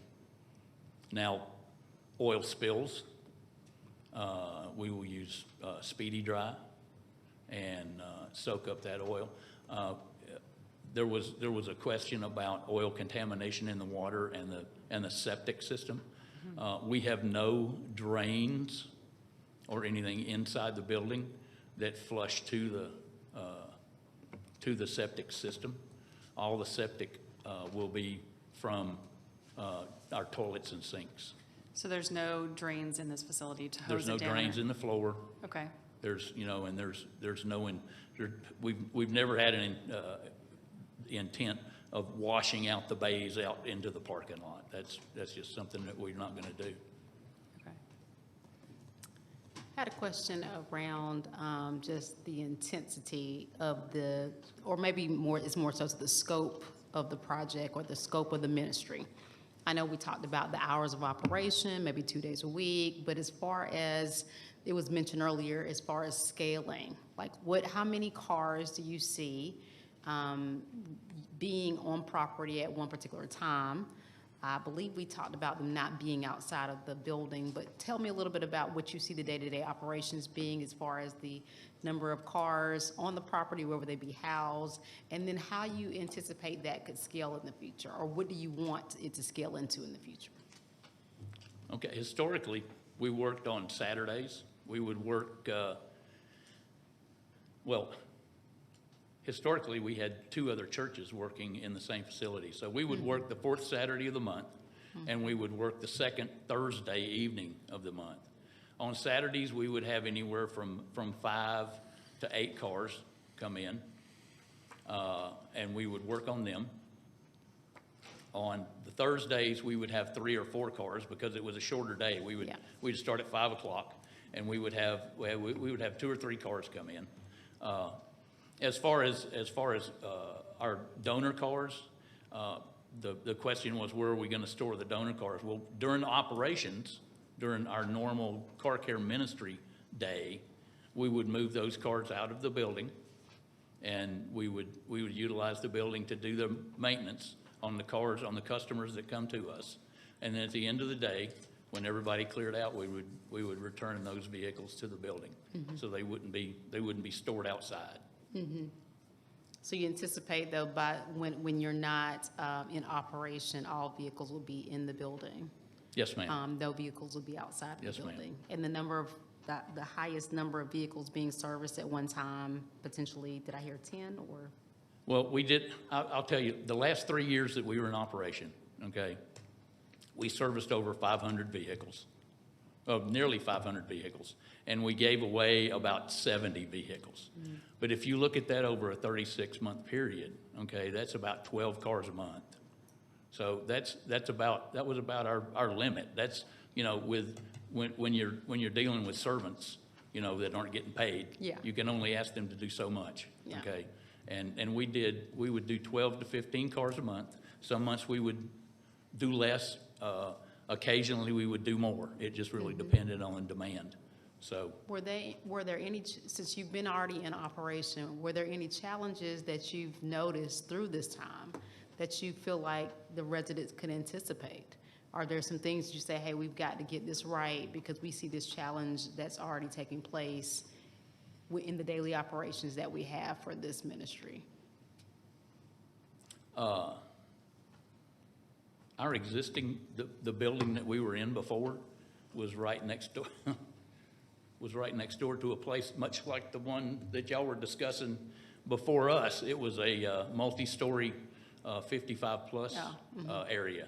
And not only did we not have any complaints from them, but we also serviced, there were 3 or 4 people in that building that came over and asked us for help.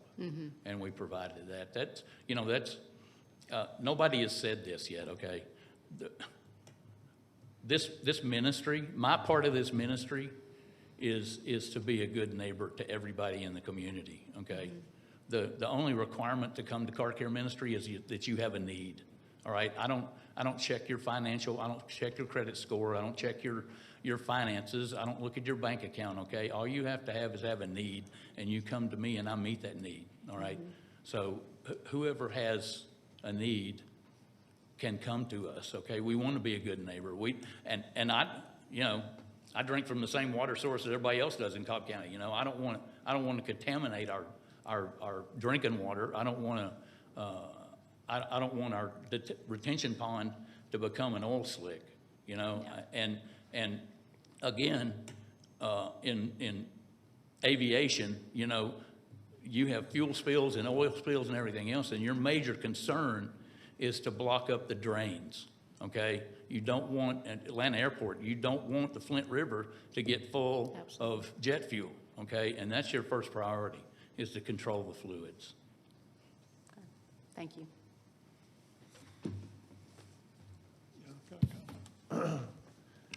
Can you tell me where this prior facility was? It was at the corner of Mackland and Old Villa Rica. If you're familiar with Mackland, it was right behind the soccer fields at McEachern Memorial United Methodist Church. Okay. It was a 60 by 100 foot pole barn that was built by Johnny Woodward. If y'all know Johnny's Barbecue in Powder Springs, you know Johnny Woodward.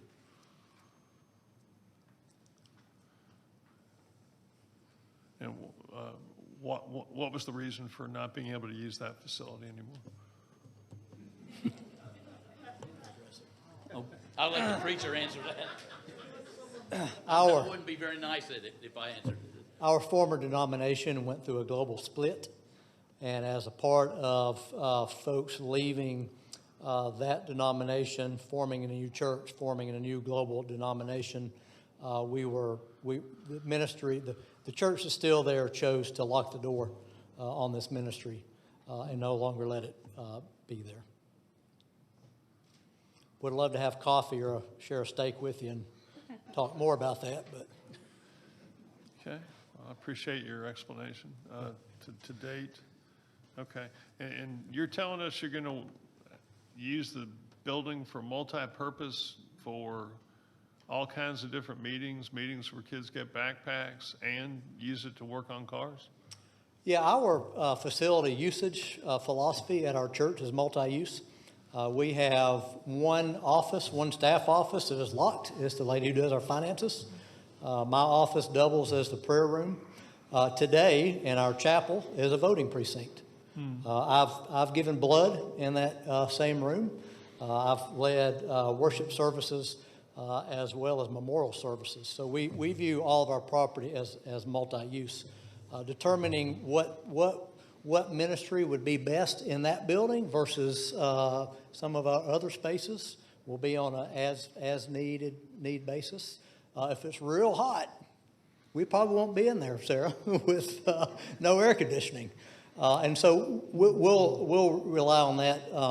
It'll also provide on the drawing, you can see a pretty big covered outdoor area.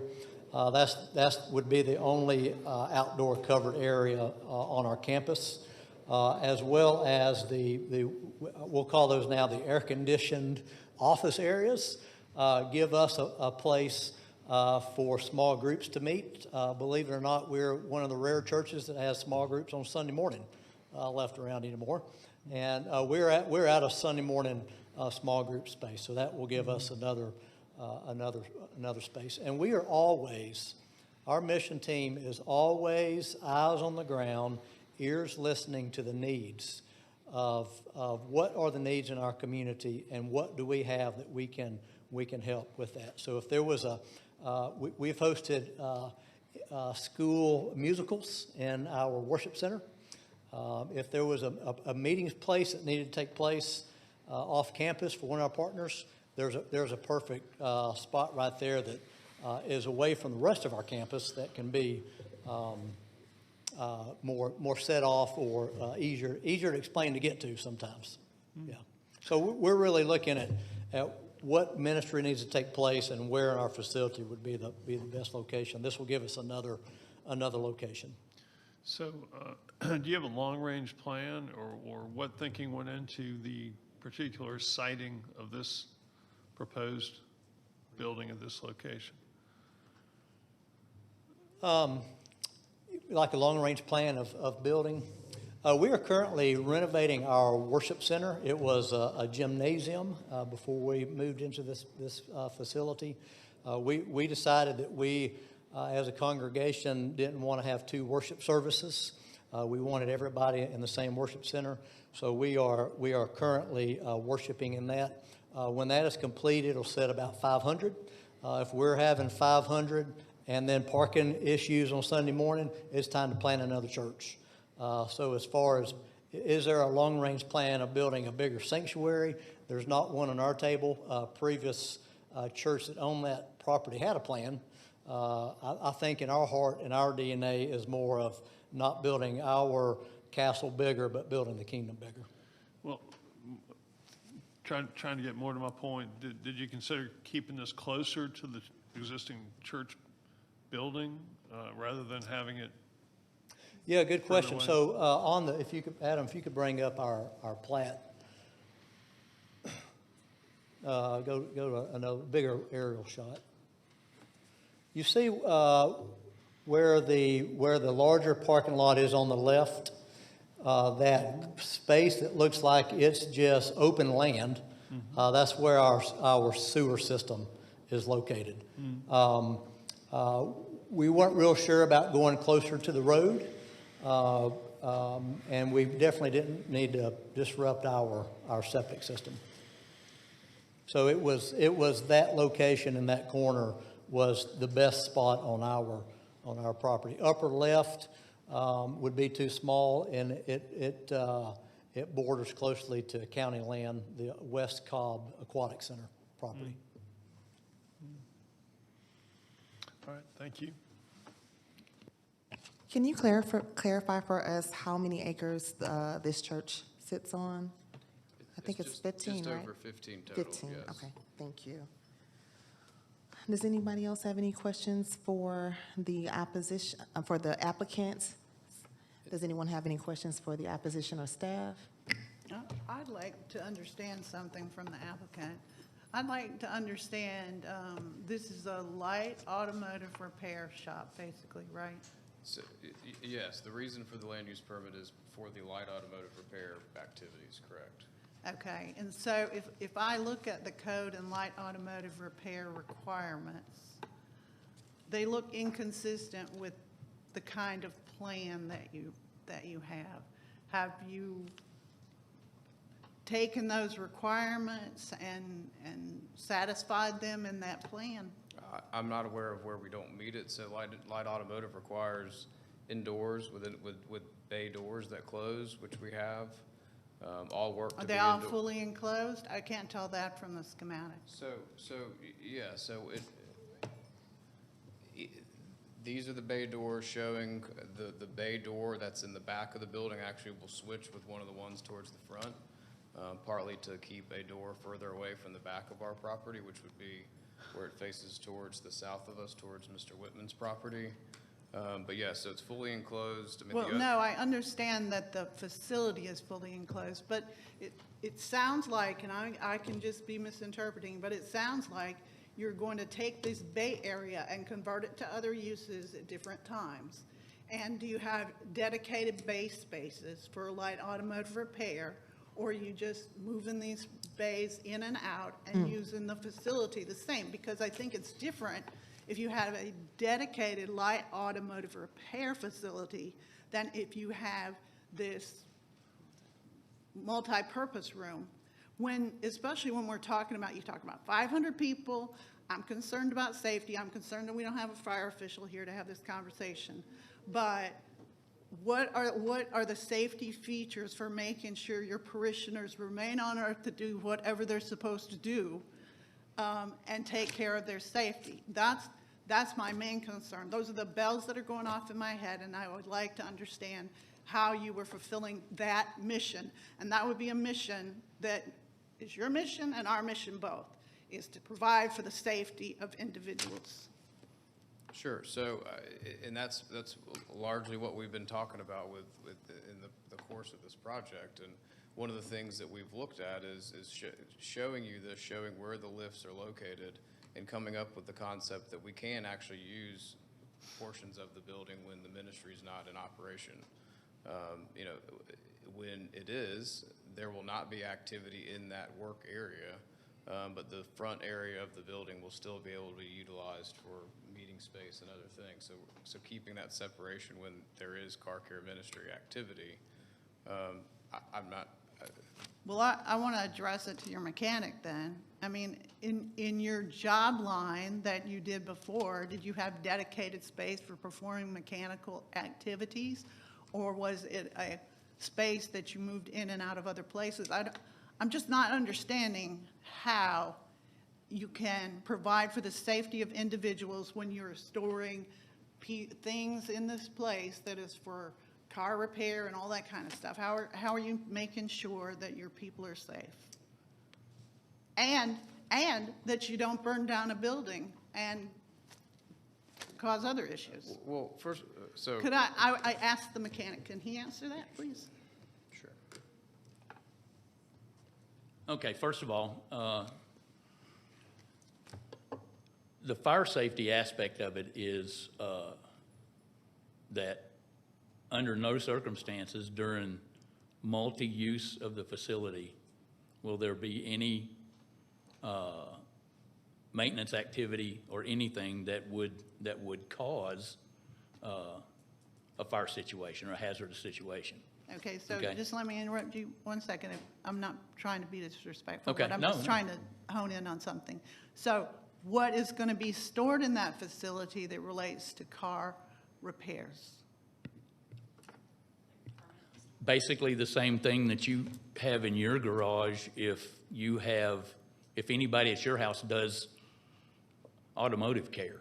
You know, we'll have motor oil, we'll have spray cleaner, you know, just basic, you know, automotive supplies that. And where will they be stored? Well, for our purpose, the flammable items, which would be the brake cleaner and the carburetor cleaners and things like that, would be stored in a flammable locker, an OSHA-approved flammable locker. They're required to have a grounding rod, and the fluids would be stored in there. Okay, any other repair items or anything? You got tools? You've The got- tools, you've got- the tools we have would be stored in the tool room, And you okay? have equipment and things that would be The shop installed? equipment, the lifts, if you look, the little sticks that are sticking up there, those are actually the lifts. We're gonna have 2 post lifts. We're gonna have. Are those lifts like, if I'm a layperson, are those lifts like if They're I lifts to walked pick, into they're a, lifts to pick up the cars. if I walked into a car repair place? Yeah, and they're they've got that a kind of car lift? lifted up there, that's Yep. a lift, okay? Okay. And we're gonna have 5 of those. One of them Okay. is gonna be a drive-on lift, if you've ever had an alignment done. Right, so okay? they'll have You'll- tracks for your vehicle? You'll drive your car up on that lift, and then we can do an alignment. The 2 post lifts are the ones, and they've just got a post on each side, and you drive the car in the middle, and they've got arms that articulate to where you can get it to the lifting point of the car, and you can lift them up. And they're permanent. They're bolted into the ground. And that, again, is the reason you see the you see the temporary walls during activities that may need the entire space there. We will have the equipment blocked off with the temporary walls. The other safety aspect is the customer too, and we haven't mentioned the customer, okay? And it's just like any other garage, okay? Anytime, the only time an owner of a vehicle will be allowed out into the maintenance area is if they're escorted by one of the mechanics, okay? And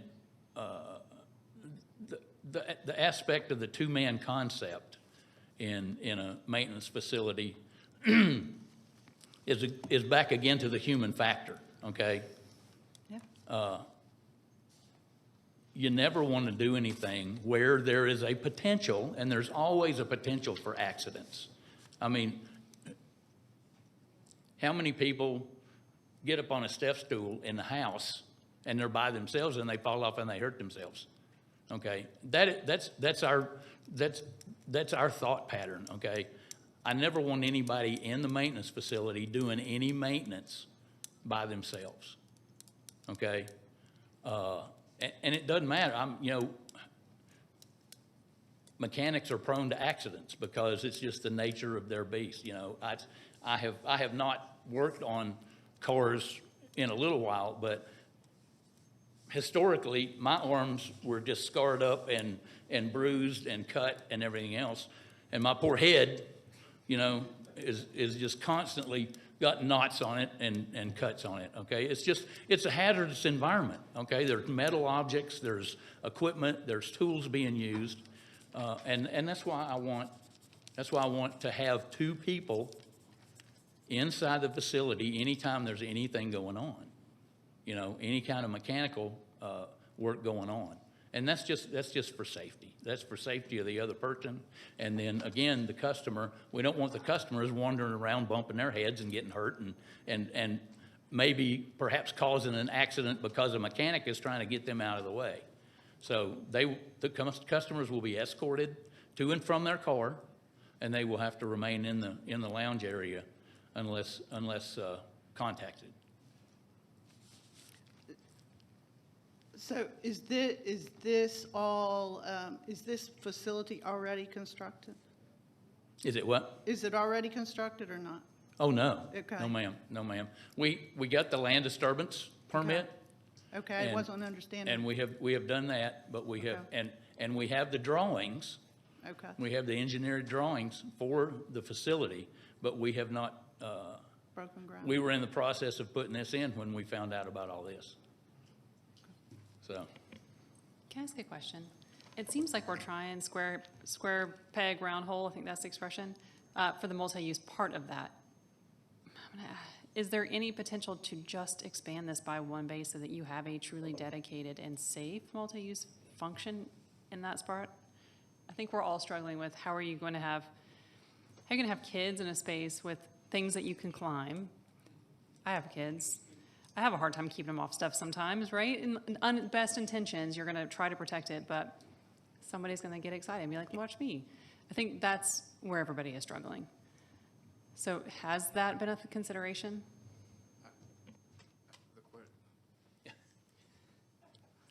Maybe he didn't hear you, I don't know.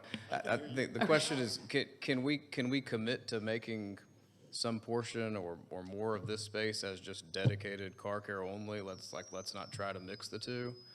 I think that they would be willing to do that. I mean, I think part of the point has been that we've never intended for this.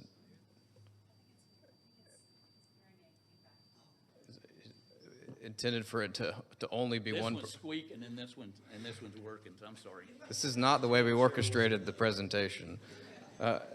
Never intended. I'm not ignoring you. No, I'm sorry. Never intended for it to not be able to be multi-purpose. If making the entire building try to fit into that doesn't make sense, and doesn't make sense safety-wise, could we commit to part of it being just car care only?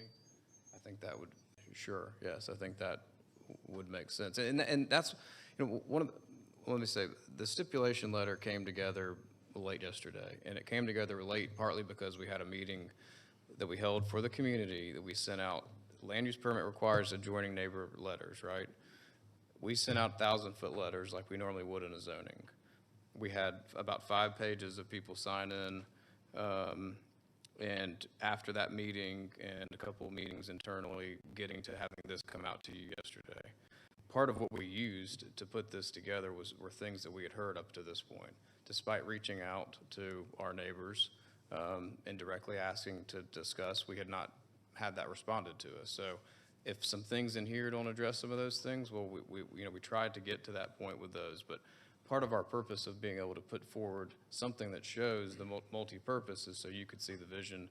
We specifically have talked about and included in this letter the idea that the interior rendering would be subject to final approval by the district commissioner. If the ultimate decision is that this just doesn't make sense, let's not try to mix the two, don't worry that it's not all going to be multi-purpose. Let's just dedicate some. I think that would be fine, and we would be agreeable to that. We're just trying to show, what it can be. That's not the decision maker, I don't think, for us. I think the ability to build the building, it can still serve multi-purpose even if there's some dedicated for auto repair only, if that's what gets rid of that concern. Sure. Really, I was just asking the question for clarification, so thank you for clarifying. Does anyone else have any questions for the applicants or staff? I have some questions for staff, so if the applicant can have a seat, I'll start. Mr. Peterson, can you explain to me why staff recommended denial of this LUP? Sure. When staff takes a look at these, we look at the character of the area and also the future land use map. Typically for light auto repair, they're found in commercial areas and more specifically more intense commercial areas along arterial roads.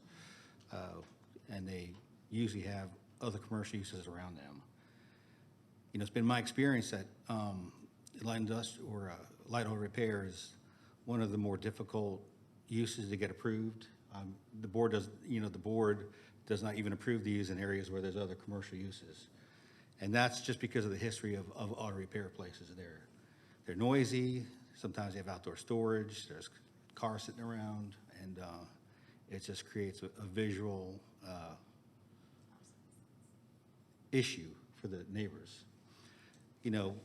Two, this is on residentially zoned property, it's zoned R80, so we normally don't allow this type of use on a residentially zoned piece of property.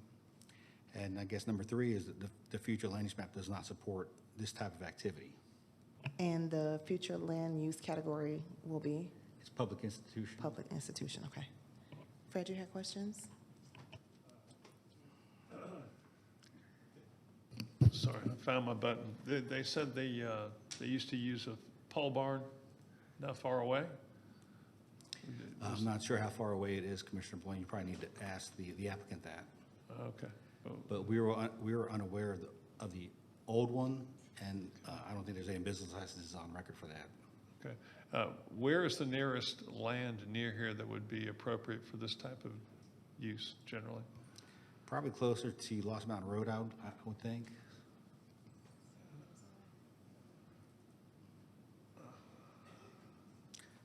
Yeah, where you see the NRC, which is the Kroger Shopping Center. Mm-hmm. Okay, thank you.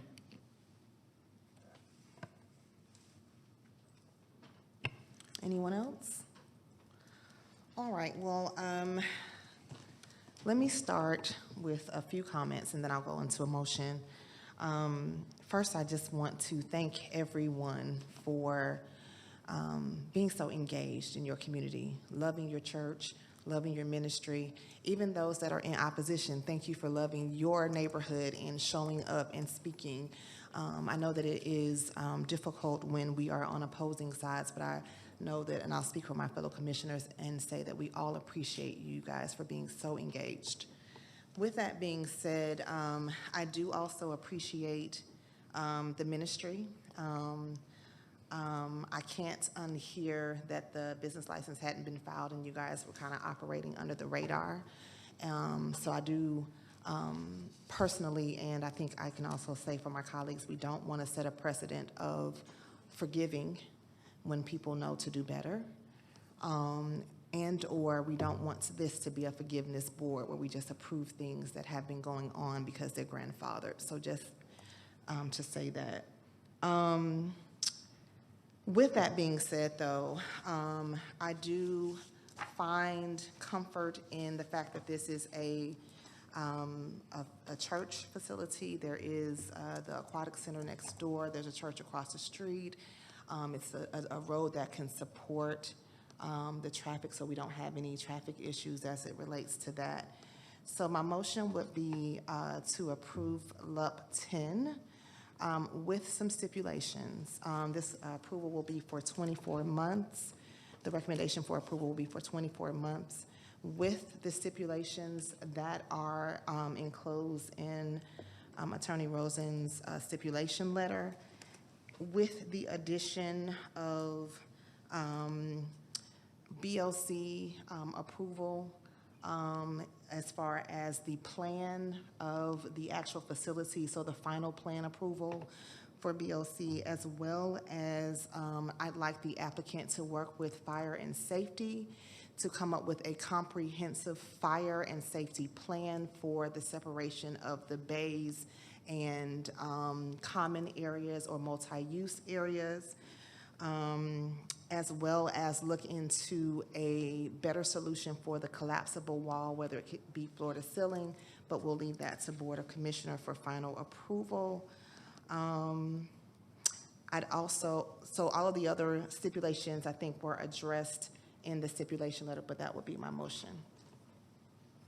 Thank you, Commissioner Massey. We have a motion. Do we have a second?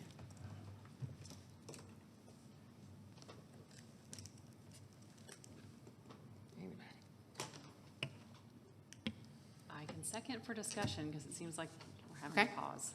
All right, we have a second from Commissioner Micheletto. Is that right? Okay. For this, in discussion, can begin now. It's a sense some reticence. Is there any further conversation or discussion that the commissioners wanted to have? Well, I would like to ask if you would consider holding this and letting them follow up on those issues that they just agreed that they would look at as to the separation of the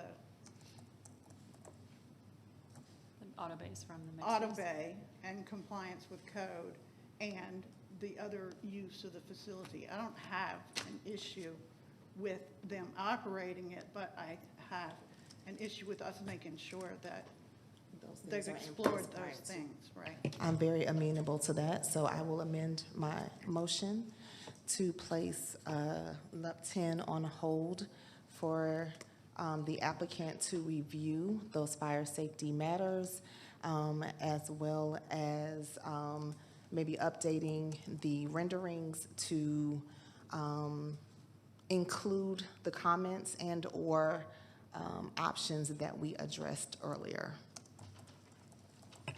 And could we, okay, second. Okay, I have a second from, who's that? Commissioner Bloing? Sure. Okay, discussion? Okay, could, now the thought went away. That's okay, take your time. You have time. Could we also include in that they consult with the Department of Community Development and Mr. Peterson as to the requirements for the light automotive code? Absolutely add it. Do we need to restate it, or you got it? I'll just add, I mean, I think I am partial to the 30-day hold. I think what I heard from the opposition was more around fire safety, really an intensity. So also if there's an opportunity for the applicant in opposition to discuss things. I'm not sure if that's already happened or not, but there may be some common ground that can come together. Or maybe, I think you said you just heard from the community just before putting together the STIP letter. So all in all, though, I think there may be some common ground for it. It's just making sure that we address those key issues, which seems like it's around intensity, fire safety, maybe even water, groundwater, things of that nature. So, so we have a amended motion and a second. Any further discussion on this? And this is to hold for 30 days. Okay, call the question. 5-0 to hold LUP 10 for 30 days to address the activities that were mentioned in the original motion or the amended motion. Okay, at this time it's 3:03. Let's take a 15-minute break, or let's just reconvene at 3:15 if possible. I know a lot of people will be exiting. We'll reconvene at 3:15 and we'll begin to finalize the agenda.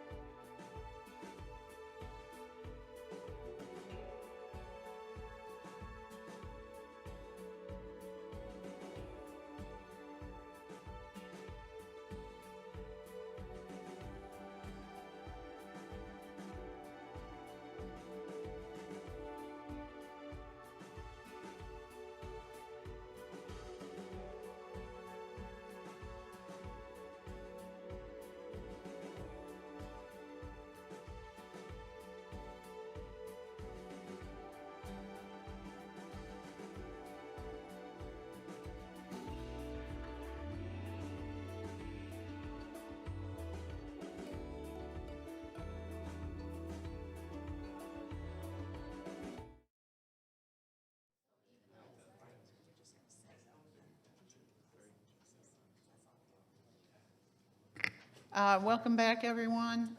Our chair had to take an important phone call, so Mr. Peterson, if you can call the next case. Sure.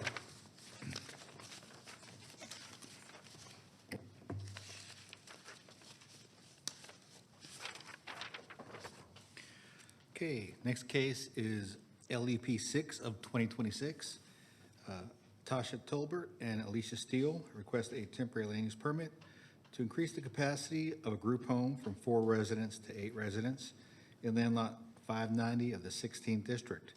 The property is located on the west side of Morgan Road, south of Ramblewood Drive. Is the applicant present?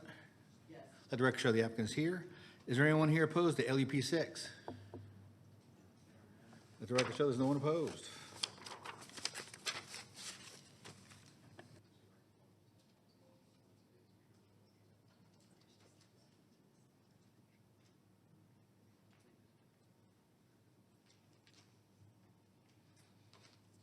Hello.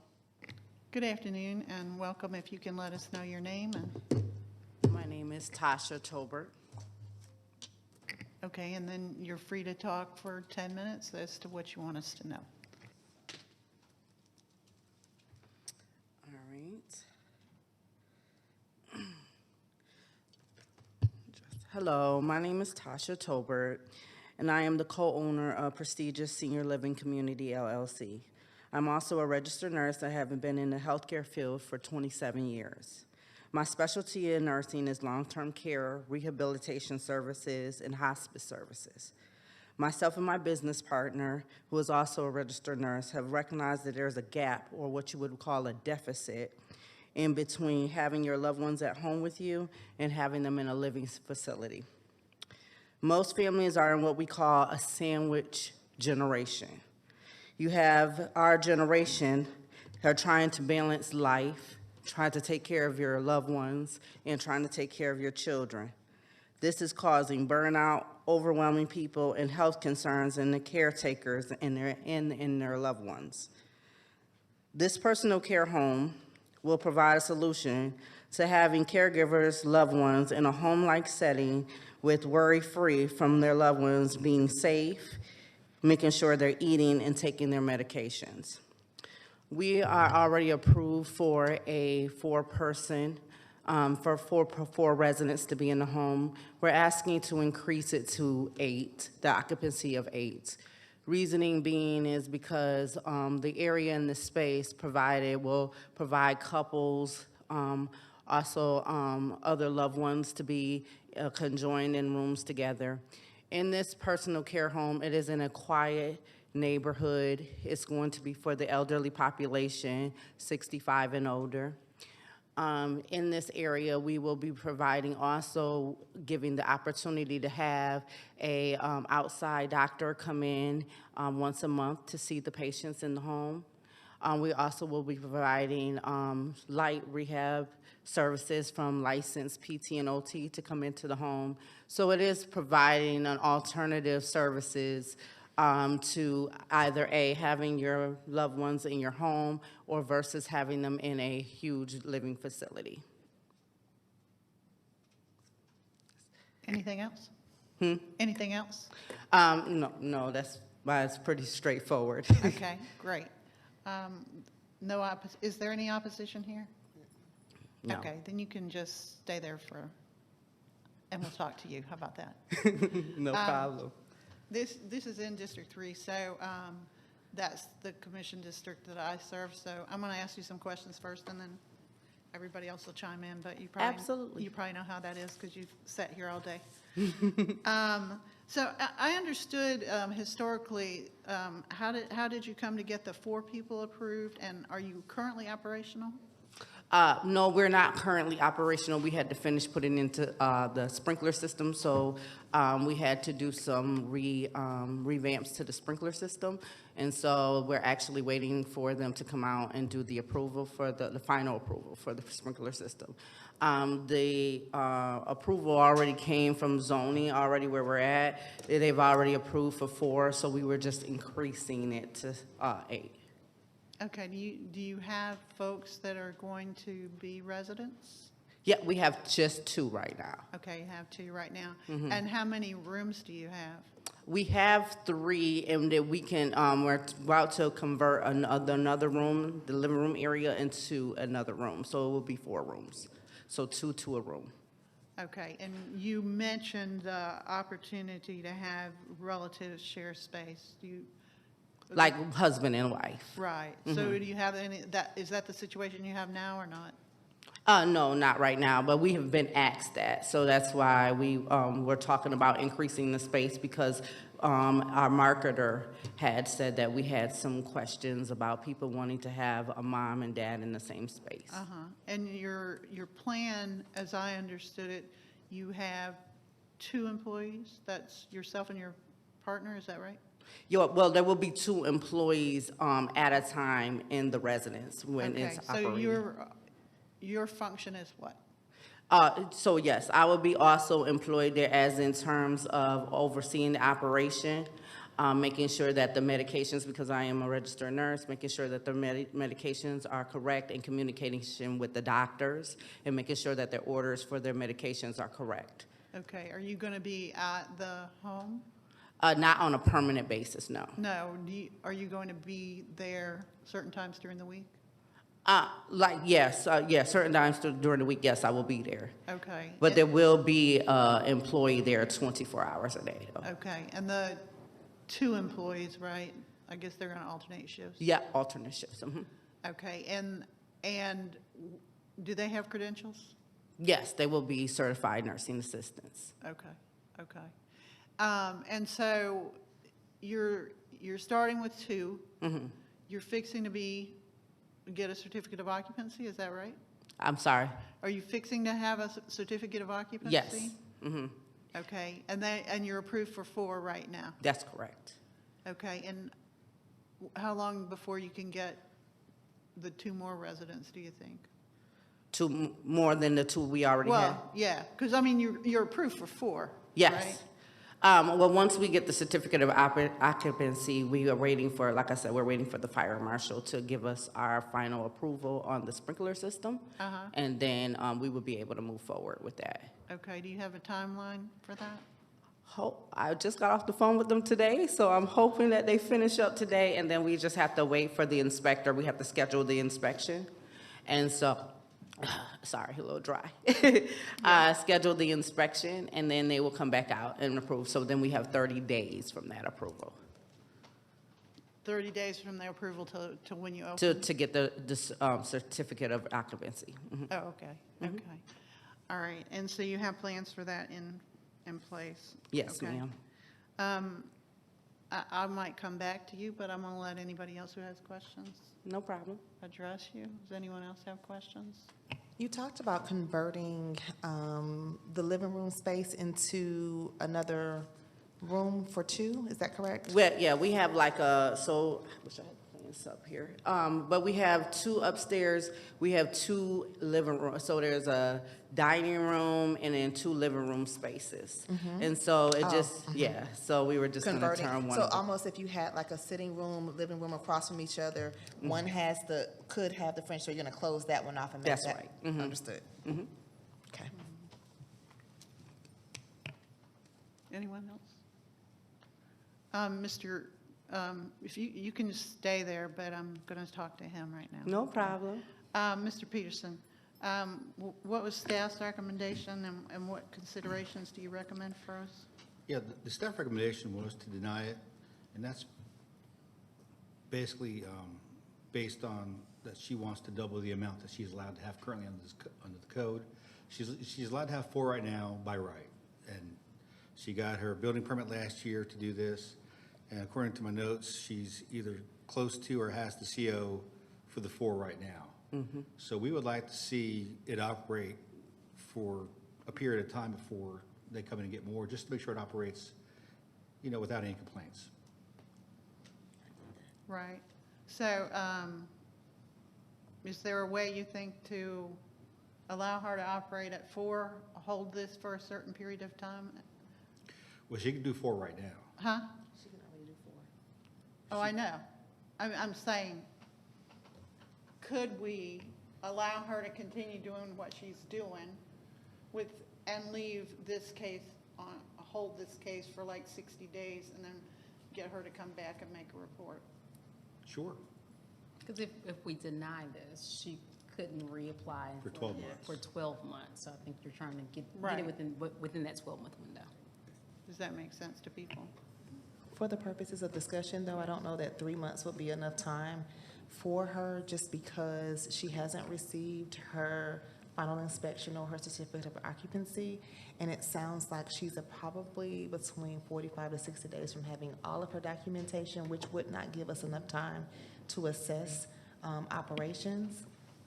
Of course, we could hold it and allow her to report back at 3 months, and then if she needed an additional time frame, we could allow for that. Or could she just withdraw and reapply in 30 days, or in 3 months if she's ready, or 6 months when she's ready, and then just withdraw without prejudice? Yes. Because then it doesn't affect But- her ability to reapply yet. Or no? I don't Am know. I misunderstanding? No, I think you're right. I just don't know how we would advise that. Can we pose a question to her? I Would you- would you I be- did have a question. Would you, Yes. Okay. before you ask your question, let me ask you a question. Would you be willing, after your question, of course, to withdraw your LUP for a period of time after you've gotten your occupancy, operate with the current approval that you CFO. have for a period of time, and then reapply for the 4 additional folks, and that way we would have some recordation and some analysis of how your business is operating? Are you willing to do that? I am. I just think, I think reapproaching in the 60 days probably would be better, just because starting this from scratch again would be a lot of work. And because we're kind of right there at the end, that would just require this to get started all the way over again with the reapplication of the process. So I would rather recommend the 60 or the 90-day period time probably would be better. But can I ask my next question though? My next question is, what would you like for me to present to show that we are occupying and well under the 4 versus doing the 8? I just wanted to know, like, what evidence would you like for me to bring versus starting at the 8 versus the 4? It's not like we're going to be opening straight up at the 8. Like, we're not going to be having 8 day 1 of the doors opening. Obviously, we're going to work our way up. I just wanted to know by evidence what would be the difference for me showing you from the 4 to the 8. Well, I think one thing we want to see is that you are operational. And that you are being successful, and I assume, given your credentials, you would be able to make us a report that would give us confidence that you're serving your folks. So, I mean, what we want at the end of, let's say it's 90 days, we want that report that it's being successful, that you're operational, and probably we want an inspection. And then we want your projection as to, we would like a floor plan, I think, for how you're going to seat 8 people in there. And then we would like community development to take a look at it and see about compliance. Does that make sense? Yep, absolutely. Okay. Anybody else have any comments? Okay, so I'm going to make a motion, and the motion is for us to hold it for 90 days with the requirement that at 90 days, and you would present with us a report of your operations and its success, and we'll make a determination at that time whether or not we could increase it to 8, but also including the fact that I want you to be, or we want you to be interfacing with community development on your success along the way. Okay, no Does problem. that make sense? Does that make sense, Mr. Peterson? It does, but instead of saying 90 days, can we say to the August 4th Planning Commission hearing date? Okay, Okay. we can do that, well. I won't be here, but. But y'all can handle it. July? Okay, my math was a little bit off today. July 7th. July 7th. July. Okay, So with July 7th, though, does that give you time to become operational with the 4 and have time to review, or would you need more time? So it was either you said July 7th? well, you can let us know on July 7th before that meeting if you're not ready. Okay, let's do that. So let's just keep it at the July 7th Sounds meeting. perfect. Yeah. And then, so I do that by email? How do I let you guys know? Yes. Okay. All right, no problem. So that we can do that. Okay, and thank you. You're welcome. Wait a second, though, we're going to take a vote, right? We have a motion. Did we have a second? Second. We have a second from Commissioner Massey. Any further discussion? Okay, call the question. All right, LUP 6 to hold to July 7th zoning hearing is passed 5-0. Okay, thank you. Thank you so much. Thank you very much. Cameron, can you give her your email address? So she can, okay, thank you.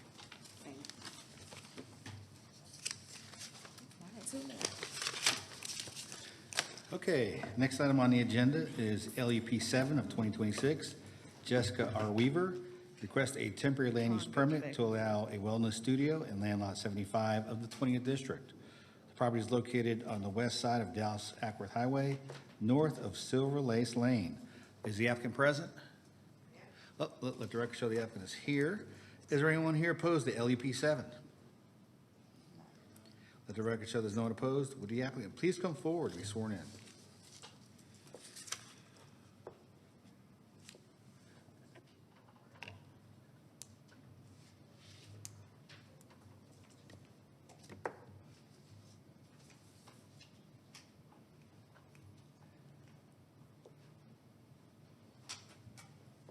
Good afternoon. Good afternoon. Please state your name for the record, and you can begin your comments. You have 10 minutes. Thank you for your time. My name is Jessica Rose Weaver. My name's John Powell. I'm actually the property owner. I just wanted to voice support for it. This property we bought, I guess, I want to say in 2023. It was very messed up. We cleaned the property up for residential use, did a full gut rehab on it, permitted and everything. I put it out there for rent for several months and was unable to rent it. I showed it probably 25 times to different prospective tenants, and the noise from this high traffic count highway that's under construction going to 4-lane divided highway was too much for any resident to want to do that. And even today I checked with a neighboring landlord who has another property, and he's having the same issue. He's been on the market for 3 months on a fully renovated house, and he can't get it rented. So Jessica came along and had a plan where she would move into the property and then prepare it to be a studio, at which point we looked at the proper zoning and I guess asked for which way would be best, and she submitted this application. Correct. Thank you, John. I wanted to start by saying that I take this process seriously. I respect the responsibility that comes with operating a business, especially in a residential area. I've been committed every step of the way to do this correctly, transparently, and with consideration for the community.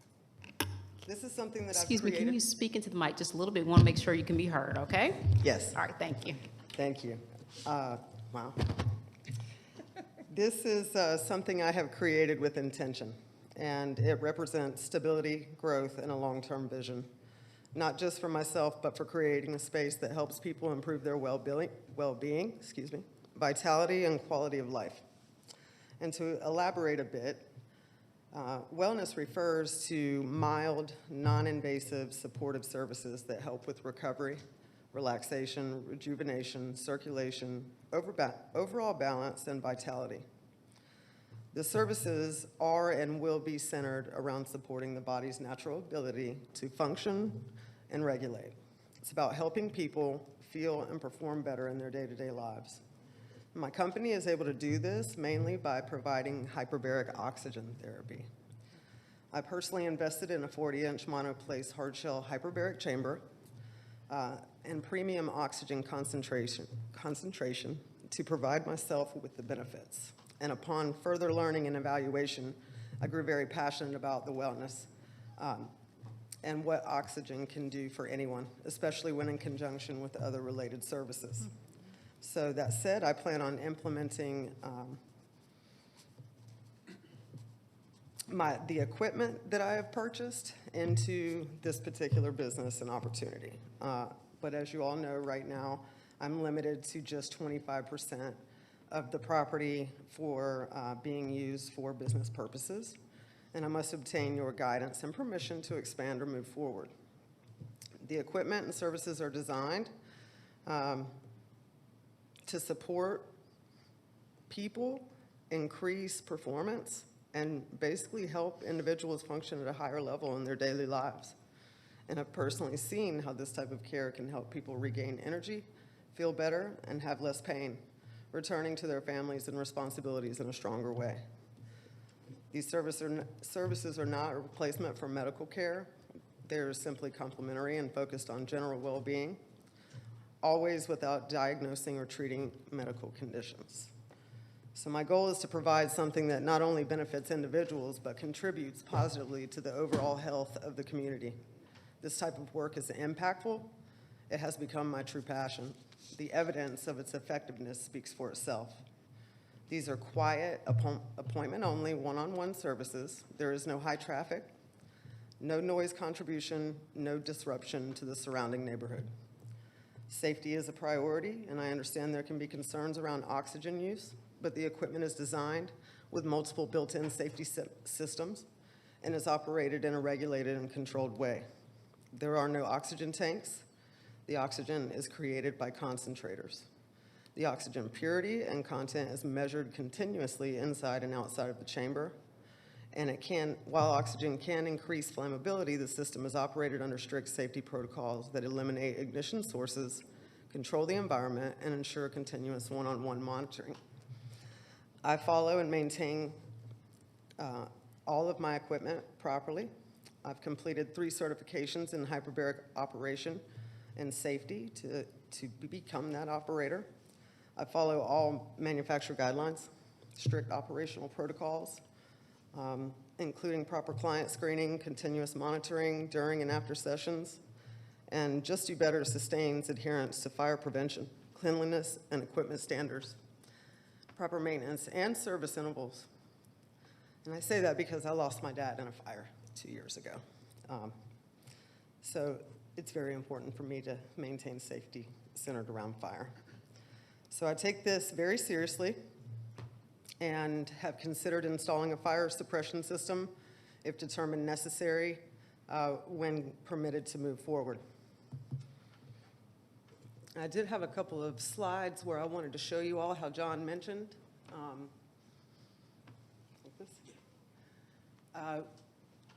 When I acquired the property, there was an elderly couple that had lived there for many, many years, and it was trashed. There's no other way to put it. It was in really bad shape.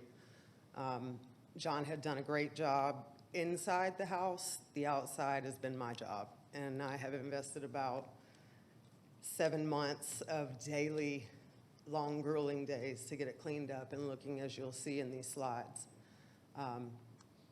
Also, one of the other things that he did mention was the location of this particular property is on a very high traffic corridor. I believe the count was somewhere around 30,000 cars a day. And as it looks right now, there is an easement up to the property, but when the development is finished, we are going to lose a lot of that, and the house is going to be very, very close to this main highway. And as John mentioned, it is very loud, and I would hope that I can evolve this into something that functions well and meets compliance, but also serves a purpose. I apologize, my tablet's acting up. 1 second, you all.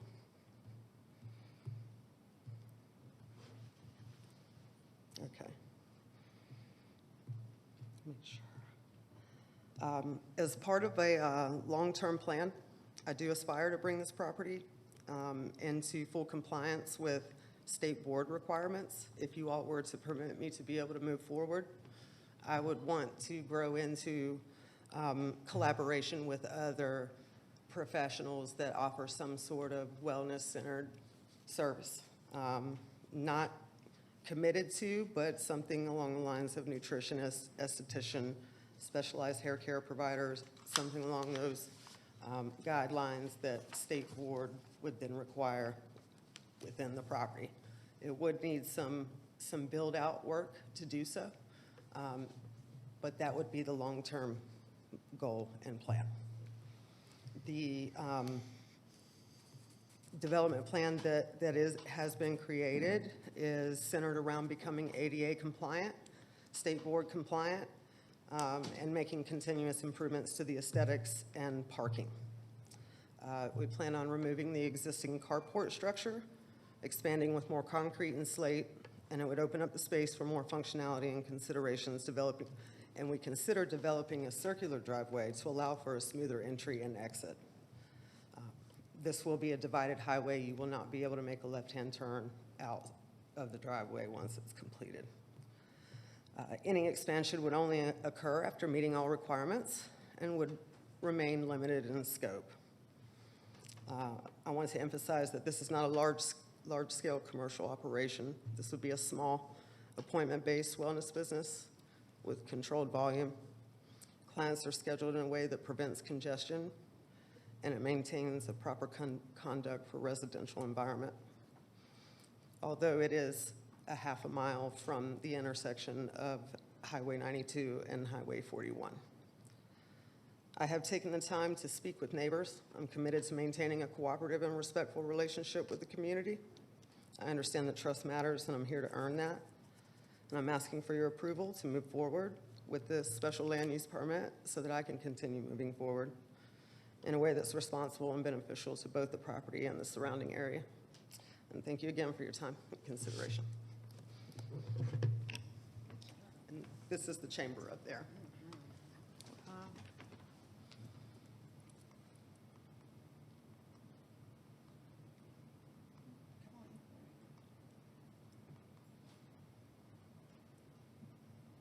Oxygen concentrators. This is the current image of the property. I will just interrupt you. We are out of time. Yes, ma'am. But it sounds like you do have a few more things to show us. Is that correct? Or have you completed your Just agenda? that I've completed my presentation very nervously, by the way. But the images speak more than I can speak. Sure. Do you have additional images? Yes, Let's ma'am. let's give you one more minute on the clock Okay. to finish up that for us, Okay. please. Okay, your time has started. You've got it, thank you. This right here is the concrete driveway, not really a driveway, it's a parking pad currently because we're not exactly sure where the DOT is going to start and end in the easement off of the roadway. But this has always been a part of step one of the expansion to having effective parking for myself and potential clients. I did wind up pouring about 8,000 pounds of gravel to make up for its lack in functionality right now. Future concept, AI helped me a little bit with a potential circular driveway. Not sure if it would go around the back. There is a much larger backyard to this property. And that was it. Thank you. All right, thank you very much. Yes, ma'am. We may have additional questions for you. I don't believe we have opposition. Is that correct? Okay, so you could probably stay right there for just a minute. This is in District 1, so I'll turn over to Commissioner Bloin to lead our discussion. Thank you, Chair. So First of all, you do a beautiful job of landscaping and such. Do you hire out for that at all? I did not. I've done all of the work myself, thank you. Great job. That's awesome. Thank you. So just walk me through, let's go back to the equipment if we could. Yes, sir. So I'm not familiar with some of these things. Can you go back to the tank, first of all? I sure will. Do people actually get inside the tank, or how? Yes, sir. Yeah. The picture doesn't do it justice. It's about 8.5 feet long, 40-inch circumference. It was really fun getting it inside. But you do get in it. The individual is able to lay down and relax. All of the controls can be taken care of from inside or outside. So I'm able to get in it on my own. And the setup is, you've got the chamber itself, you have an air conditioning unit, a compressor, a CO2 scrubber, and 2 additional oxygen concentrators to make sure that we have optimal efficacy with purity. And who monitors these things to make sure they're functioning properly and nobody explodes inside there or something like that? Yes, sir. That's a good question. This particular company that I'm endorsed by, I have accreditation through Oxygen Health Systems themselves, but I also attend I guess it's also an accreditation, but it's a membership with Andy International, and that is a company that they're focused solely on hyperbarics, and they're available to me if I need them at any time. They required that I was able to install and demonstrate that I could operate the machine safely.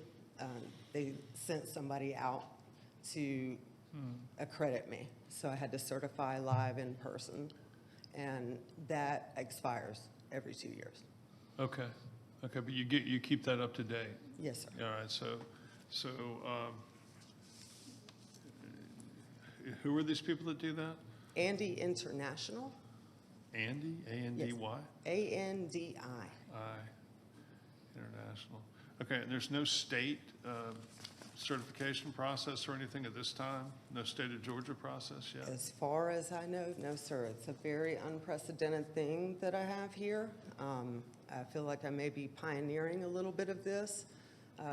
Nothing against if someone buys one and wants to put it in their house, but when I wanted to step up and begin sharing it with people, I wasn't able to find a whole lot of information. But So this third-party inspection would be once every 2 years? Yes, Is that sir. it? Yes, sir. You think that's sufficient to keep folks safe? Yes, well, I do have the Oxygen Health Systems, the endorsement from the actual manufacturer. They're on call as well. If I have any issue with the machine, it has like a lifetime warranty that it came with. Okay, then you had some other, it looked like a phone booth, but I'm sure it's not. It's a sauna, yes, sir. It's a sauna. Okay, Yes. let's go to the sauna. All right. Those are a little more common, huh? Yes. All right. It looks a little smaller. It's almost like the nook in the room was Right. made for it, so Right. it's tucked back in there. Okay, so other than sauna treatment and hyperbaric treatment, are there any other treatments you intend to provide? Not currently. Okay, I do- so red light therapy, so that's part of the sauna? Yes, it is. Yes, sir. Okay. All right, It so- actually does full spectrum. So there are you're not going to be selling any supplements or substances of any kind? No, sir. Okay.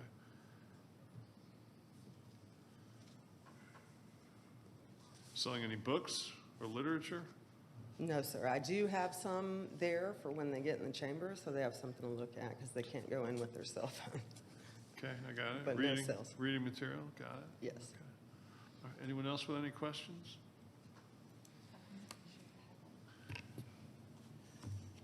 No, I just, I'm just the little I know about this space, I would assume this is a very big investment you've already made Yes, in ma'am. this equipment. So tell me about the business as of today. Has it started? Were you already in this space using this equipment? Or did you just make the investment and say, hey, let me start? You know, where are we on the spectrum of actually conducting business? I understand. My grandmother inspired me, and I went through a traumatic loss. So when I lost my dad, he died accidentally, and I got a large sum of money. So I wanted to honor him, and the way that I had a spiritual experience with how it kind of evolved. And my grandmother, she had purchased the same chamber and had phenomenal results, life-changing. And I was inspired, and I wanted one, decided to buy one. We put it at the house, but everyone wants to participate. So I saw an opportunity to be able to share something good and give it to other people. There's not a lot of education on this particular industry or what it can do and what it has to offer. Not actually fully operational now. I do have friends that I could consider clients right now, but I've been holding back, waiting on the process to get licensed and follow procedure. Okay, thank you. Did you mention, are you living in this property? I am. Okay, do you Yes. intend to continue living there, or is this I do the goal? not. Okay. Yes. The goal is to move it to a full Correct. business at some point? Yes. Okay. I'm So, working about 80 hours a week there, so it was okay to live there, but we hope to grow into full function 100% of the property for business. so is the goal then to eventually rezone the property? Yes, if that's what I would be advised to do, yes, ma'am. I was told this would be 2 years. I may need to reapply then and go through all the motions to handle it in a timely manner to rezone completely. Yes, ma'am. That makes sense.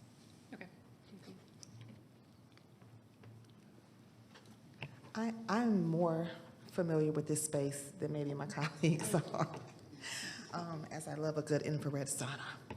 And I've actually done a hyperbaric chamber once, so. Okay. Yes, and I was interested in stem cells, so I'm familiar with all of the things. With respect to, so it sounds like you're doing a wellness center? Is that correct? Yes. The language is very questionable in this Okay. industry. I do not want to flag anything that says medical, that says treatment. I'm really focused on the preventative measures. Okay. But it does tend to attract people that are dealing with some sort of diagnoses. You did mention your future plan to have other services like esthetician, hair care. What was the other one that you mentioned? There's been a couple options I was looking at, but the esthetician, I have a network friend who owns a company and has talked about collaborating. Also a chiropractor, specialized hair like keratin and balayage. With the current footprint of the place, how large is it, and are you planning on expanding the square footage to accommodate for some of those other services? And then how is there a plan to separate them, one service from the other? Because I imagine hair care and estheticians' needs are going to be different than infrared hyperbaric chamber need, and chiropractor even. Yes. So what's your plan for expanding? What's your timeline, et cetera? Okay. Well, I have not made a commitment. I am letting the spirit lead me on that one, whether or not when that time comes as to who may need to utilize what I have to offer and vice versa. The space will accommodate the two options, two industries, if you will, two businesses, or a third potentially, by splitting the property in half. It's right at 1,200 square feet right now. it has the floor plan, which I have right here, matter of fact, would make it where I could reinstall an exterior door. John actually closed it in and put a window there, but there is already a cutout for a separate entry on the left-hand side of the 13-foot by 10-foot bedroom. And then, so that side of the house would be up for grabs for potential space for another professional to come in. And I could probably put a door in the hallway to separate them if I needed to have them where it was completely separate. In my mind, I kind of think clients can feed clients. You have somebody that's interested in this, they might be interested in this.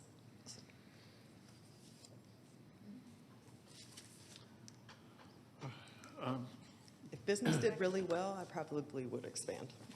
Hours of operation?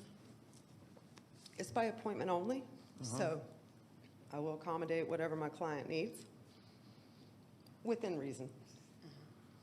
Okay. Oh, ma'am, you asked about the timeline. I entered into a lease purchase agreement with John, so I locked in at the sales rate that he had listed at that time. I put some money down that is sitting in escrow. Give me an opportunity to see if I couldn't get this going. If I can, we close on the house. I take ownership of the house. Continue the process to rezone or evolve. 2 years is what the option is that I bought. I have a third-year option. If it doesn't happen within that time, I can purchase an additional third year. When did you enter into your option? June of last year. Okay, so you have a little over a year left. Yes. Okay, thank you. You're welcome. Mr. Peterson, staff initially thought not a great idea, but can we kind of work through that and the why and see what we can do? The staff recommendation was to deny the request, based on the character of the area, which has no commercial uses adjacent to the property. And number two, based on the future land use map, which anticipates it to be very low density residential. So we just didn't want to place a commercial use here that could possibly have a spreading effect. So can we go to a map? Can we get a map up that shows everything around there and see what we can do about that? We have a master landscaper here.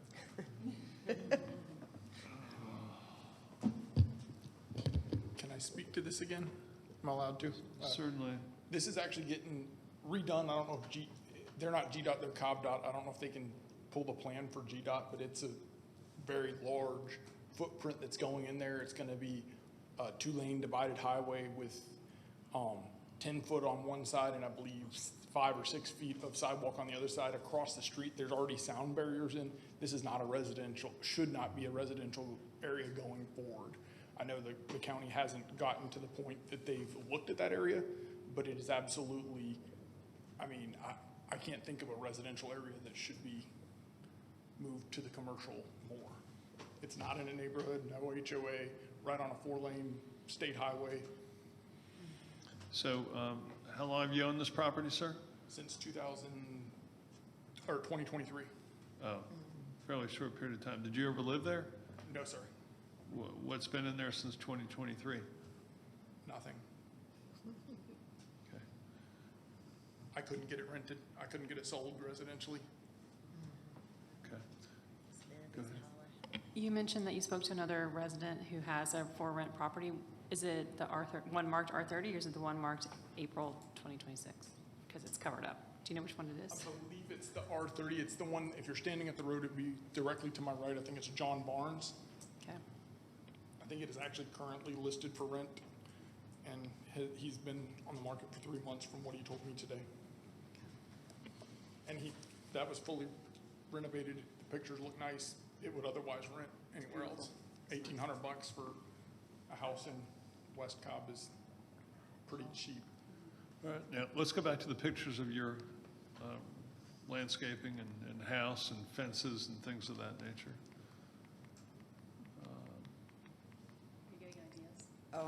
I went the wrong way. This is upon acquisition Right. of cleanup beforehand. Right? This is a current view. Okay. So my concern is principally as to the residential neighborhood behind you that Which she has not. you know, I think can well be maintained as residential, but we, just concerned about the integrity of that zoning. And I see the fences here. What, the purposes of the fences are what? To have like a dog in the backyard, or what? I believe it's just a little bit of privacy for the occupant of the home Okay. with all the cars. That was an attempt to make it inhabitable by residential use Okay. prior to her coming into the picture. All right. Do we have Didn't get something that, tenants, do we have something that shows the area adjoining the subdivision behind it?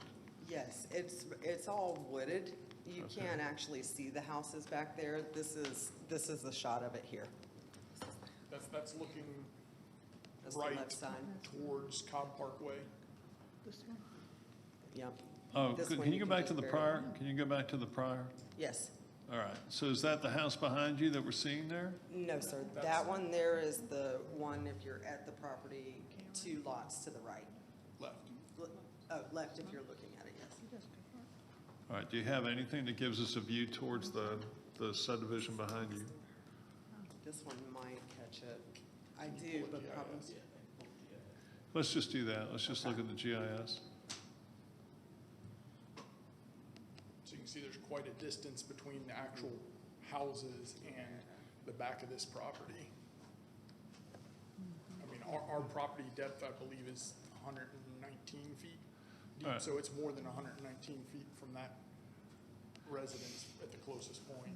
Right, and yeah, I see there's Closer to a big distance there, but what we're also seeing doesn't suggest very much in the way of trees or anything in the back.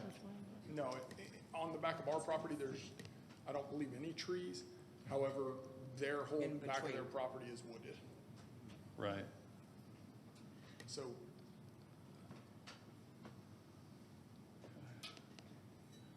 So, sorry. Go ahead. So as far as the highway or road expansion, based on your property line, I see the right-of-way there. I would assume that they would be expanding out. So you would lose what you consider a driveway today. I anticipate correct. There's most not of that would be gone, or do you know any more details about that? that would be on GDOT. We went off Yeah. the GDOT plans. It's already all planned. It's approved. They're under construction currently.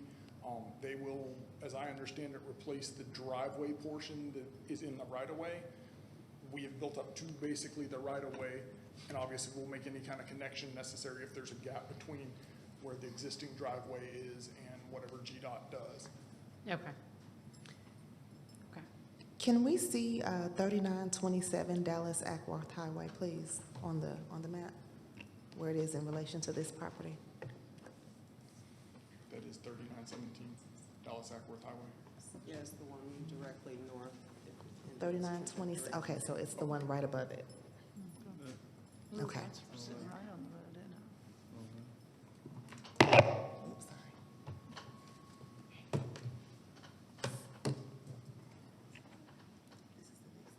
Go ahead. Sure. Between you folks. Can I ask a question?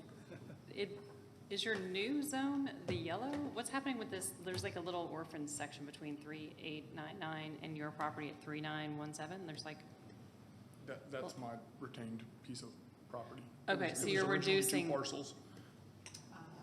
okay.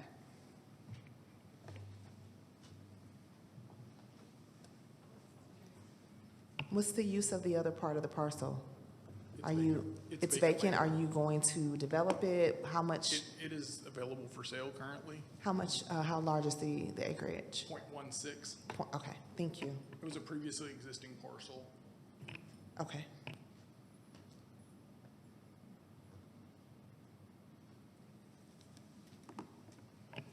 Is that a parcel that you are considering purchasing since it's connected to your current parcel? We have discussed a couple of different options. We have discussed a couple of different options considering what were to take place. That is an option, especially if I were to be able to expand on the other side of the business, where if we were to create a circular driveway to make it easier to park, whatever it may be, that if I can afford it, I may do that. Or I may, if he were to attain a potential buyer and they wanted to expand a bit, I'm also negotiable to allowing part of that side of the yard to go, to expand that empty lot to one big enough to accommodate someone putting a small home there or something like that. Not objective to either one. The property's been on the market for about a year, and I have not had anybody seriously consider buying it as a residential piece of property, which it's currently zoned.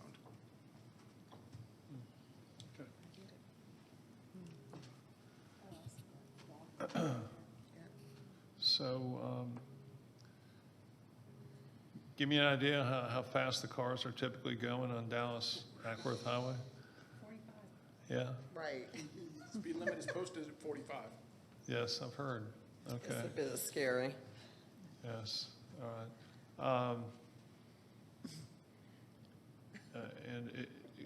Let me go ahead and ask some questions of the DOT then. So you can have a seat for just a second. Okay.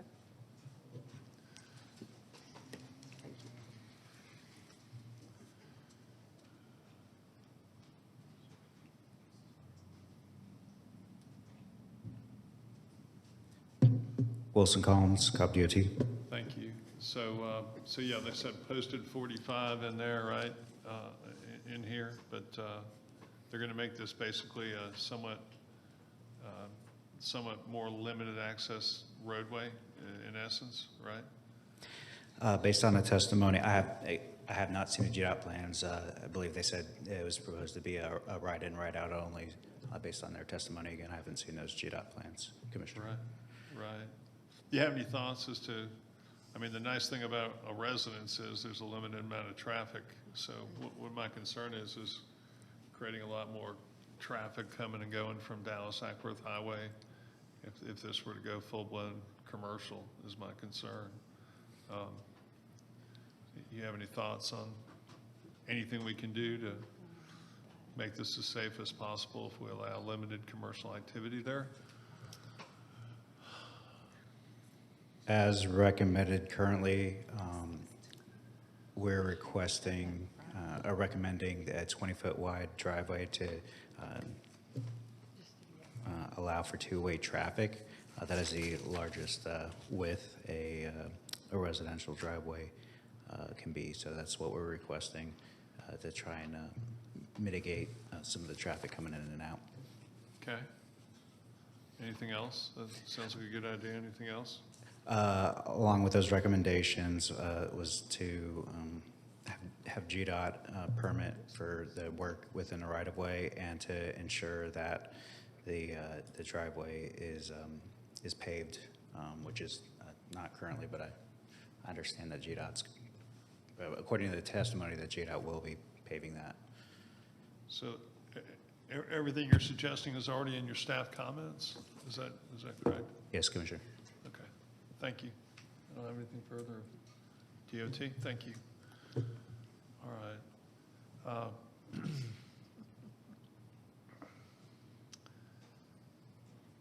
So just to turn to my fellow commissioners, my thoughts were to try something here, but limit the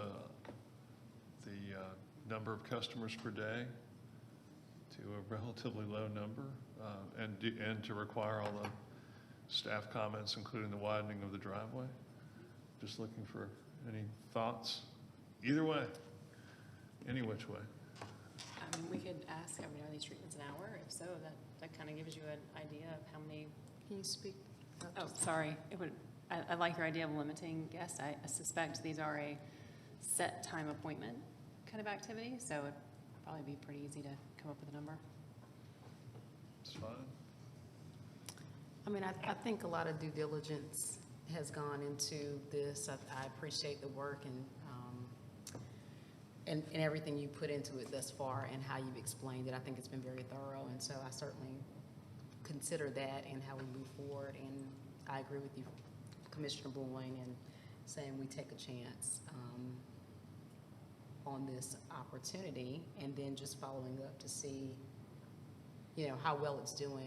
Because you've let us know that you have you plan to expand. I think that's what we'd like to see as we move forward.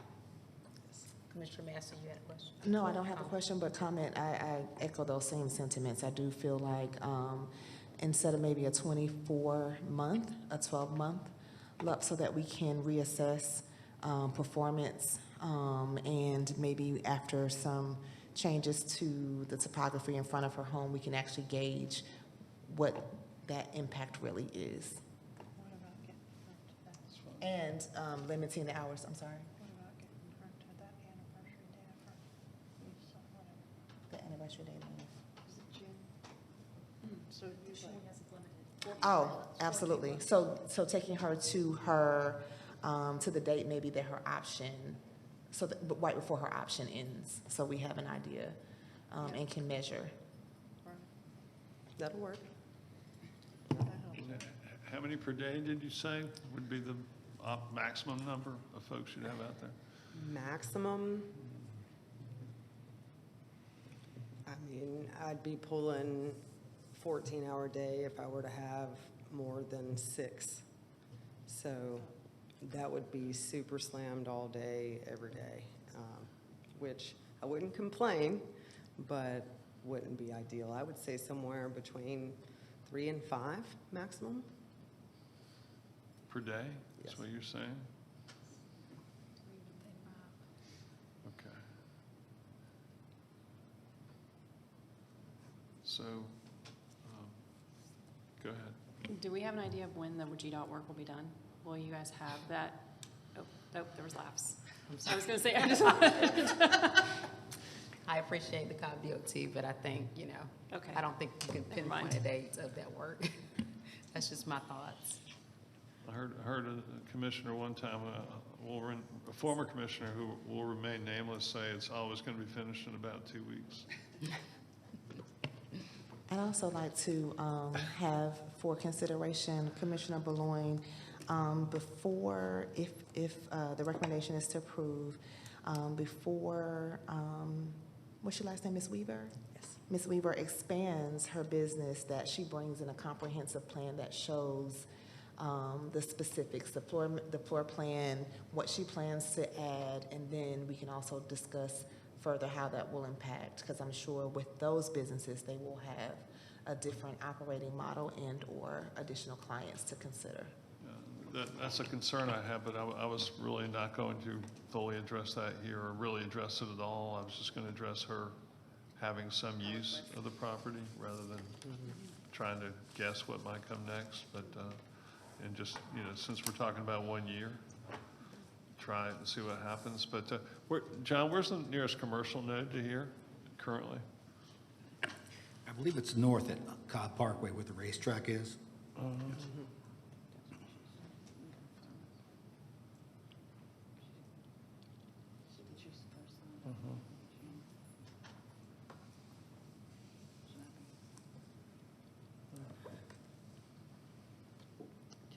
Thank you. The various red is that city? No, the red part is under commercial of the GC? county. The gray lightish area is the city of Ackworth.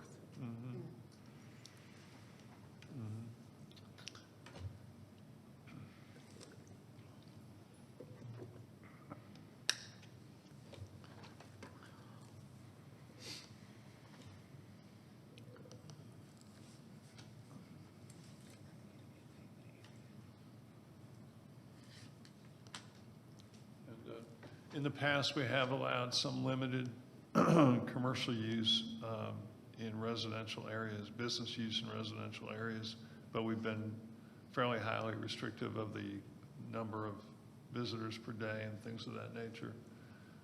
Is that a fair summary of the? Yes. Okay. All right. Well, I'll go ahead and make a motion to recommend approval of the request, but limited to 12 months, solely for the purposes of providing wellness services in the specific form of hyperbaric chamber treatments and sauna treatments. And that includes, what was it called, red light? Infrared treatments. Those treatments only at this time. No sales of any supplements or substances of any kind. Hours of operation limited from 7 a.m. to 9 p.m. Limit of no more than 2 people, two customers at any time being present at the property, and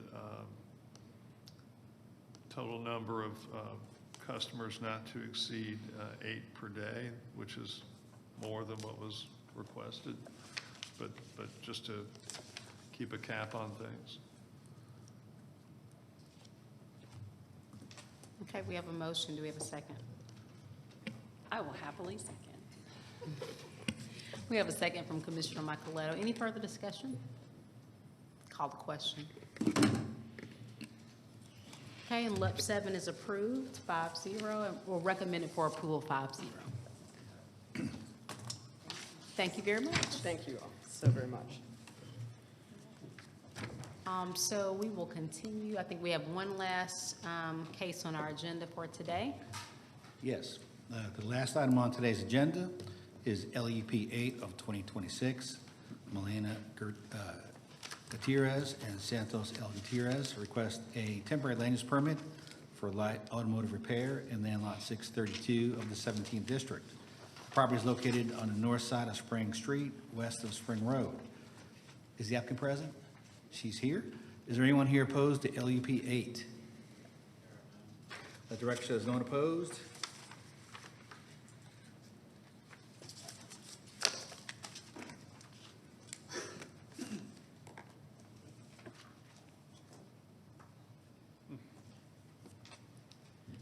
Good afternoon. Good afternoon. Please My name state- is Kim McReynolds. Okay, thank you so much. You can continue. You have 10 minutes to make comments. Thank you. This property at 1719 Spring Street was originally a commercial property. And when my client purchased it in 2025, they found out that it had converted back to residential. When they purchased the property, it had all the improvements on the property, that being an oversized detached garage, as well as a small warehouse in the back, as well as a residence up front. They have done no improvements. What they are proposing is for slingshots, one at a time, to be brought on the property and to be pulled into the oversized garage that is in the back, that is totally covered by the permanent structure, which is the living residence up front. So therefore, you wouldn't be able to see it. The driveway has enough length that it's plenty of turnaround and everything, since it was originally commercial.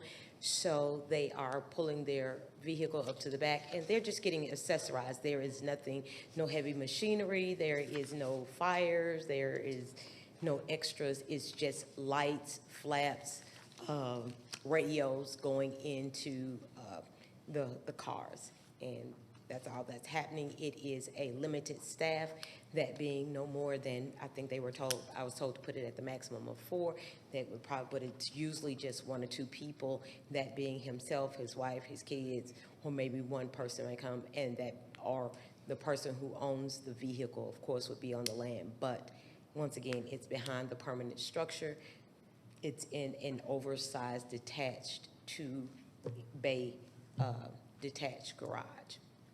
And we are hoping and praying that because everything around it already has commercial, that being fireworks and everything else surrounding this property, that this also will be allowed to have their business in the very back of this particular parcel of land.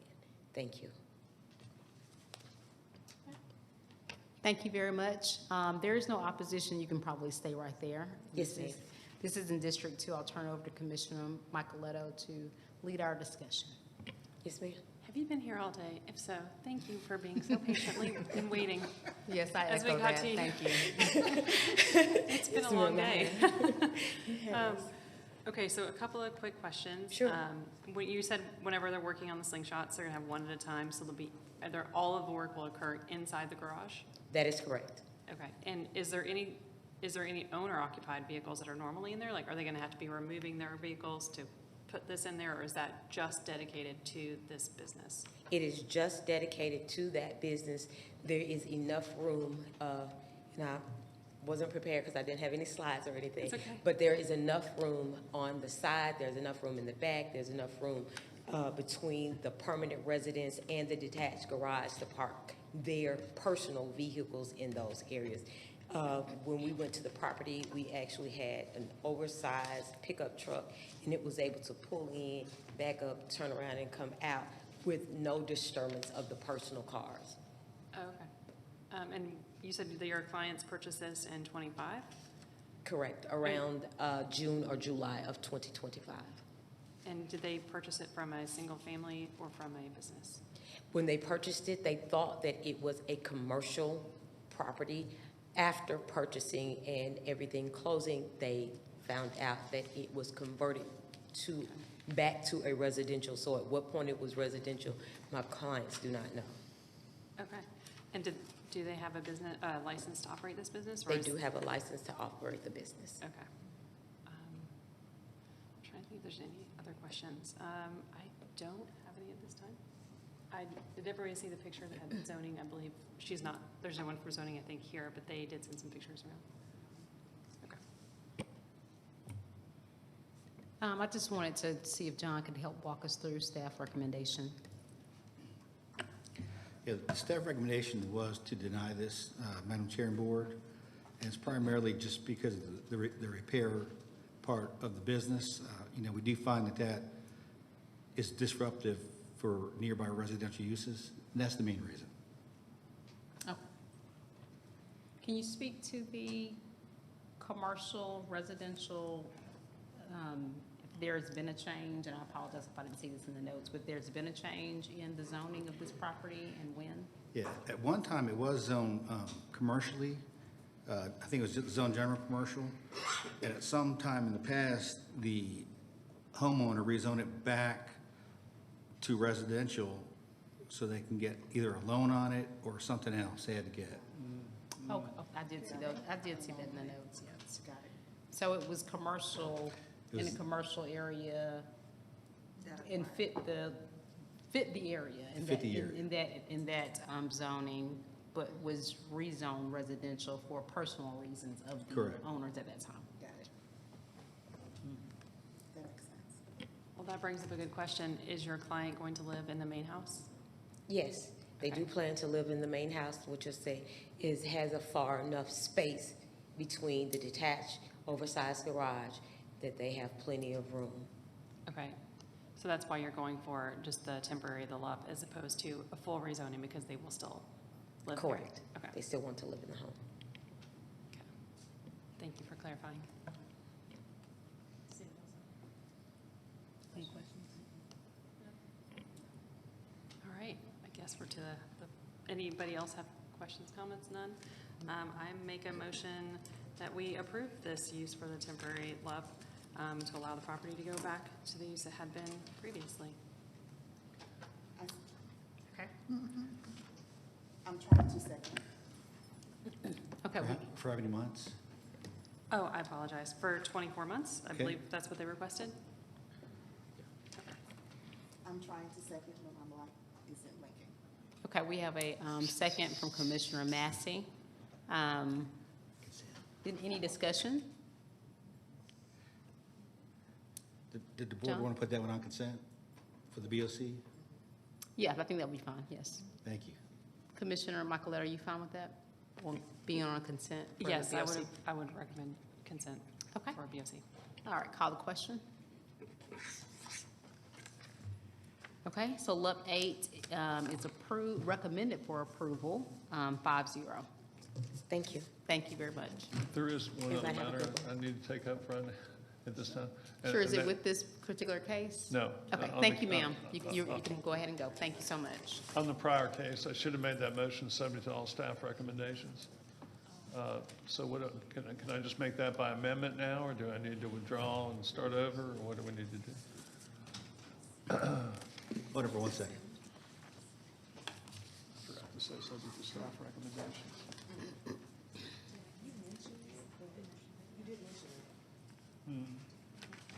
What case was that, Commissioner?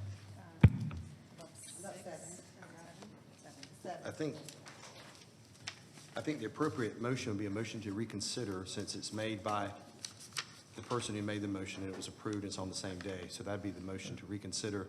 You'll vote on that motion, and then he will move to amend the previous motion and stipulations to include those comments. There'll have to be a second to that and another vote. I believe that's the most appropriate method.